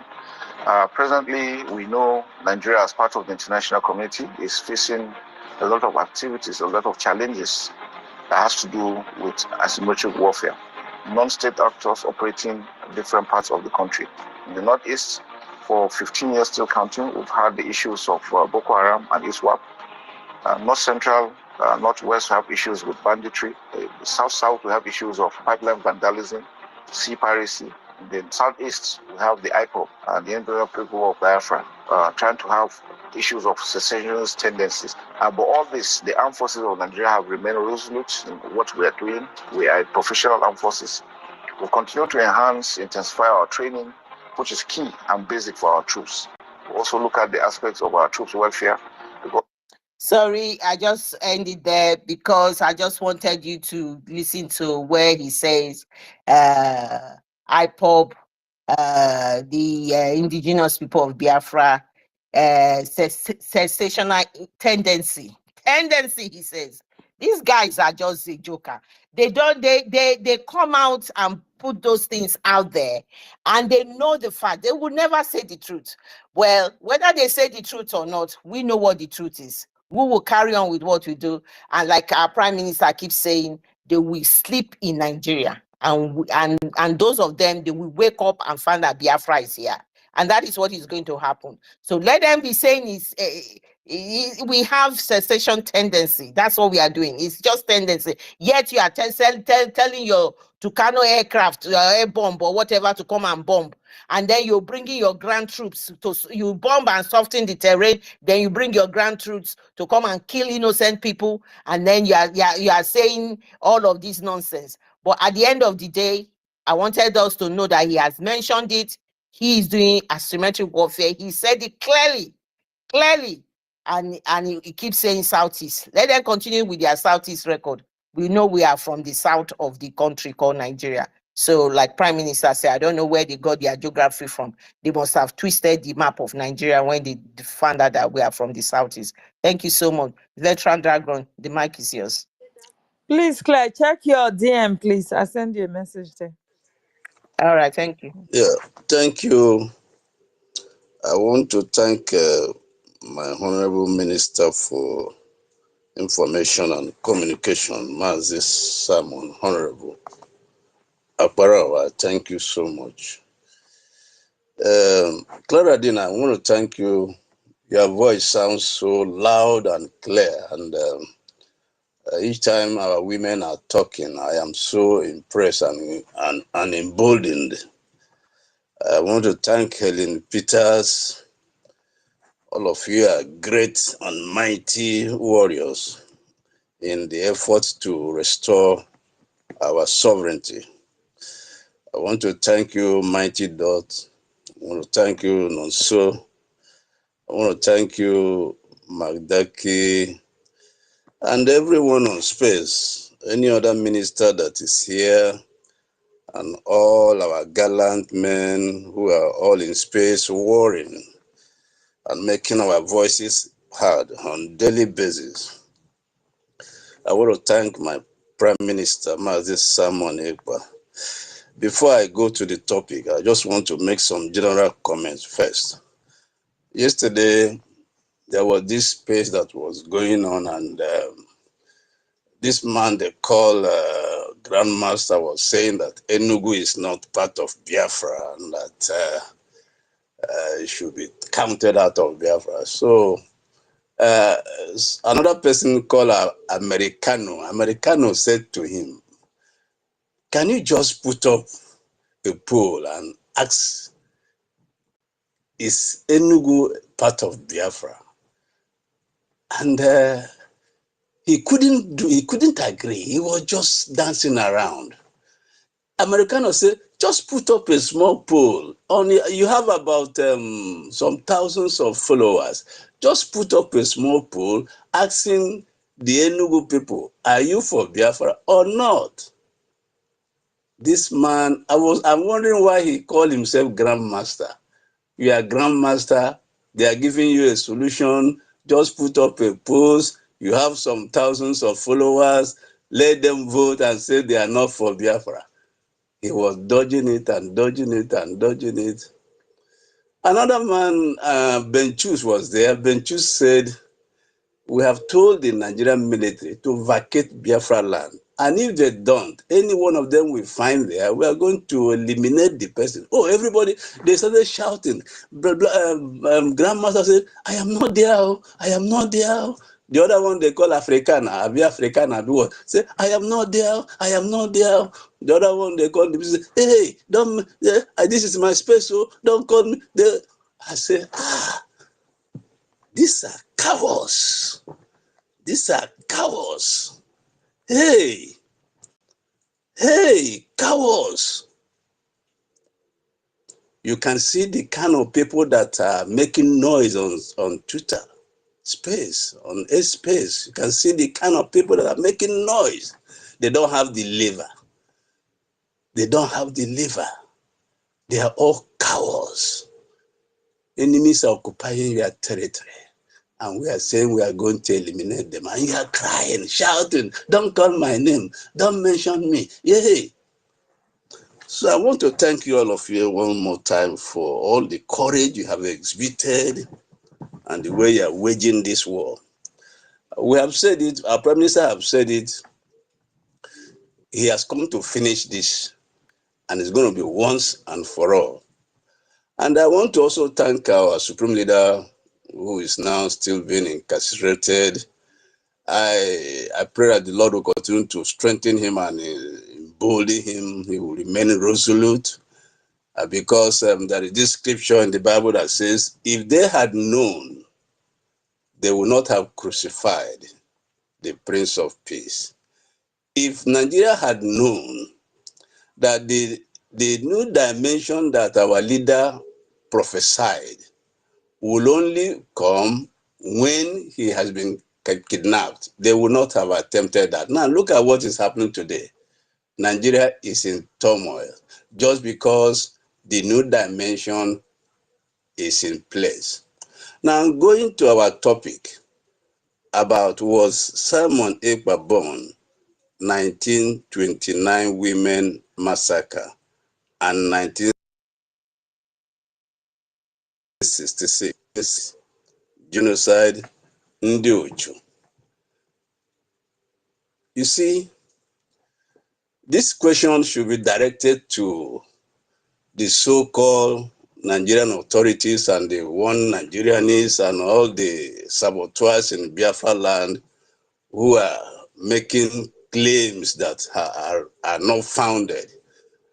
You see, when ever before Nigeria got their independence, or just around that time, when somebody of a notable personality in the north made a statement and said that Biafrans or the Igbos, when you give them an appointment, they will work hard to become the leaders in that in that profession or whatever, and that when somebody that was someone there when that statement was made, when Ahmadu Bello made that statement of hatred, blanketing everybody from Biafra land as hardworking people, just because we are hardworking, then we are not to be given a place. Was someone born then? When they started killing us from 1946 down the line, was someone born then? When before the coup of 1966, when there was crisis in the Western region, when they were killing people, pouring acid on people and pouring fuel and burning houses and burning, was someone there? When a young group of patriotic Nigerians said they wanted to salvage Nigeria and they plotted the coup, the first coup, was someone there? Was he born? And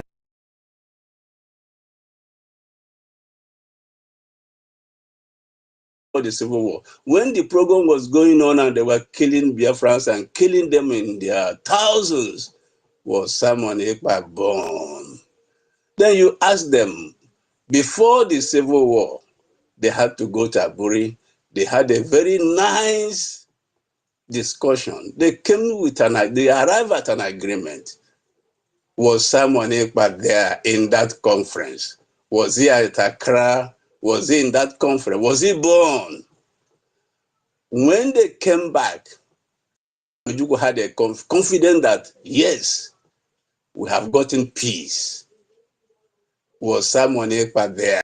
When Gowon relegated, when Gowon betrayed, when Gowon decided to turn around, was Simon Ekpa there? And when Biafra was declared the first time, was Simon Ekpa born? What are we saying?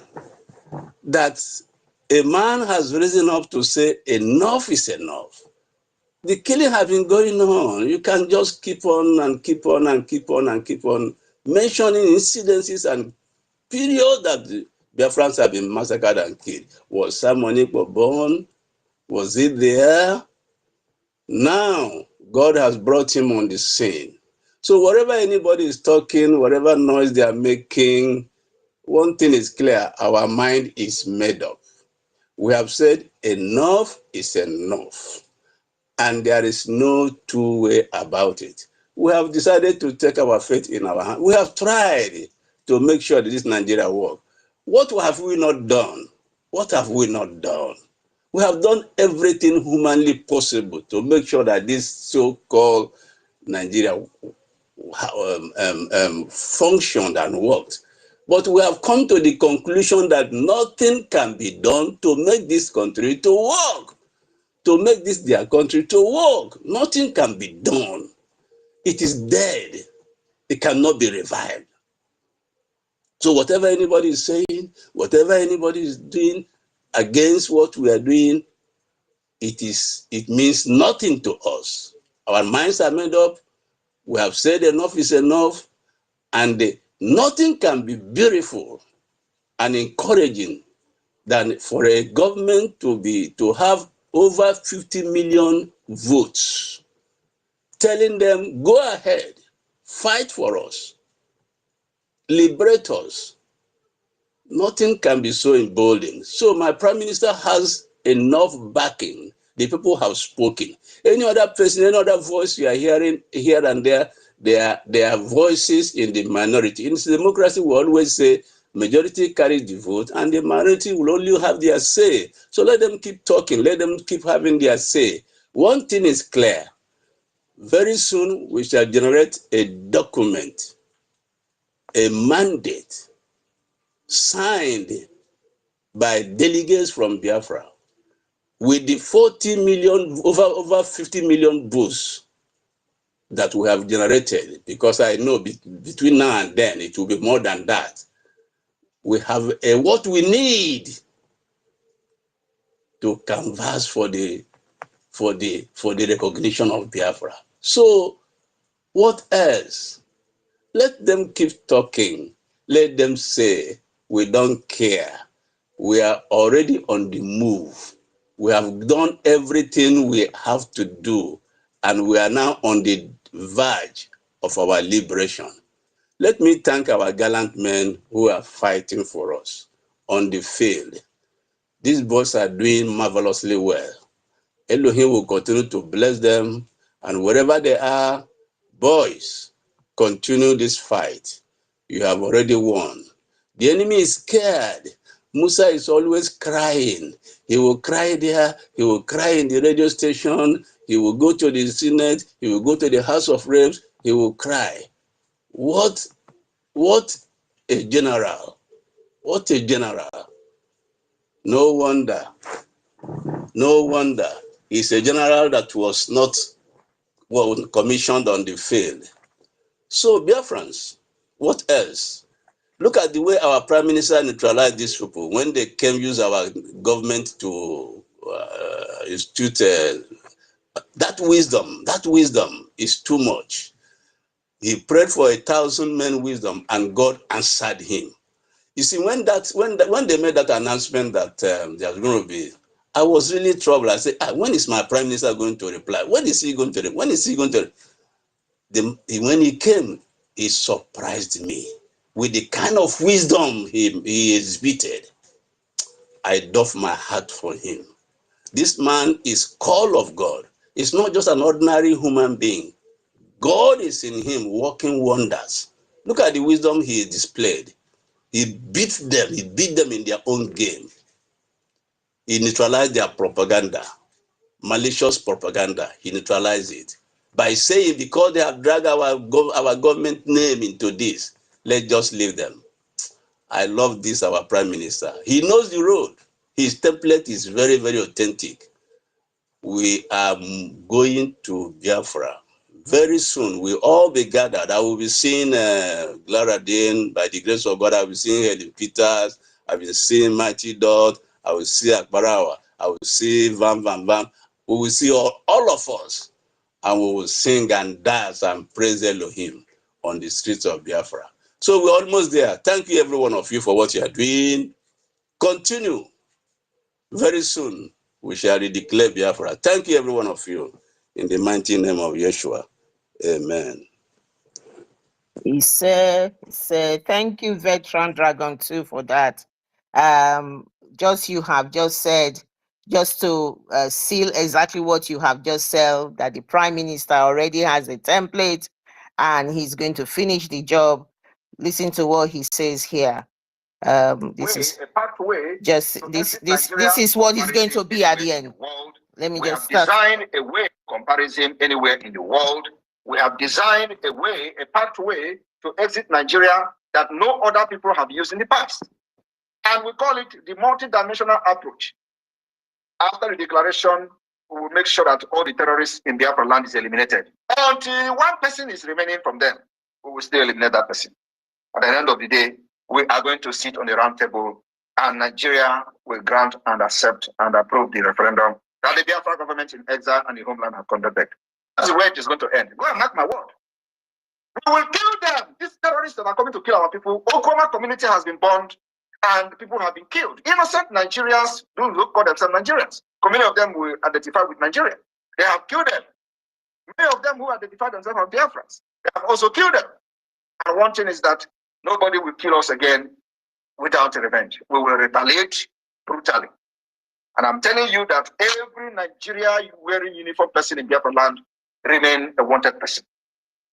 Yes. You can't kill us again and go free. We'll continue to hunt them till the last day. Nigeria will recognize that Biafrans conducted an referendum and must accept the result of that referendum. Because they are going to accept this result, whether they like it or not. I want you to understand that before now, we have no mandate. As per se, our mandate is the mandate we believe that Nigeria is not working and Biafra need freedom. But from December 2nd, we are going to have a documented mandate. Yes. Mandate given to us by the Biafra people. Mandate given to us by over 50 million who have voted in the first and second round of the referendum. Mandate where we are going to sign document and make the document a living document, legal document. So we can organize anywhere in the world. And that is where we are going to put our hand on and say to any person that get to listen, we have the mandate of the Biafra people, and here is the mandate. Comparison anywhere in the world. Thank you. I just thought that just seals what you've just said here. The Prime Minister said right from 2019, he after all the saga with the IPOB pressure group, political pressure group, he said he has done his job. He has studied Nigeria. He knows exactly what he's doing. And you must know what you are doing. You must have confidence in what you are doing. And you must know exactly where you give yourself time. And he said he works at a very fast speed. He's a very fast worker. But he too, he's surprised and he's shocked at the speed at which we are succeeding, the steps that we are taking. He is even very surprised at himself, because the amount of work that has gone in the diplomacy sector in the last few months is frightening. Even Elias, the lobbyist, he too is very, very much surprised. He has sort of the spirit of Biafra has gone in him. He has sort of welcomed. It's like they have known each other for years. It's as if Elias has been part of the team for years. The way he just gels in. And I thank God, I thank Chukwuokike Abiyama that this wisdom that this Prime Minister wants, and that he needs to get this freedom for us, to lead us to get this freedom. That God Almighty continue to give him and direct him and and good people to be around him for him to be successful. You know, I mean, out of everybody that he chose this Elias and the team, and you can see how immediately they are comfortable with each other. They can read each other's mind. They know what they want. They are very clear and explicit in everything they want. They are open. The direction is there. He said he does not know whether our prime minister sleeps at all. The speed at which he works, I believe probably if he asks the prime minister for something, somebody needs something, and within few minutes or so, prime minister has produced the article and gives it to him, and he will just wonder. And the quality of work that comes from the prime minister, he's just amazing, you know. And I think he looked at the totality of that and said, no, this is something I will invest everything I have to support the success and the restoration of Biafra. We are very grateful. We are lucky people to have our prime minister and Mazi Nnamdi Kanu at this time of our life. Just like Helen said, you know, to produce this type of men, you know, you don't have them very often. When you have them, you have to guide them, you know, jealously. You have to make sure you keep them. Don't worry about the propaganda. I've just played a little clip where they say all this propaganda, it is orchestrated by the state. It's the Nigerian government that is orchestrating all of this propaganda that you are seeing. And everything is to stop Biafra. But they have failed because Lai Mohammed came in and said, you will never hear the word Biafra when he kidnapped Mazi Nnamdi Kanu and they renditioned him back to Nigeria. And they just thought, because, you know, even that man called Buhari, who is just a complete nepotic human being, who have actually speeded the issue of Biafra. Because of its nepotism, everybody could sympathize with what we are doing. But they don't want us to leave, but they know what this government, especially the government of Buhari, was so bad and so nepotic, the dot in the circle. And because of the 5% that he got vote, he really did not, he put the hammer in destroying, and the hatred he has for the Biafran people right from the beginning. You could tell he couldn't even hide it. And you know, when you see people like that, even him, when he realized that this is becoming tough, he had the option. When they captured, where he gave the people who were working with him, with our leader Mazi Nnamdi Kanu, he said it in his book. He said they had the option of eliminating Mazi Nnamdi Kanu. They wanted to kill him, but he, you know, probably our own people who worked with him decided that let's just don't kill him. Let's put him in prison for life or something. And that is what they are thinking they are doing. He said he had the option of killing him. This is how much hatred they had for us. Biafrans that are still hanging on the side. I always ask the question, where is your brother Mazi Nnamdi Kanu? Where is your brother? Where is your brother? Even the super cop, that is being wanted by the American establishment. They mago, rugu, do all sorts of things. They first put him, they wanted to extradite him back to Abakari. They wanted to take him to America for the crime that he committed with what's this other guy? The guy that committed crime mainly in Dubai and all of that. They wanted to take him down there. They did all sorts of maneuvering and everything. He's now a free man. He's gone. They said the last time he said he was going to bury his father, they released him. And then I'm asking our own people.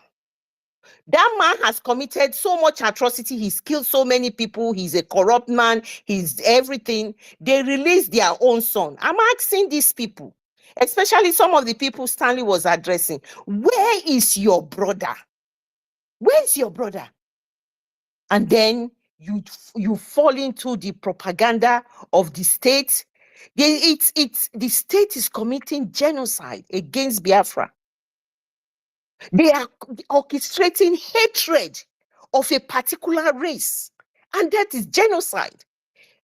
Orchestrating hatred. That is what they are doing. Hatred against us. That is exactly what they are doing. All this, there was a couple of months ago, weeks ago, it's still ongoing, but it was so bad when Bayo Nonuga and all of those people were Abike Tabiri. You saw them in the legislation when they were jumping up and down. Our sister in Canada, when they were jumping up and down, that he did is he used some words that they should sack him from her work and everything. All the propaganda they were doing, all the hatred against our people, you could tell that this is genocide. It is a particular propaganda orchestrated by the government to exterminate a whole race. That is what they are doing. You everywhere in social media, you will see the Afonjas, the Rono people, talking about everything. They will bring out what they know and what they don't know, propagating hatred and evil. You could see all their blood was rising up high. They were propagating hatred on us. Everything you were seeing was orchestrated by the government, because that is what they want to happen. They cannot fight this restoration. They now want to bring the rest of the people to hate what we are doing. But unfortunately for them, this time around, Chuko Kika Biama is standing gidigbam with us, because everything that they were pointing back at us with that one finger, the rest of the finger was pointing back at them. Because despite the fact they were doing all of that, the whole country, the country has failed. The people that they were trying to use to hate us can see that they themselves are in the worst position. Because when they were protesting for hunger, Biafrans were sitting at home. They were not bothered going for hunger.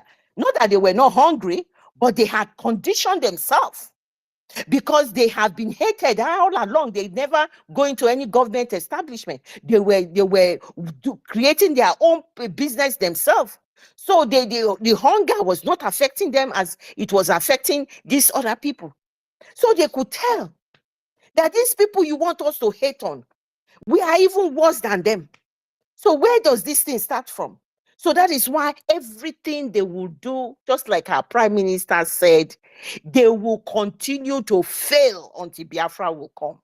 And that is what is going to happen to them. Every step they take, everything they take, it will continue to fail. And he said the shackles of the padlock that they used to hold Biafra, it is broken. That chain is completely shattered and is broken. So they will continue to fail. Every step they take, they will fail and they will continue to fail. They will not get anywhere. Nowhere, with all their propaganda. The genocidal propaganda that they are doing. Imagine Hope Uzodinma was giving freedom that the Fulanis should come and marry our girls and all of those kind of things. That is all genocidal. Everything that they are doing, it is all orchestrated by the government to stop Biafra. As long as everybody have that in their mind, when you see them do anything, maybe against our Prime Minister, maybe against our freedom, just know it is a deliberate act to stop us. That is why you must attack them immediately, and you must make sure that anything they do does not hold. Like when they throw something at a wall and the thing does not stick, make sure it doesn't stick. Don't take it more than that. Even they come on their stupid space and start talking about us, just they are going to do this, they are going to do petition, they are going to report, they are going to forget it. It's all propaganda. They will not do jack. They will not do any jack. Believe me. Thank you, Stanley. Can make your submission. Thank you. Okay, thank you, Clara James. I mean, your speech is very well articulated. I mean, very on point, very well analyzed. Like, you're just hitting the nail on its head, like the way it is, like practically. It's only a foolish person that wouldn't, digest and, have a change of mind with the things you've said so far. Like, I feel those words, directly. Yeah, I just wish the others can as well feel those words the way I felt them. I mean those that are still having doubts and all that. Well, I just want to add to what I've said before, and also to what you've said, that Biafrans should know that we are at the final junction of this struggle. I don't know if they have that understanding at all, but we are at the final junction of this struggle. And if we miss this opportunity, we might not going to find such opportunities again. For those who are still lagging behind, we need every support we can get, to support our prime minister. I mean financially, because this struggle has come to a point whereby now the amount of bullets we get could determine if we go take this Biafra. Now the level where the Biafra struggle don't reach. Because anything that made you to pick up arms in struggle, you can never drop it. There's no way you pick up arms and at the end of the day now you drop the arms. That's why we really need our people to come forward to support our PM financially. Now it is bullet to bullet and gun to gun. This is where it is. That is the reality of this struggle now. And the only way we will become free is by firing, consistent firing, just what the BLL are doing now, the Biafra Liberation Army. There is no other option left for us on table. There is no other option. Though the lobbyists are working, but trust me, the ones that our soldiers are fighting back home is the most important part.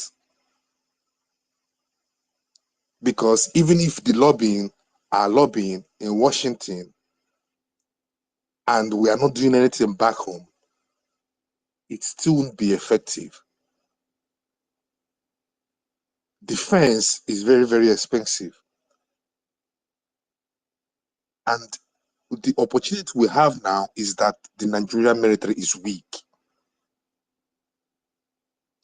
Boko Haram have killed a lot of them, and now they have fear in them. Even the ones they are sending down to Biafra land are scared. If most of you saw when there was a video that circulated online some months ago, where the military man was showing the type of food they give them. All of you saw the food that was on the plate and see what they are being fed. All of you also saw when one made video of the salary they paid them, that the salary can't even transport him to go and see his family. All of you saw another one that made video, another military man that made video and lamented bitterly, which I saw on the news that he's been sacked. Now, their soldiers that they intend using to kill Biafrans are so hungry that they are now speaking up, unlike before. So they don't even see food chop self. Is it not our chance and opportunity to wipe them and chase them away from Biafra land after the declaration?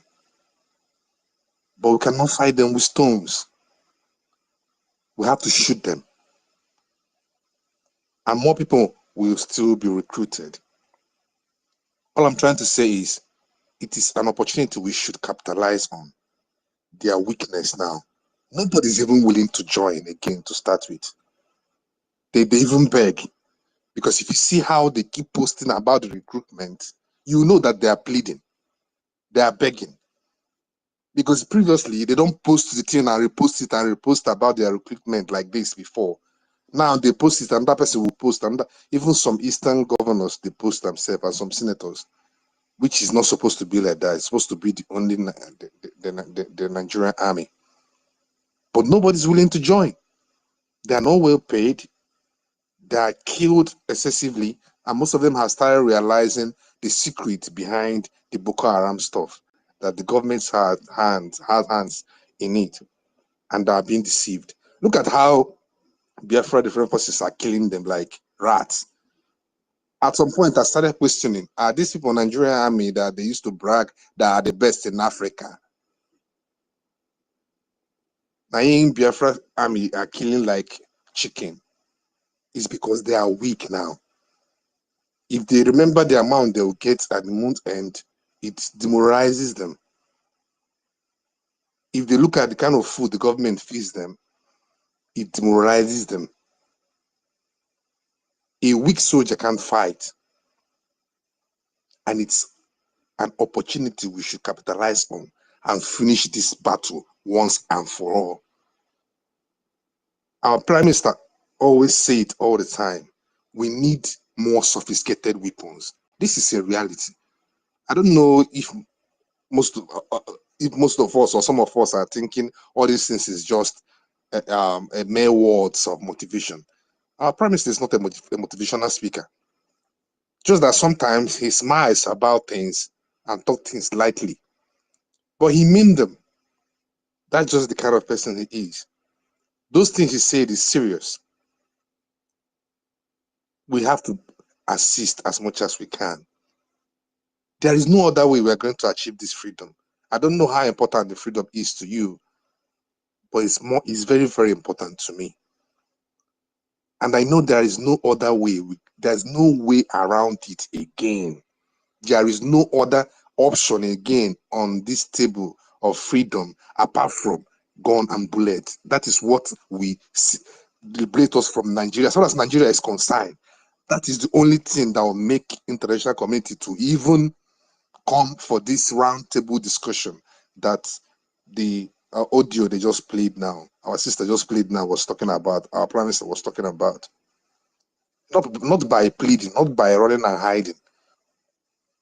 It's time for us to knock better shot for East, for Biafra land. They need to knock better shot. We need to knock better shot, so that no matter how they try to hide it from the media, it cannot be hidden again. My brothers and sisters, fellow Biafrans, we are at the final junction. I don't know if people see it that way, but that's how I see it. The freedom now is in our hands. Initially, it wasn't in our hands, but now it is in our hands for those that understand. But we need our Prime Minister assist. We need to assist our Prime Minister.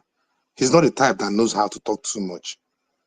He doesn't say how he feels about we not being up and doing financially, because we are not even up and doing. Almost every single, almost every fundraising I do tune in through the Zoom, and I don't think what we're giving is enough. But then, being who he is, he doesn't show that disappointment. He swallows it. He kept on fighting. Only God knows how much of his own money he has put into this struggle. We should stop pulling backwards, because no matter how much we want this freedom, it is what we are ready to sacrifice that will justify it. It's not by what we say. It's not by how much we shout PM, PM. Then we can't even make sacrifices. Meanwhile, he's making the huge sacrifices. Are we even aware how much he pays the lobbyists? Are we even aware of how much he pays our Liberation Army? You think they don't get paid? We have BLA. We have the other department, BRF, resistant fighters. They have been paid. I'm not talking about the arms. So support, financial support is very, very important. We have to call a spade a spade. We have to have conscience. We have to have conscience. We have to have conscience and be able to say, man, this man is trying, then we give. Thank you very much. I greet everybody.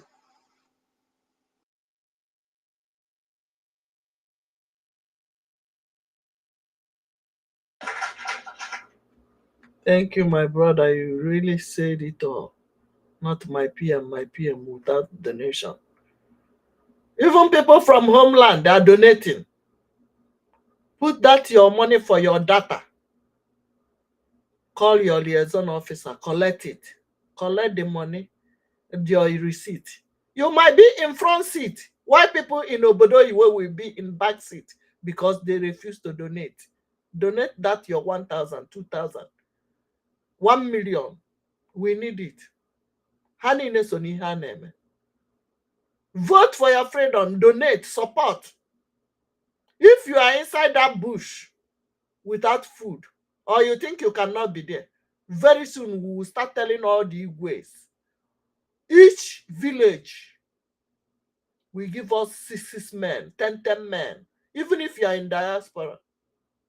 Yes, you heard me. You will be forced to come down to defend your land, or we banish you forever. You can never enter our land. Very soon, I will suggest it to our government, because if you are the one in the bushes, you will know the essence of this donation. God bless you. Who donated? Who contributed one way or the other? People who know that many have gone down because of this, only for carrying flag. I don't know what you are thinking. You are thinking that those people are not human beings. Snake bite, scorpion bite. Sandfly in the daytime, in the night. Volunteer soldiers, you can never defeat us. You can never defeat us. All of us are the volunteer soldiers. Do what your conscience says is right. At this point in time, we are fighting to defend the lives of our people. Stop that building you are building wage without gutters. Stop it right now. Put that money in IOU. When we restore Biafra, you will build your own. Or government will build for yourself. You'll be the landlord because it's your land. I don't know what is happening.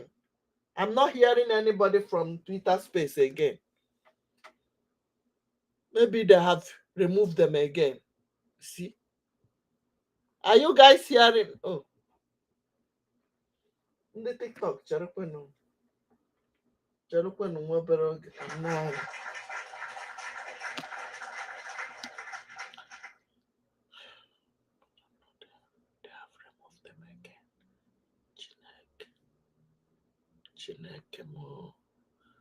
or the host or Rahogo.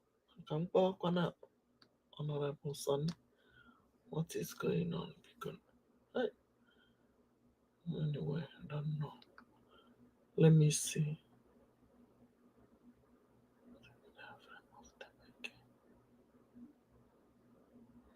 Is anybody speaking? Are you hearing them? In the comment side, please, somebody should say something.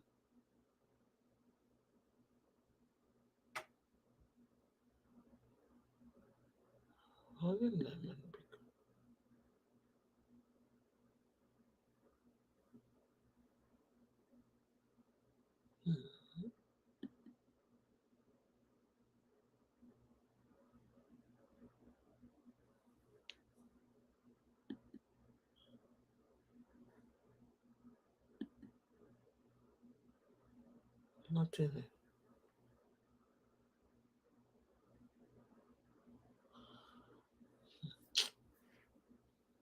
Don't know what is going on.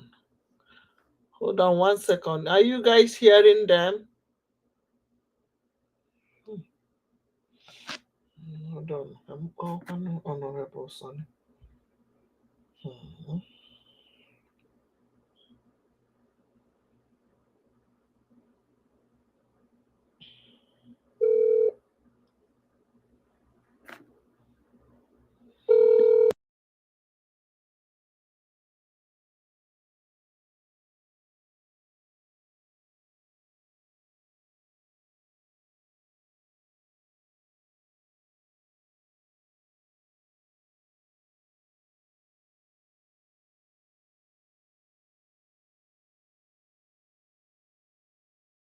If you are hearing them, please give me a thumb up. Something is going on.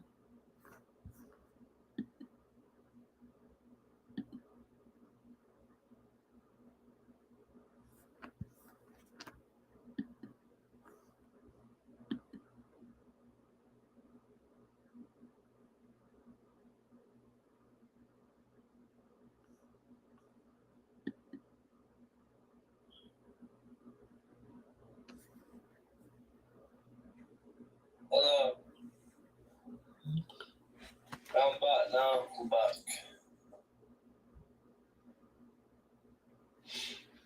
Okay, I think they stop them. Okay.